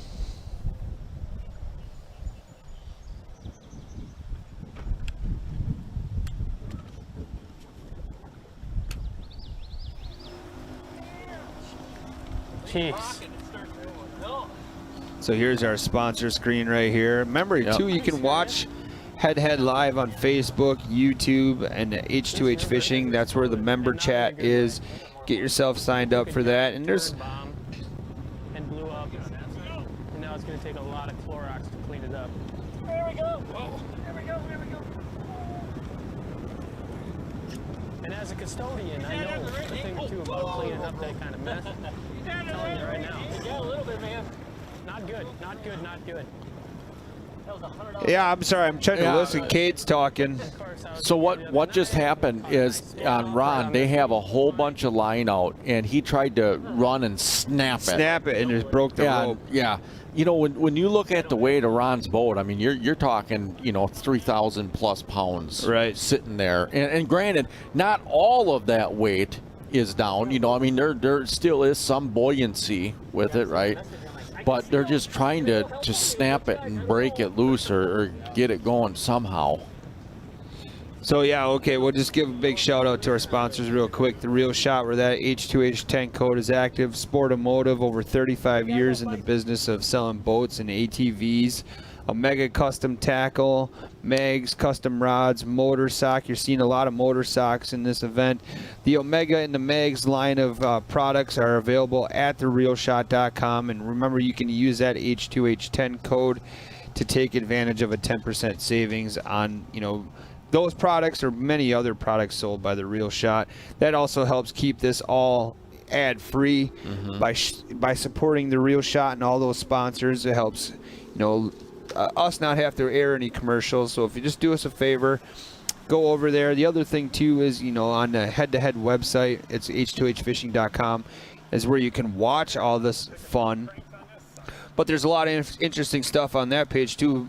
One of the big things is the sticker contest that we got going on. It gets you once you enter your sticker, it gets you in the chance to win a $1,000 online gift card to The Real Shot. So check all that stuff out. We're back over to Ron now. We got 3 people on that island, 4 including Larry. There's Steve right there, Steve Mortensen. So yeah, he jumped in the flatboat.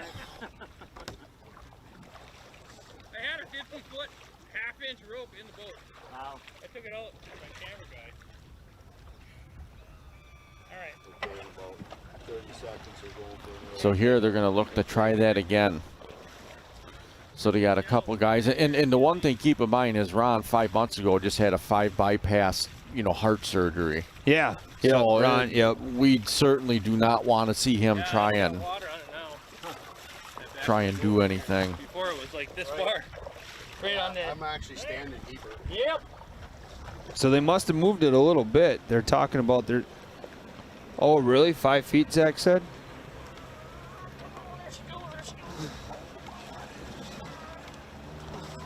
Yeah, you can see it. Oh! So it is working. It's going slow. Yeah, I don't have any scraps. Got my 5 more feet and the rope broke again. We're getting there. Yeah, we're not trying to go silent here. We just want everybody to be able to hear what's kind of going on for Rod on the Head-to-Head Fishing Radio. I mean, we're doing our best to describe the event, but also they're doing a good job of describing the unfortunate event as well. They're getting it to move a little bit as we go back to Daryl and Luke. Remember, Daryl's sitting at 4 pounds 3 ounces with 2 scoreable fish today. His big fish of the day was a 2 pound 2 ouncer. Luke put 1 fish so far in the boat as a 2 pound even.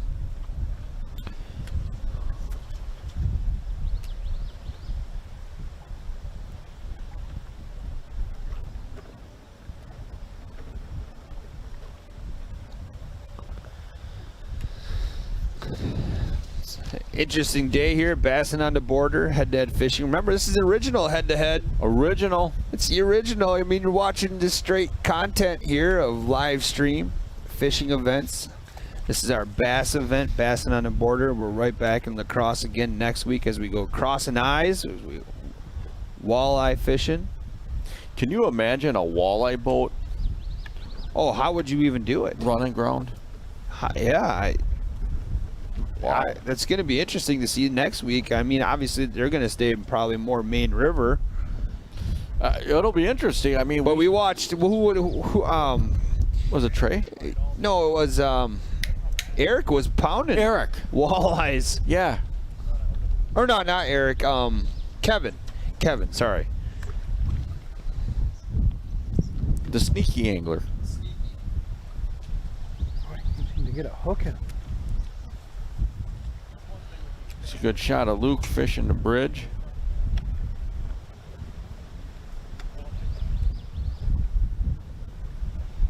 That was another bait I throw. Every time I hit that, it'd be destroyed.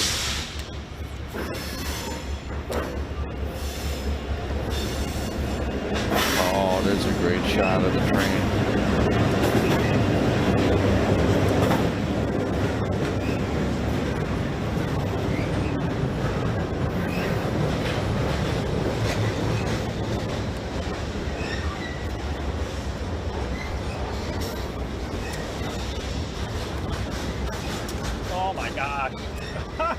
I'm glad you didn't get that on film. I think we've had enough of this spot until I figure out how to cast better. Yeah, so Luke, he's about to move away. He just stopped at the railroad bridge. Pull down, jump in the dang river. Fished that a little bit. Now he's going to make another move.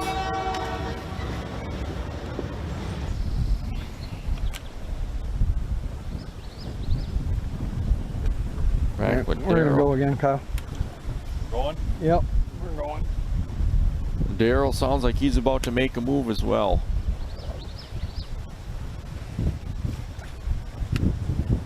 Camera 7 making a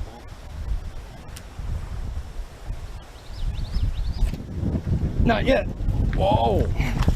There's the one we're looking for. Oh. Whoa, okay. That was a 5 pounder. Son of a man. Oh man. Damn so Daryl, he was just about ready to make a move. And he made another pitch in along the shoreline cover, hooked into a big largemouth. He said it looked like to be about 5 pounder. Oh. And the camera got a little choppy, but right all of a sudden it chopped away. When it came back, the fish was gone. That was a he horse. lost the fish. Daryl just lost Did you get that one on video? Big fish.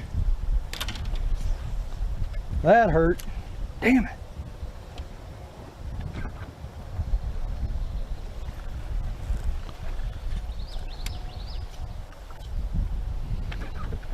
Yeah, he's fishing that undercut bank. Wow.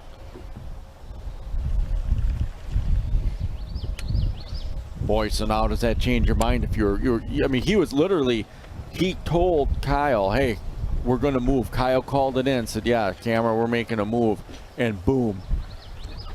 So now, do you keep working down that bank?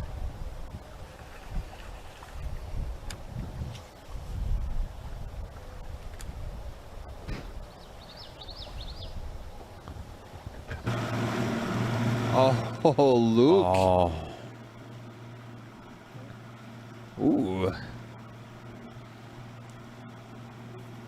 Is that egg salad? I'm not sure what that is. Do you like egg salad sandwiches? It depends. It depends on how they're made. There's some that I absolutely love, and then there's others that I really have to fake that I absolutely love. Like what makes a bad egg salad sandwich in your opinion? I think it depends on like the mayonnaise. If it's too like I don't know what the word I don't know. It's not sour, but just just a little too much. Do you like that tangy zip of that Miracle Whip, or are you a Hellman's guy? Hellman's all day. What? Okay, so the Jimmy John's we talked about. Hellman's. That's what I am.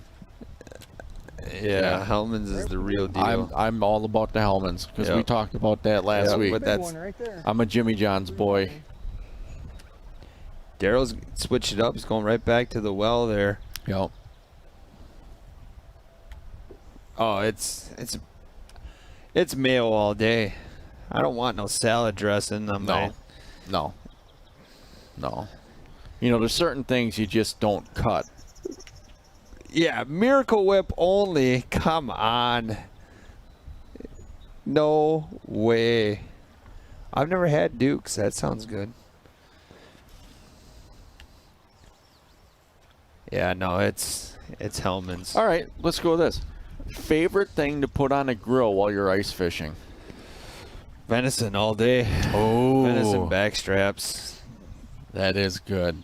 That is good. You? All right, well, I remember, so favorite memory is like when I was a kid, me and my dad would go out to Shawano Lake and ice fish, and Franks and beans, hot dogs and beans. Oh, yeah. You know what's even better yet? I'm going to really gross price people out. Obviously, Franks and beans, right? Good combination. Take a little macaroni and cheese and swirl that in there. Oh, my God. What? Yeah. Really? Yeah. Like Kraft mac and cheese? Yeah. Really? Oh, man. In the beans? Yeah. I'm a basket case, but I'm probably going to run here pretty soon if I don't catch one real quick. Oh, chili. Zach saying. Little spots. Yeah. Oh, chili mac. Or more on that smallmouth pattern that we ran away from. Tell it's almost noon and we're talking food now. That's the way the progression goes, and the chat just goes right along with it. There's a lot of numbers on those. I ones down here that I know about. I wish I was getting paid by Hellman's. I could definitely go fish that spot on the flat, but that's been getting pounded too. Where Lee was yesterday. Like I said, I found that same group of fish on Sunday night, and then I see him fishing it yesterday. I'm like, man. But obviously it wasn't like he only caught 2 keepers, all day. So it's not like it was something that I could just go and guaranteed catch one right now. There's nowhere right now where I feel like I can just go and catch one guaranteed. Like, I don't know, that was weird.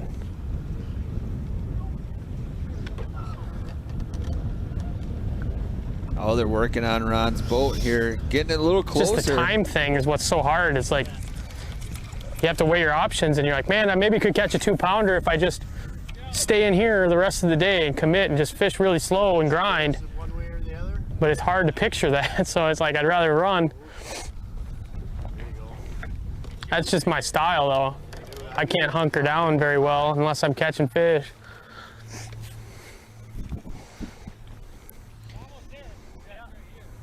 Almost to a deep spot, but we're still not sure on how to get out. Oh, here's a great question. Ketchup on a brat or no? Yes. One time down on the lower end of Pool 9 this time of year, I got on a little deal in this kind of matted eelgrass. They were eating bugs, and they weren't. I think that's a lot of what's going on right now that's making this river so tough too, is that they eat like hellgrammites and like dragonflies and random crap. And they get really tough to catch, and they don't weigh a lot either. They get real skinny because they're not eating big protein-packed meals. And I figured out you could catch them throwing this grub with a tiny little weight on it and just reeling it over the grass. It's just got a real subtle deal to it. I might be able to try that in here and get a bite that way.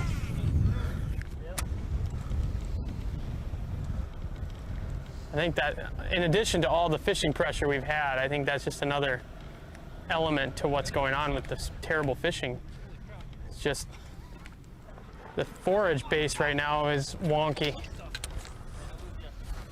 Don't ask me why those fish get keyed on that kind of stuff when you'd think that they'd have plenty of bluegill and perch and whatever else to go eat, but I guess it's the same reason why some people choose to eat soybeans and frickin' berries all day and instead of steak. I guess it's just a preference.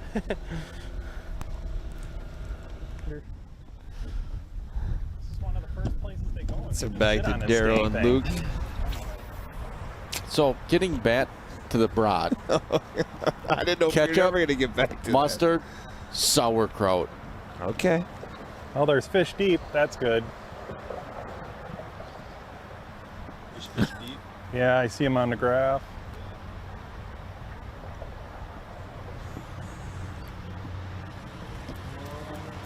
$12. Yep, 1 hour. Get out of there, ducky. So we're just a little under an hour left in today's event. Yeah. Yeah, my tongue just... This is usually a morning spot. They're falling apart. Right now, there's usually nothing here except for out here in the deep. They pull off. This is definitely one of those. They have a timing schedule, but we're gonna give it a try anyways.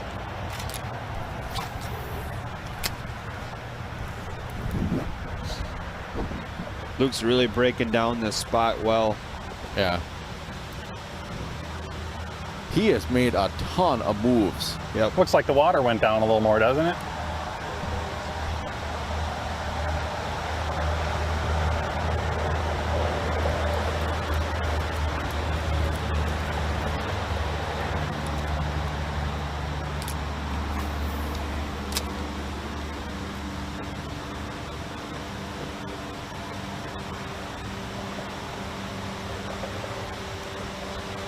Yeah, the code to the website, therealshot.com, is H2H10.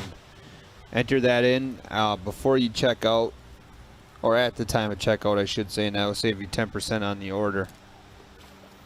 Oops. Are you kidding me?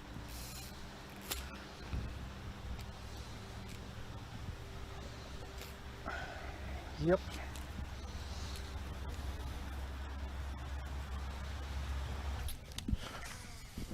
Back with Cade.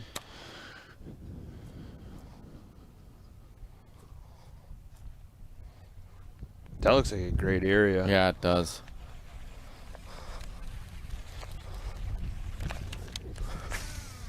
He must be throwing a frog.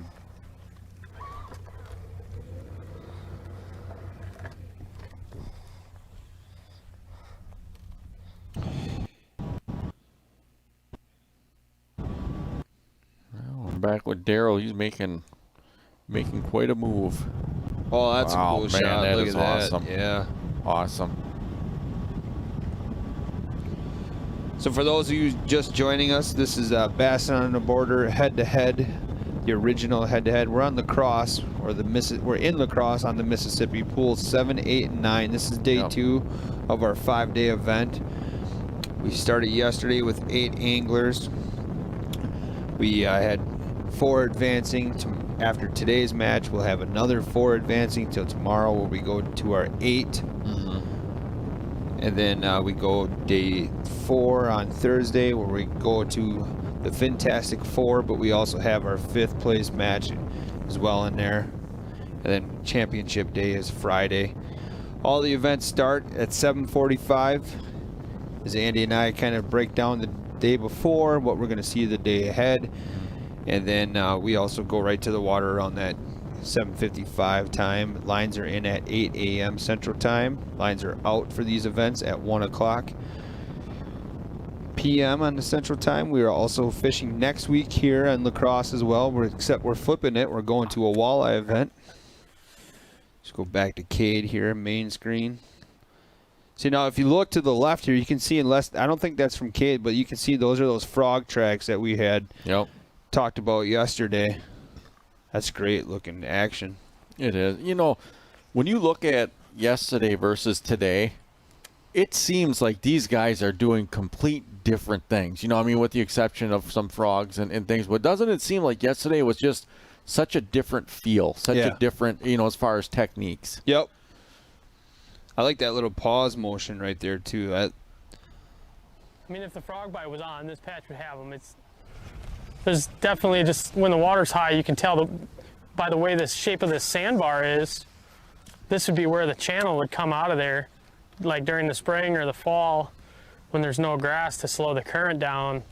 It's going to rip through there, and that's why there's just a little bit deeper water here in this part of the mat. It's a perfect place for them to be, but I mean, frog bite just is not good right now.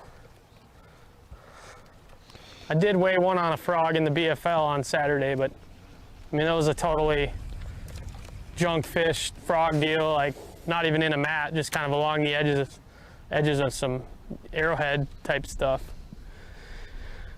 So it's not like it was a true duckweed frog bite. This year has been pretty slim pickings for duckweed too. I mean, there's not a lot of real prime duckweed out here right now. The only place you can seem to find good duckweed is in some of the real swampy, dead current backwaters that don't have the fish very well right now. So you kind of need that current flow.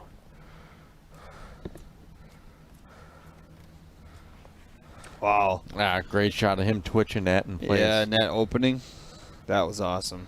I'm going to bump up just about 100 yards where that other creek is dumping in. Check that quick. And then I'm going to make a gutsy move. We'll try to catch a couple fish last minute.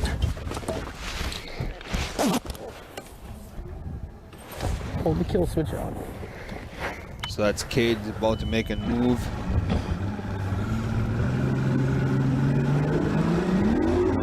Oh, it appears they got Rana unstuck.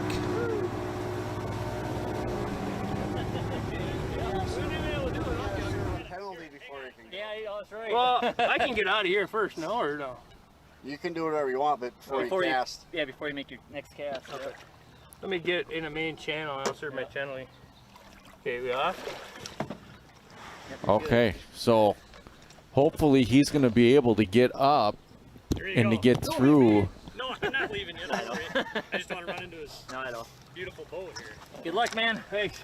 Good luck. Hey, thanks for your help. You know, but I know how are you still standing, man? I don't know.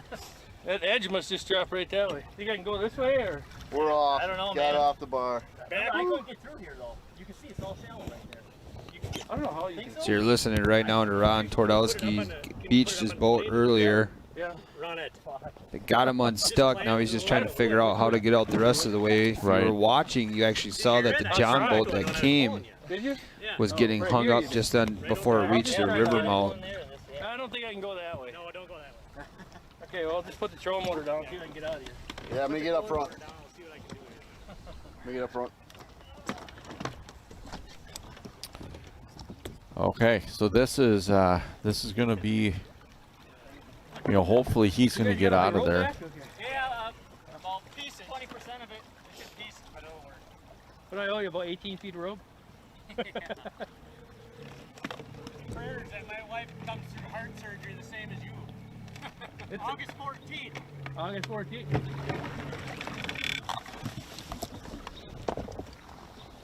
Yeah, we're in the boat with Ron now, and they're just getting set, getting ready to make a run out.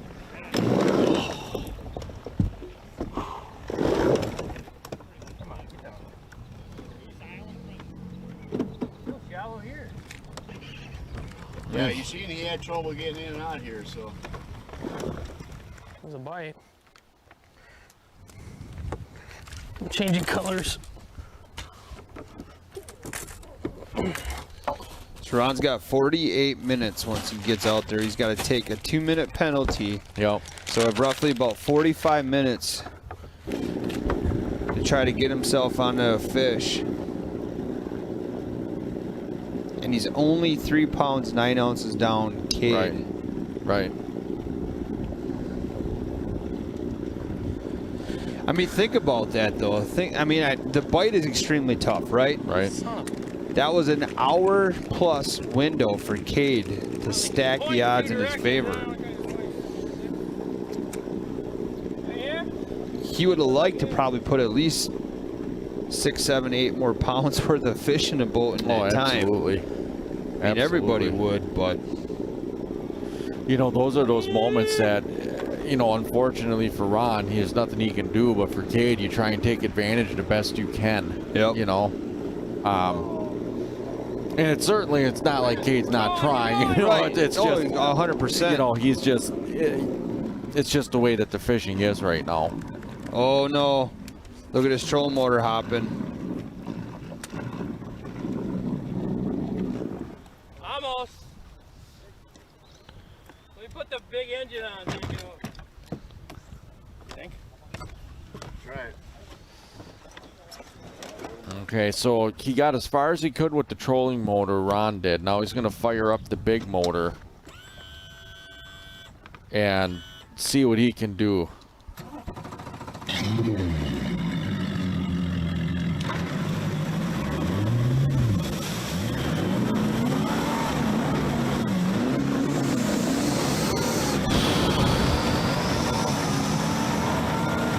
he even moving? Yeah, a little bit.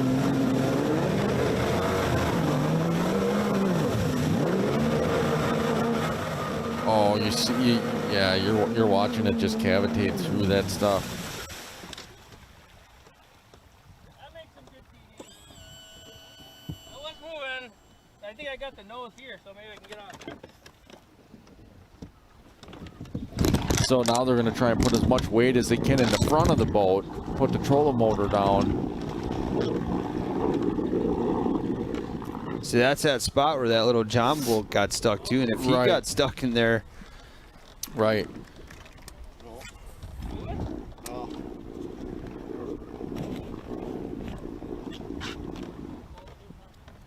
Ooh, Larry worried about doing a camera work first.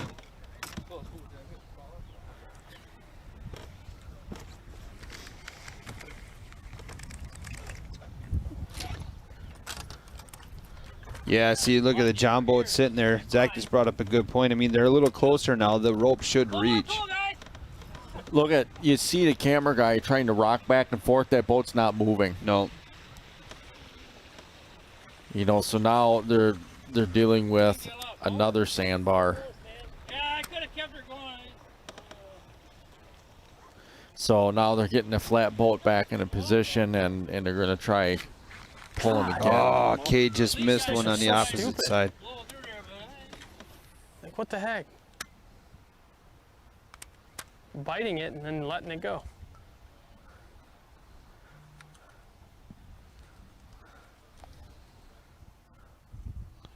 "44 minutes remain here on Bassin on the Border. Fishing the Mississippi Pool 7, 8, and 9 near Lacrosse, Wisconsin. Thank you, everybody, for what I'm guessing is a record-setting viewership day for our bass side. Yes. You know, now let's not fall off the rest of the week because it's going to get, I'm going to say it out loud, hopefully the fishing gets better than the rest of the week. I mean, this looks like there should be just a giant wad of them right here.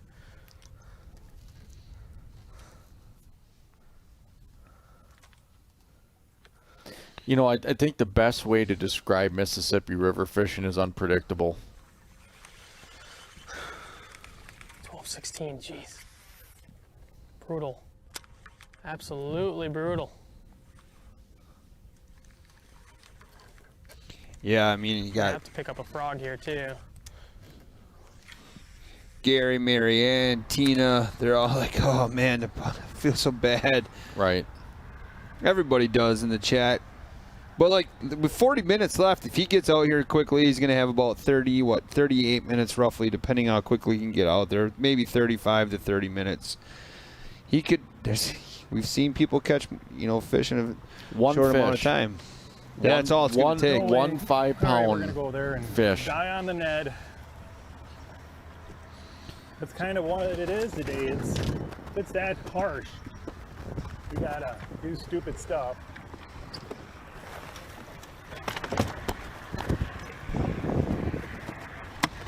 Well, Luke about to make another move.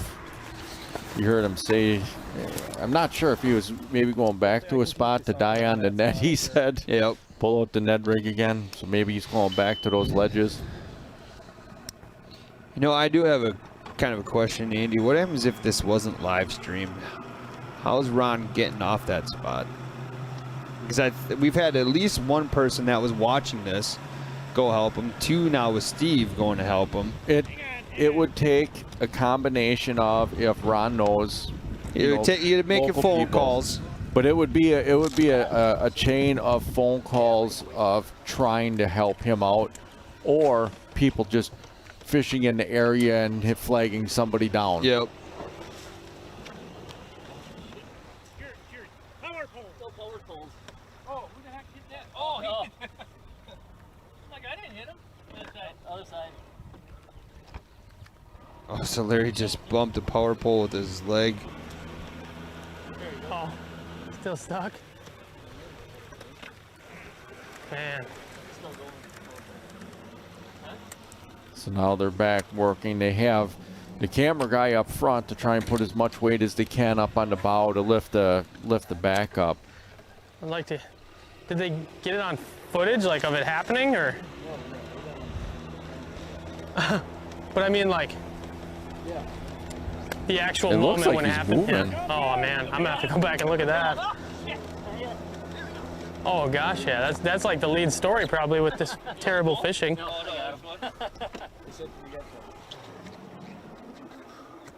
Yeah, Larry should be careful though with that rope. If that rope breaks. Yeah. Yeah, the chat was mentioning that John DeMays spent the night on one of these sandbars because he got beached. Did he really? Yeah, that's what they're saying. It looks like last Friday night. Spent the night.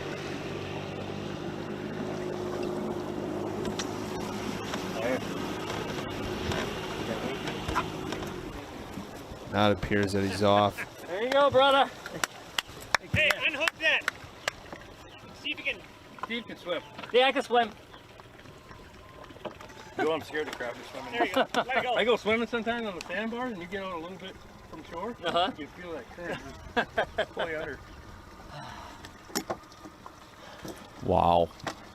Great job. I told him What a fun day, huh? He owes me ice cream. I made that comment this morning if we got stuck, so it'll cost you ice cream. You did too. Yeah. All right, man, go get him. He's the one that told me to go to sleep. Caught them really good in here in the past. Yeah. But usually when the water's a little higher.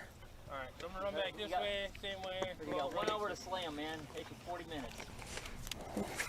Get her done, man. I can run that. I'm just gonna go to the stumps and hope they're there again. There's an afternoon feeding window there too. So. Wow. Oh man, that looks good right now on Cade's screen. All right, well he's a Pike. Oh, dang it. That scared the crap out of you like it did to me. He probably just destroyed my frog. At least, that was a pretty meaty hook set. Kind of proud of that. I didn't want him to get away. Sadly, I didn't get the hook set on camera. Oh, come on now. I've zoomed in on the frog. Come on now. What if that was a 7-pound largemouth? I got the blow up. I've zoomed in on the frog. Well, that's cool though. I mean, blow-ups are blow-ups. Whether it's a pike or a bass, it's still cool to see a blow-up. No doubt. We're gonna have to watch some of them. Ever seen that YouTube called Tiny Boat Nation? No. They take like John boats and stuff, and they basically make it into like a bass boat. They do like a whole deck on it and everything with like bilge pumps and all that stuff. Oh, really? So I'll have to watch some of their videos, kind of get an idea. Yeah. Yeah, you get some good ideas from it.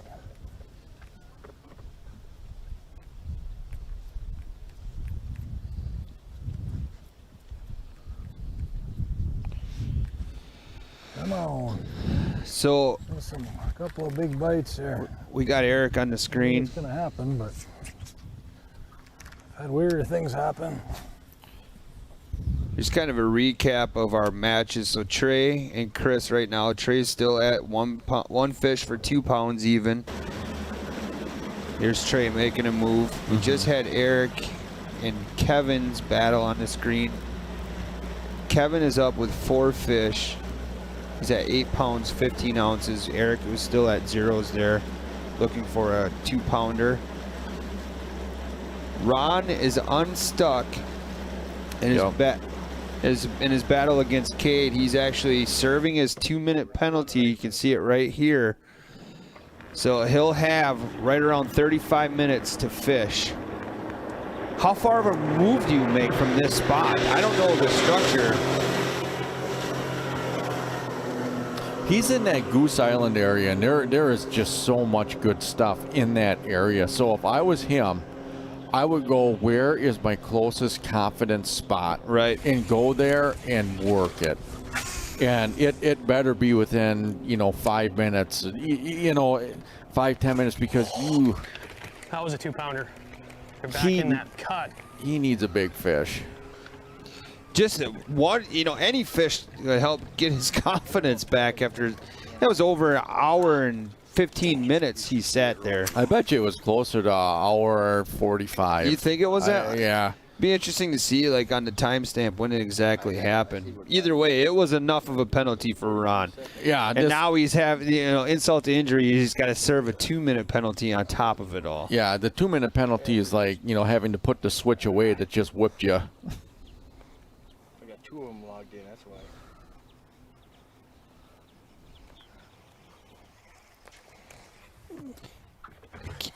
Cade's on fish now. He's figuring it out. Yeah.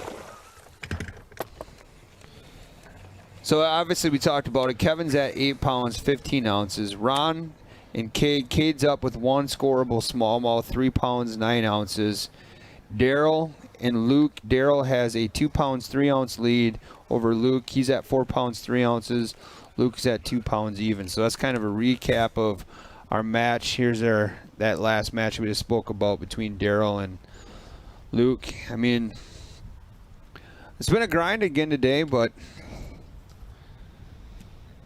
it's live tournament fishing for you. To me, today has been almost, like a cage match. I mean, you look at what the anglers are dealing with. It's like, man.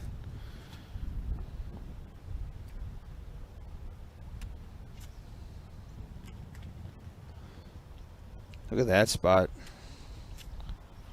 Yeah, Daryl flipping a nice dock there. Tons of weeds all around it.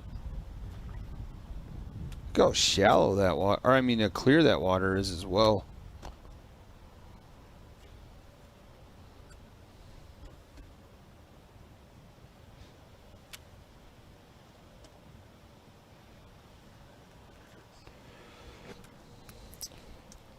Bassin on the border here, head-to-head fishing, the original head-to-head.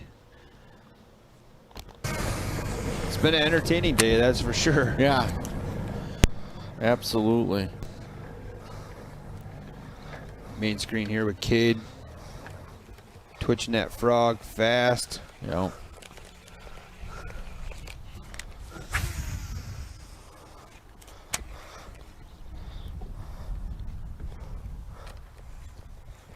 This looks really nice right here. Holy cow.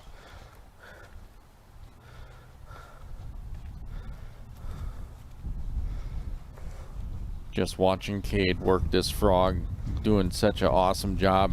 Oh! Are you kidding me? Man. Oh. That was pathetic. There was a fish that I don't know what it was. I don't know if it was a bass or a pike, but wow, when that camera was zoomed in, it Dude, he didn't have it. missed it again.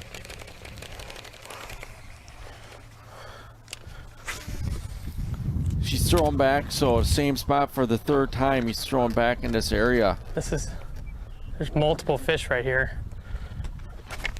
Oh! There, he got that one. Yeah, that time he let the hook. That looks like a bass. There Yes. it is. Not a 2-pounder. Cade is pretty, you know, definite when he sees those fish. You know, and obviously he fishes this system a lot. He has a good idea what is a 2-pound fish and what is not. You can just hear it now in I Cade. thought he was a good one at first. Him now knowing that Ron is unstuck, you can definitely tell in his voice and his breathing that the pressure is on again. Yeah. This is going to be a long 32 minutes for Cade.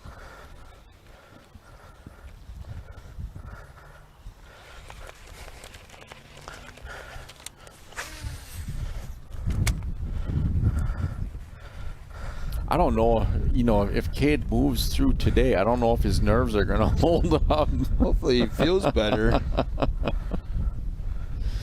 But he is doing a great job of working that frog. You know, he works it across, he'll find a hole, it'll sit, flip it back and forth in that hole, move it through, get to the next one, and then when he gets to a spot where he feels that, you know, is out of the strike zone, he quickly reels that back up, casts back out. Daryl must feel like there's something on that dock because with it being the only structure out there. Oh, Luke's hooked up. He said he was going back to that Ned setup. Yep. Yep.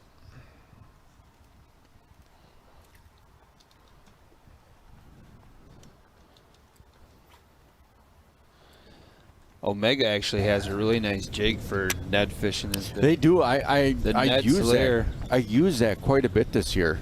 They got the weed guard option. Yep. Oh, Eric just swung and missed on one. Didn't even think about eating it. Kind of a weird day today. It's been weird. I mean, he just completely missed that. There he is. Oh, he got him that time. Good job. So he threw Oh, back. you kidding me? He got it. Is it a bass? Oh, no, it's broken. Oh, what in the world is that thing? Not a bass. I don't even want to touch it. Is it a dogfish? That thing is cool. We caught them in Florida. Them things are aggressive. Yeah, it is a dogfish. Yes. Hey. Yep. Whoa! That dogfish came back at him. Man, you're making a mess out of my stuff here. So, Eric caught a pretty sizable dogfish. Now he just got it Oh on man, hook. he destroyed it.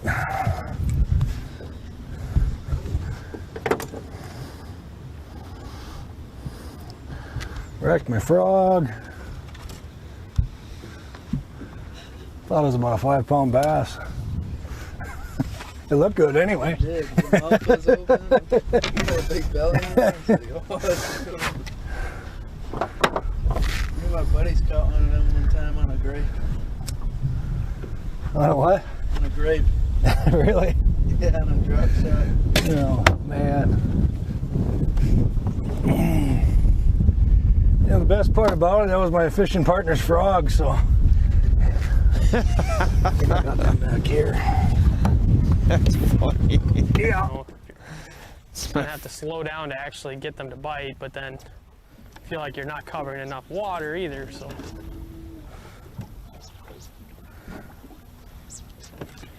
All right, so now Ron's has his first cast in almost 2 hours. Yeah. I'll let you get down. I'll get more cat.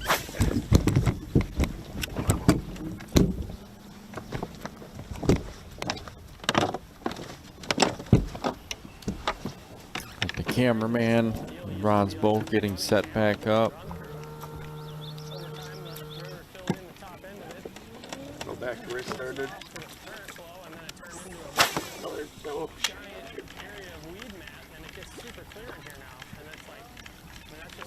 There's a lot of landings here. Full-blown channel. I used to troll for walleyes in here when I was like 13 years old. Now there's a foot of water and mat all the way across the thing.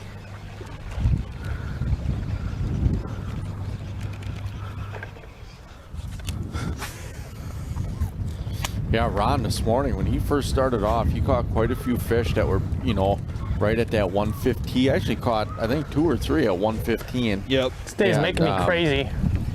You know, a couple at, you know, pound and a half, pound and 3/4.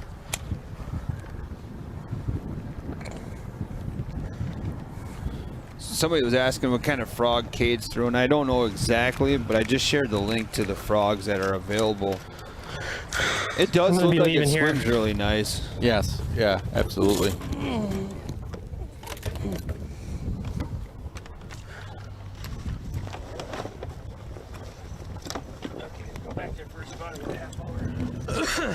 So he's going, sounds like he's going to go back, Ron, is to that spot you were just talking about.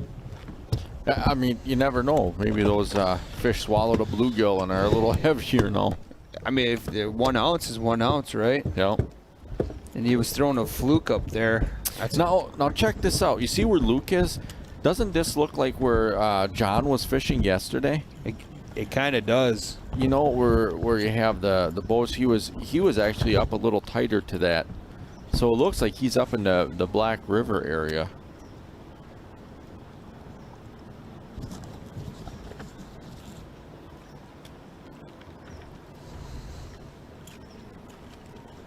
Yeah, Luke is down 2 pounds 3 ounces. So really, he's down 1 scoreable fish. Throw a frog in there.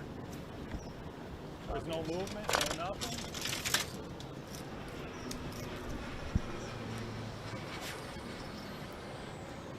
There we got a good shot of a plane. What do you got for us on that one, Zach?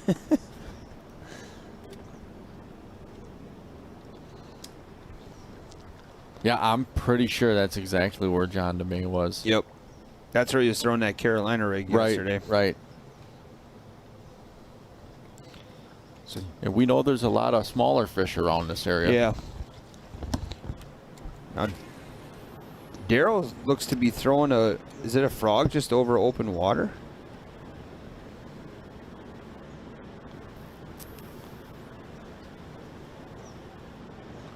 Oh, I bet you that's cable.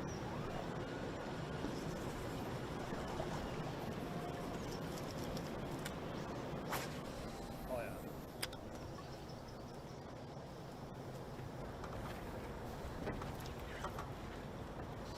yeah. So apparently that's some kind of custom frog that Cade has on there. Ah.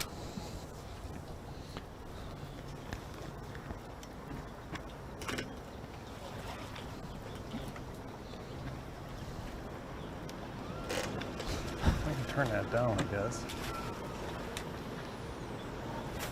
So that last plane we just found out was a Beach 200 Super King Air. Cool.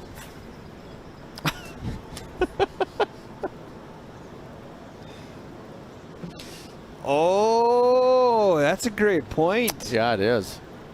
I didn't even think about that. I did not either. That's what it would have been EAA this week. Is that the Right. biggest air venture In the world. In the world? I'm pretty sure that's the biggest. EAA is the biggest air show in the world. Wow. And that Yeah. usually happens in Oshkosh, Wisconsin. Right. But due to the pandemic this year, that got canceled. That's okay. I understand now. Right. Zach's a big airplane guy. Yeah, air enthusiast. He was real close to getting his pilot license. Do we ask what happened? I know the story. You can ask him after the show. He'd be happy to tell you. All right.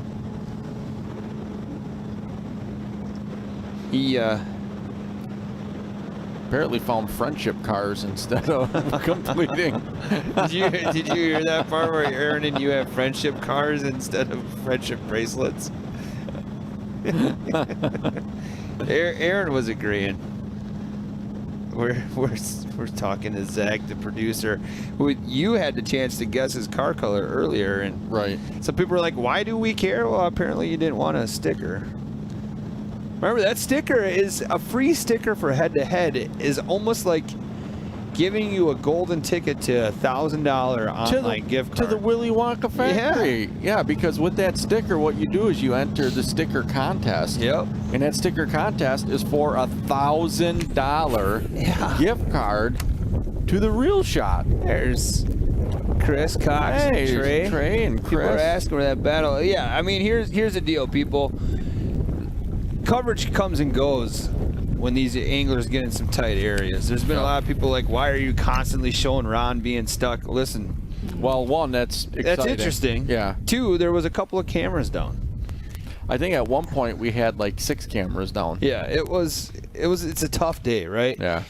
And there goes Chris. There's an example. So the easiest way to explain that is how come some areas you can make a phone call one day and you go back to the next day you can't. Right. Well, think about that times, I don't know, a lot.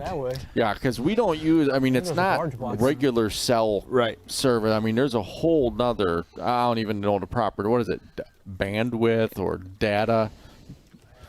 Yeah, so there's a whole nother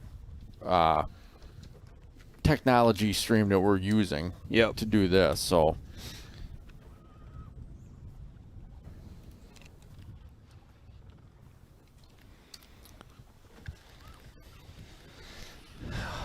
There's Kevin as well. Yep, he's fishing a rock bank. There's some pretty sizable rocks there. What some cool scenery. I mean, we're going to be saying that so much this week. Yep. But it's so true. Yeah, so basically you can get yourself a head-to-head sticker on therealshot.com. Take advantage of that discount code as well. But yeah, if you do it correctly, you get yourself a sticker, you take a unique, creative picture with it, you send it to the link that I provided. There's information with the rules. Everything is right there in those 2 links, YouTube and Facebook. It's really easy to do. And you have until October 2nd is the deadline, so you have time to take these pictures. And it's 1 photo per person per sticker that we have, and I think we're up to like 10 stickers, and we're constantly making new ones. Right. So you say, ooh, I want a sticker. Yeah, well, if you do it correctly, it could be $1,000 Real Shot gift card. Yeah, absolutely. Absolutely. And the other thing too is not like our stickers suck. No, they're trend setting. I mean, you know, to me, it's like the evolution of the smiley face, right? Oh, look at this in Kevin's boat. That's cool. That's awesome. Good luck, Dad.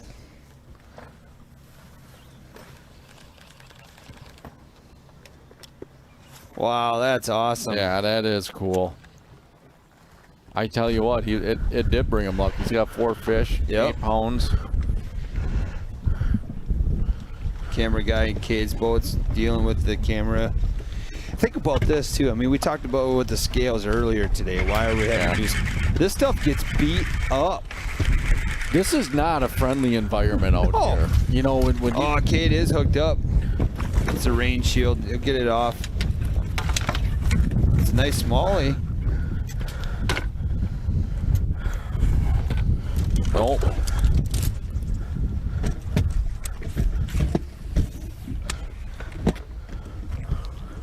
We got the stickers. We got the hats. I'm probably not going to catch a 2-pounder on this stuff. They're loaded here. Just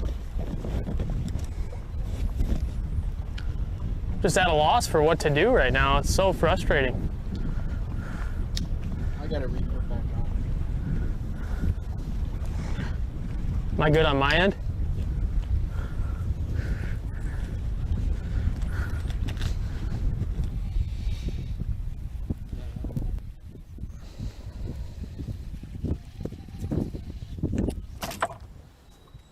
I think that Chris, he's way down in pool 9.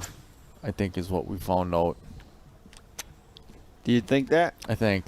Okay. I think. Well, that's probably a pretty good guess. Look at the numbers just staying strong today. That is awesome. Thank you guys so much for hanging in there with us, watching this, learning.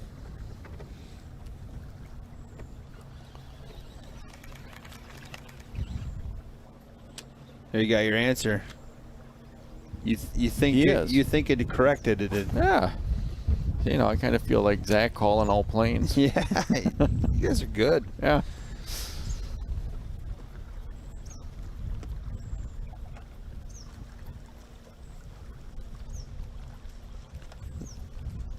We're just kind of watching Eric work that frog. Guys, this makes me want to go so bad. Hey, did you try the loop knot in your frog? I did not yet. Did you? No. No. Anybody out there try that? That Brad Fuller shared that nice video with us. Yeah. I'm still in a course for the FG knot. Are you? Yeah. It's just, still got lessons. Here's Ron. Other side of the screen. To this jerkbait deal in the summer like this is you got to have clean water. I think a little wind, and that's what we got right here. All this clean water that funnels off of this big flat area above us and dumps out right here on this rock pile. I wouldn't be trying to throw a jerkbait in dirty water right now.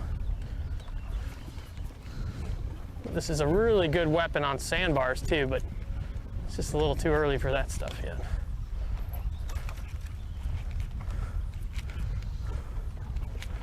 All right, I'm gonna bump up to the L Juice. So let me ask you Light this. chicken on so I can idle a little bit hot. I hope he's not going too far. What does the FG stand for?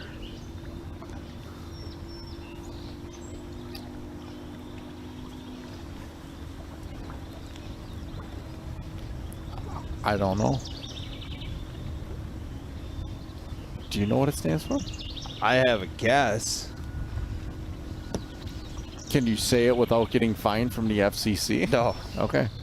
Well, see, we don't have to worry about that, really. No? Right, Zach? I don't with the FCC stuff.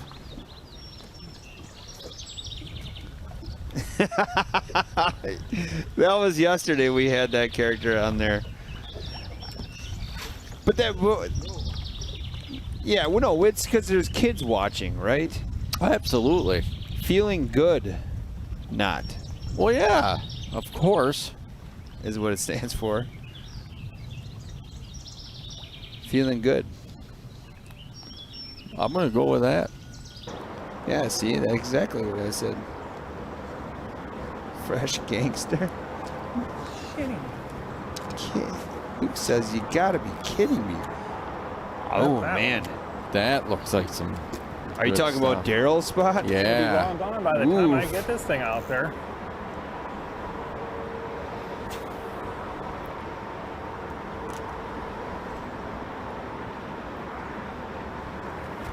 Fine grip. Flippin' Giants. Let that one soak. 101 knot says it stands for full form fine grip. Well, then it would be the FFFG right. knot. Yeah, if you or don't get it on them right F3G. away, they're usually gone, you know.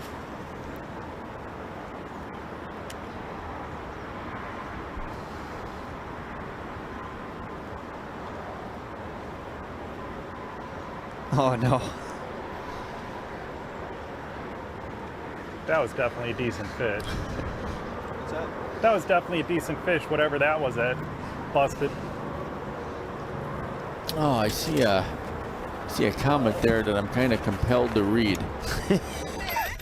Let me talk about Gary's comment here quick. So we had talked about the coverage of why some of the cameras drop, and Gary knows firsthand that's his job. He says everything takes up bandwidth on a tower, but data takes up more bandwidth on the spectrum than. Ron's hooked up. Right next to that same tree. Ron's hooked up. Get it hard. Jeez. It ain't 4 pounds, but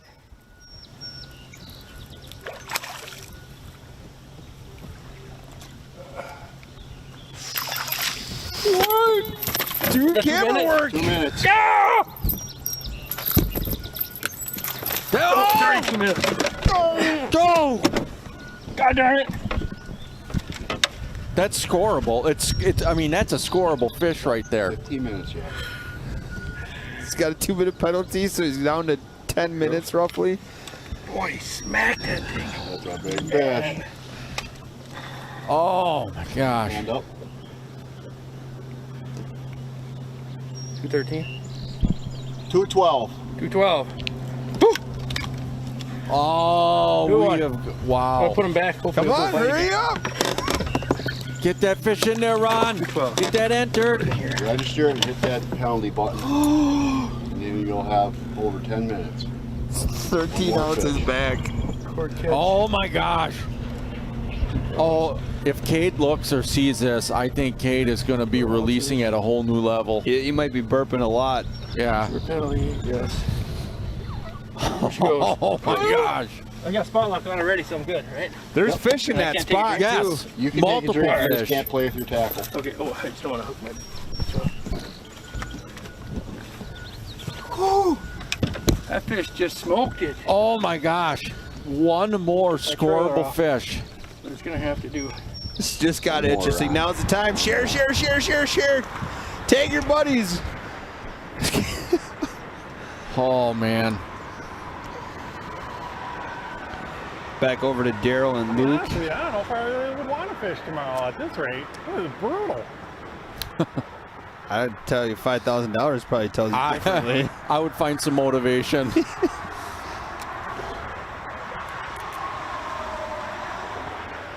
Yeah, Daryl's sitting at 2 fish for 4 pounds, 3 ounces. Luke is at 1 fish for 2 pounds even.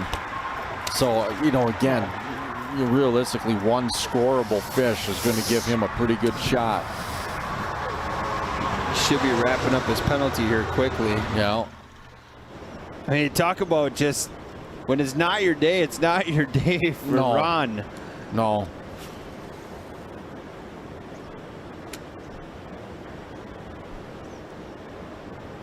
Now's the time. I mean,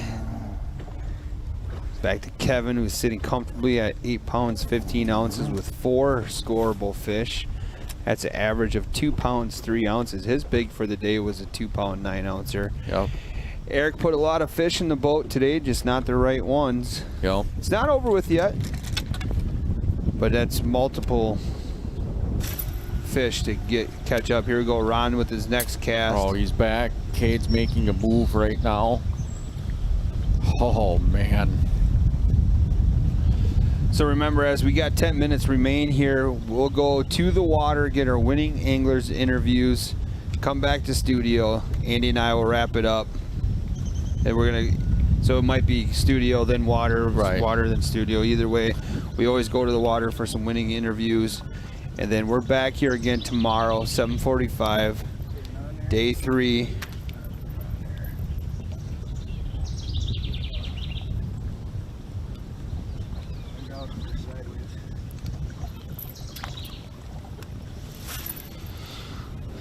So you had mentioned it earlier, but this is where Ron started the day on this same tree with a fluke. And he caught a lot of bass on that in a short time. So now he's throwing a spinner bait. And man, he just caught a nice fish, 2 pounds, 12 ounce. He is one scoreable fish away. So how many times would you throw the spinner bait compared to throwing that fluke in there again and hopefully catching another bass on the fluke that maybe upgrades? Or do you think is the spinner bait's the bigger fish bait? Well, it might be in this case. You know, I mean, it changes from day to day, but that spinner bait is a bigger profile. Yep. Right. It might just be something that the bigger fish want. Just trying to do something while keeping a line in the water. Organization is key in a spot like this. Absolutely. Yeah, he's doing. Maybe he's gonna try a different trailer. Back with Trey. He has 1 fish for 2 pounds even. And right now, in that match with Chris, that might just be enough. Again, it goes right back to, it doesn't matter what your weight is, as long as it's bigger than the next guy's. Right. Against your competitor, that advances you. Right. I mean, we talk way back to a walleye event on Bagel. We had a 4 or 5 ounce walleye. 4 ounce. Fortunately, wasn't the biggest fish of the day, but it got him to the next round, and it ended up with RJ winning that event. Right. Cashing a check for $5,000. Again, it may not be pretty, but whatever it gets you through. And like Brian likes to reference, it's like a baseball game, right? Mm-hmm. The most exciting baseball games are 0-0 in the bottom of the 9th. You know, and it puts you in that. It could be the most boring defensive battle game all day long, but that's when it counts. That's right. That's right. And then the next day, no matter what you did, as long as you made it through, the next day you're back at 0. Yep. You start over. It's all tied up again at 0. All tied up, and now you go again. And what was exciting about that last week is, you know, I mean, you look at what Doug Becker did 2 days in a row, just put giant weights in, you know, and it's like, would you want to bend that guy going against him after he put, you know, 2 days in a row? But it ended up being that you zero those weights out again, and then the next day the person was able to advance over Doug Becker. Yeah, it's not cumulative weight on these events. It's day to day to day. And Brad Fuller summed it up. He said, all you got to do is fish to the next day. That's right. That's the goal. And no matter everything, how you get there. Things could change. This front that's coming through could change everything tomorrow, for the better or the worse. Right. Oh my gosh. For one, well, yeah, I guess it has to be 1 fish. Now, Cade just found out where Ron's sitting. Oh man. Boy, 6 minutes left. There's really nothing I can do right now, other than just hope I get a bite here.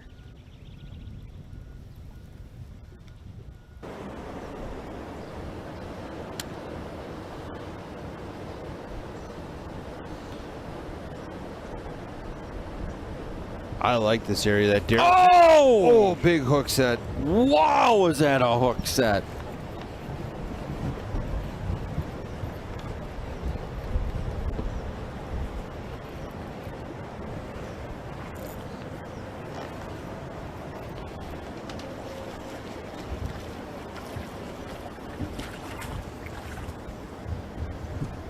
Small, he may not weigh.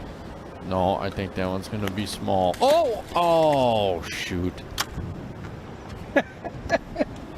That thing shot right out of his hands. Think about this now, 2 minutes for him. Luke's only down 2 pounds, 3 ounces. Right. Well, let me serve a penalty here. So now Darrow is just in a penalty for 2 minutes. He's up right now with 4 pounds, 3 ounces over Luke's 2 pounds flat.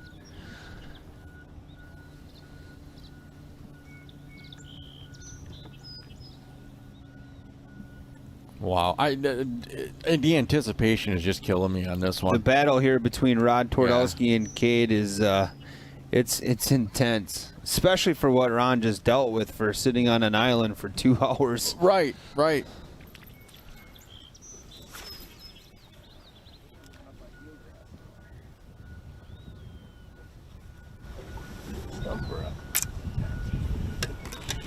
It's just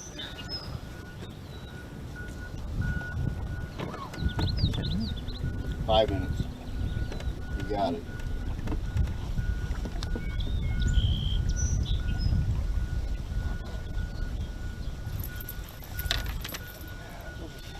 Pretty good. Just dragging through there. It's kind of nice. Now, if I catch one on one of them, it might become a mess.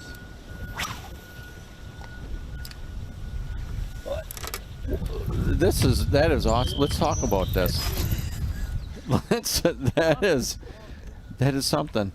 It's in the rules, right? Able to have 2 rods. So, you know, I thought you were going to tell me that. I was like, oh. So he's just throwing one out there, keeping an eye on it.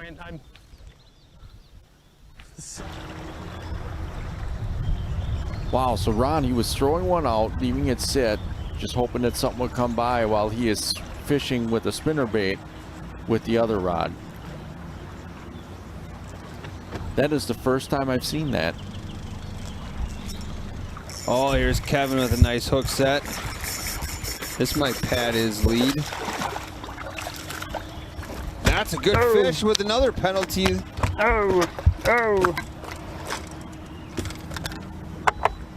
That fish should weigh.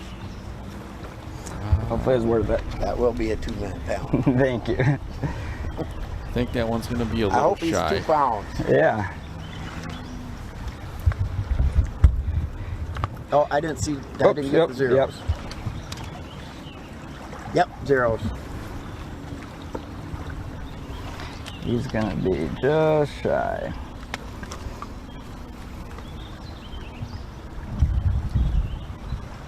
Oh, baby. Reweigh? You can have one. Zeros? Yes. All right. Think heavy.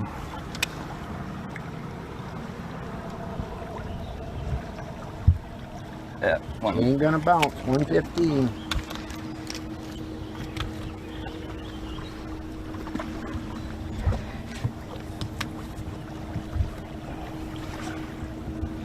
All right. Get in the net! Oh, it's not that big. Oh! She was wrapped around a stump. That's Ron. Put another bass in the boat here. Boy, he got a chunk taken out of him. Oh, I ain't got time for this. Oh my God. Got time for this, buddy. I don't want to hurt you. I gotta cut it. Oh man, that looks close. It's not gonna be I up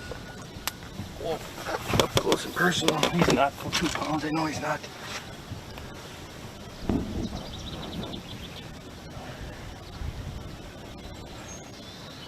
Shoot. He's not. He's like a pound and a half. Pound. Another 1.8. Come on. Oh man. Chunk taken out of him? Oh God. I lost my. So you're just over a minute. Let's go. Next cast. Oh my God. Let me get him fired up now.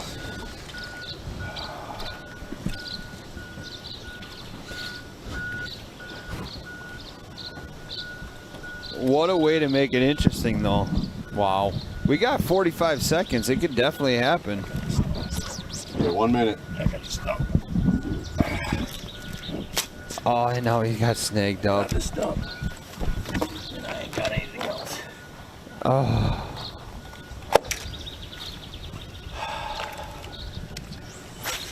Hold the gunnel. Let's go. So that's a good point. It has to be above the gunnel in the boat before time runs out.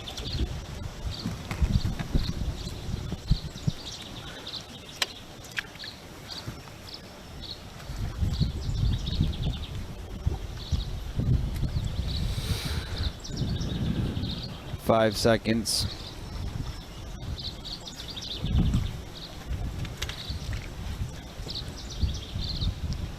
All right, that's time. That's lines out. What a way to make it interesting, though. Wow. Wow. I mean, today Lines out. I feel emotionally spent after today. I mean, what Ron went through. Oh my God. Getting stuck, spending that kind of time on a sandbar, you know, then getting off, then getting stuck again, right? Getting off, had a competitor, Steve, from yesterday come out and help. Wow. I mean, just watching that was a lot. This event is setting a bunch of records, right? Today was probably our best viewership day in the bass side ever. Thank you, guys. Thank you. But then the other side of it, this event is setting the most penalties served as well.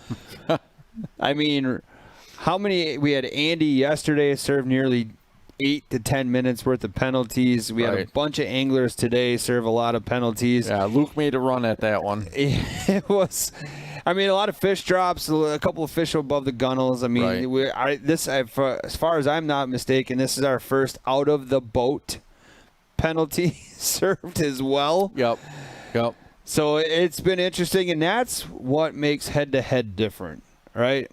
It's the live streaming of a tournament day. Right. You're not seeing highlight reels. You see the train wrecks with the heroes. Yep. And I mean, we get it. When the fishing is tough, it can make for a long 5 hours. Yeah, absolutely. And there's not too many events where the fishing is bad and there's not also some really amazing content that's happening, right? So we appreciate everybody sticking through today's event. I mean, we had to show the Ron thing. It's just reality. You look at, and really, you look at how much learning there was today. You learn what to do when you get stuck, right? You learn. Don't get stuck. Yeah, don't get stuck. But, I mean, you learn so much from doing this. If you never fished the Mississippi River, you saw today what the Mississippi River is about. And again, I think we're learning a lot about how water looks good. Yep. And Russell refers to this a lot during the walleye events. It's the right water. We've seen a lot of areas where there should be fish there, and these anglers are even saying that, man, does this look good? Right. For some reason, and I want to say it's possibly the pressure that's been there the last couple of days. Now, don't get me wrong, the Mississippi gets beat up every single year from bass and walleye events. But the thing about it is we had 2 back-to-back big events on this stretch of water as well over the last weekend. Right. So they moved a lot of fish. They moved a lot of fish. Right. And they even, there was, with those tournaments being there, they even went to 3 fish formats instead of 5 fish. So it was an interesting day. We're going to see those anglers. We're going to go to the water here, get their winning interviews. And we're going to be here again tomorrow at 7:45. So let's go out to the water. We're going to go to as many anglers that have good coverage right now and get their winning interviews. Well, that was a grind. It was an awesome day. Had a bunch of blow-ups in the morning. Morning bite was pretty good, other than some pike. I think I missed some bass back in the original spot. Pretty awesome. Thanks to Head to Head, it's a pretty awesome event. It's so unique. 5 hours goes by like that, especially with the pressure of gotta catch them, because you don't know what's going on across the lake. I want to thank Lewis Boats for getting the boat ready. I got it a week before the event. They knocked it out of park, got everything rigged up, ready to go. Omega Custom Tackle caught my only keeper on the half flip jig, green, orange, with the green pumpkin trailer. Also want to thank my wife. I think she wants me home, so I don't know if she's happy I won or not. So, well guys, we'll see you tomorrow then.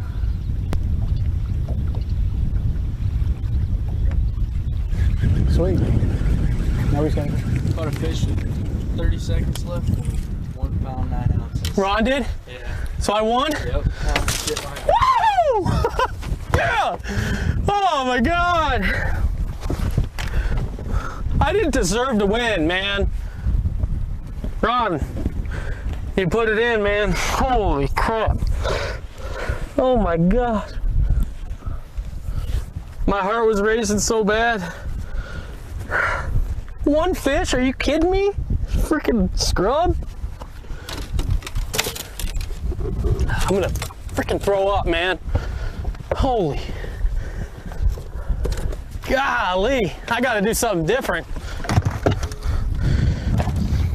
That was a train wreck. Oh my God.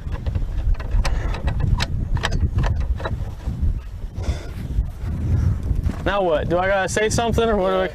Or was that enough? Match interview. You can sit or stand, and then just go ahead and give like a thumbs up about 5 seconds before you start talking, then cut everything out besides the post interviews.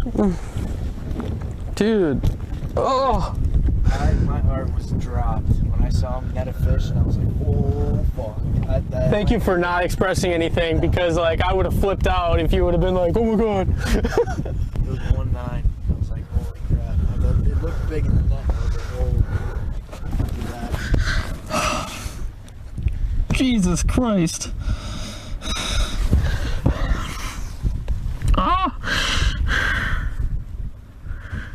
Dude, I didn't hardly drink anything today. Like, I'm just beat, like, mentally, emotionally. That was awful. I really jacked it up, dude. I should have never left the wing dam deal. But I don't know. I still don't know that that's the way to move on either, though. Like, man.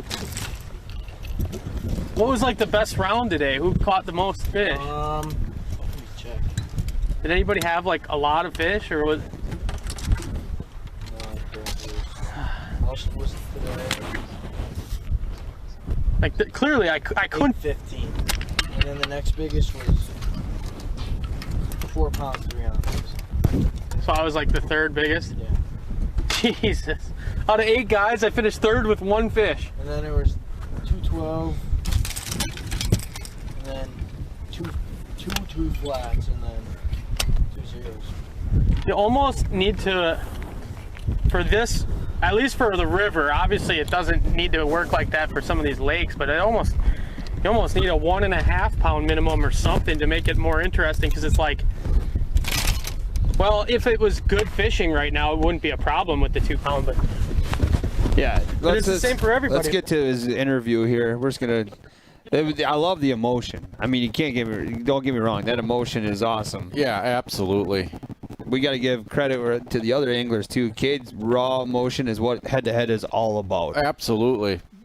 You know. Well, that was an absolute grind out here today. I mean, you know, last night I made a post saying I just hope to catch 30 pounds today, which would be, 15 2-pounders, and obviously I only caught 1 over 2 pounds today. I lost 1 that would have been over 2, but that happens. But I don't know what I'm going to do tomorrow. I mean, I feel like I did the right thing this morning. I observed that the flow on the main channel was down from what it's been, and it triggered me to fish some more wing dams than what I had been practicing. So maybe I'm going to run that some more tomorrow. I might actually go down to pool 9. I'm not sure yet. I didn't practice it all down there, but I've got a really good milk run of that kind of stuff when they get on that pattern. So we'll see. I might be running a 9. It's going to be a game time decision, and I'm going to have to go back and get rigged up and sharpen my hooks a little bit. I've lost too many fish today. But thanks for watching. Sorry that I didn't catch more fish, but hopefully this river turns on soon. It's been a grind. So I'll just have to leave this Well, run. I guess I beat out my best friend. He must have not been on him. I did everything I could to lose today. I lost at least three keepers and 1 really big one, but that's fishing, and we'll just be ready to go tomorrow. Same time, different channel. Thank you for watching.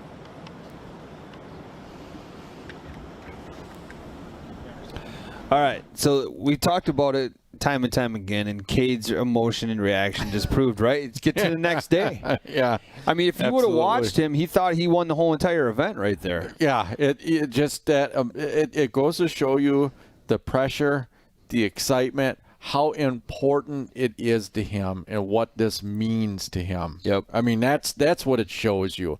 And when you combine that kind of passion out there, I'm not sure he can make it through 4 days emotionally. Remember, but it's going to be fun to watch. That's his day 1 winning interview. If he wins the $5,000, his head may explode. I don't know. Yeah. But it was great to watch and full of passion. And congratulations to everybody that is moving on, because today was a grind. Today was a battle. Today was not easy by any means. Yeah, no, it was 100%, right? And I mean, there's people in the chat that are saying the same thing. I mean, it's a tough bite. It is what it is. Yeah. It's tournament fishing at its finest. Absolutely. Meaning, like, you're getting to see how it happens. It's behind the scenes and the strategy. Right. You heard Cade. I mean, if we could have stayed on him all day.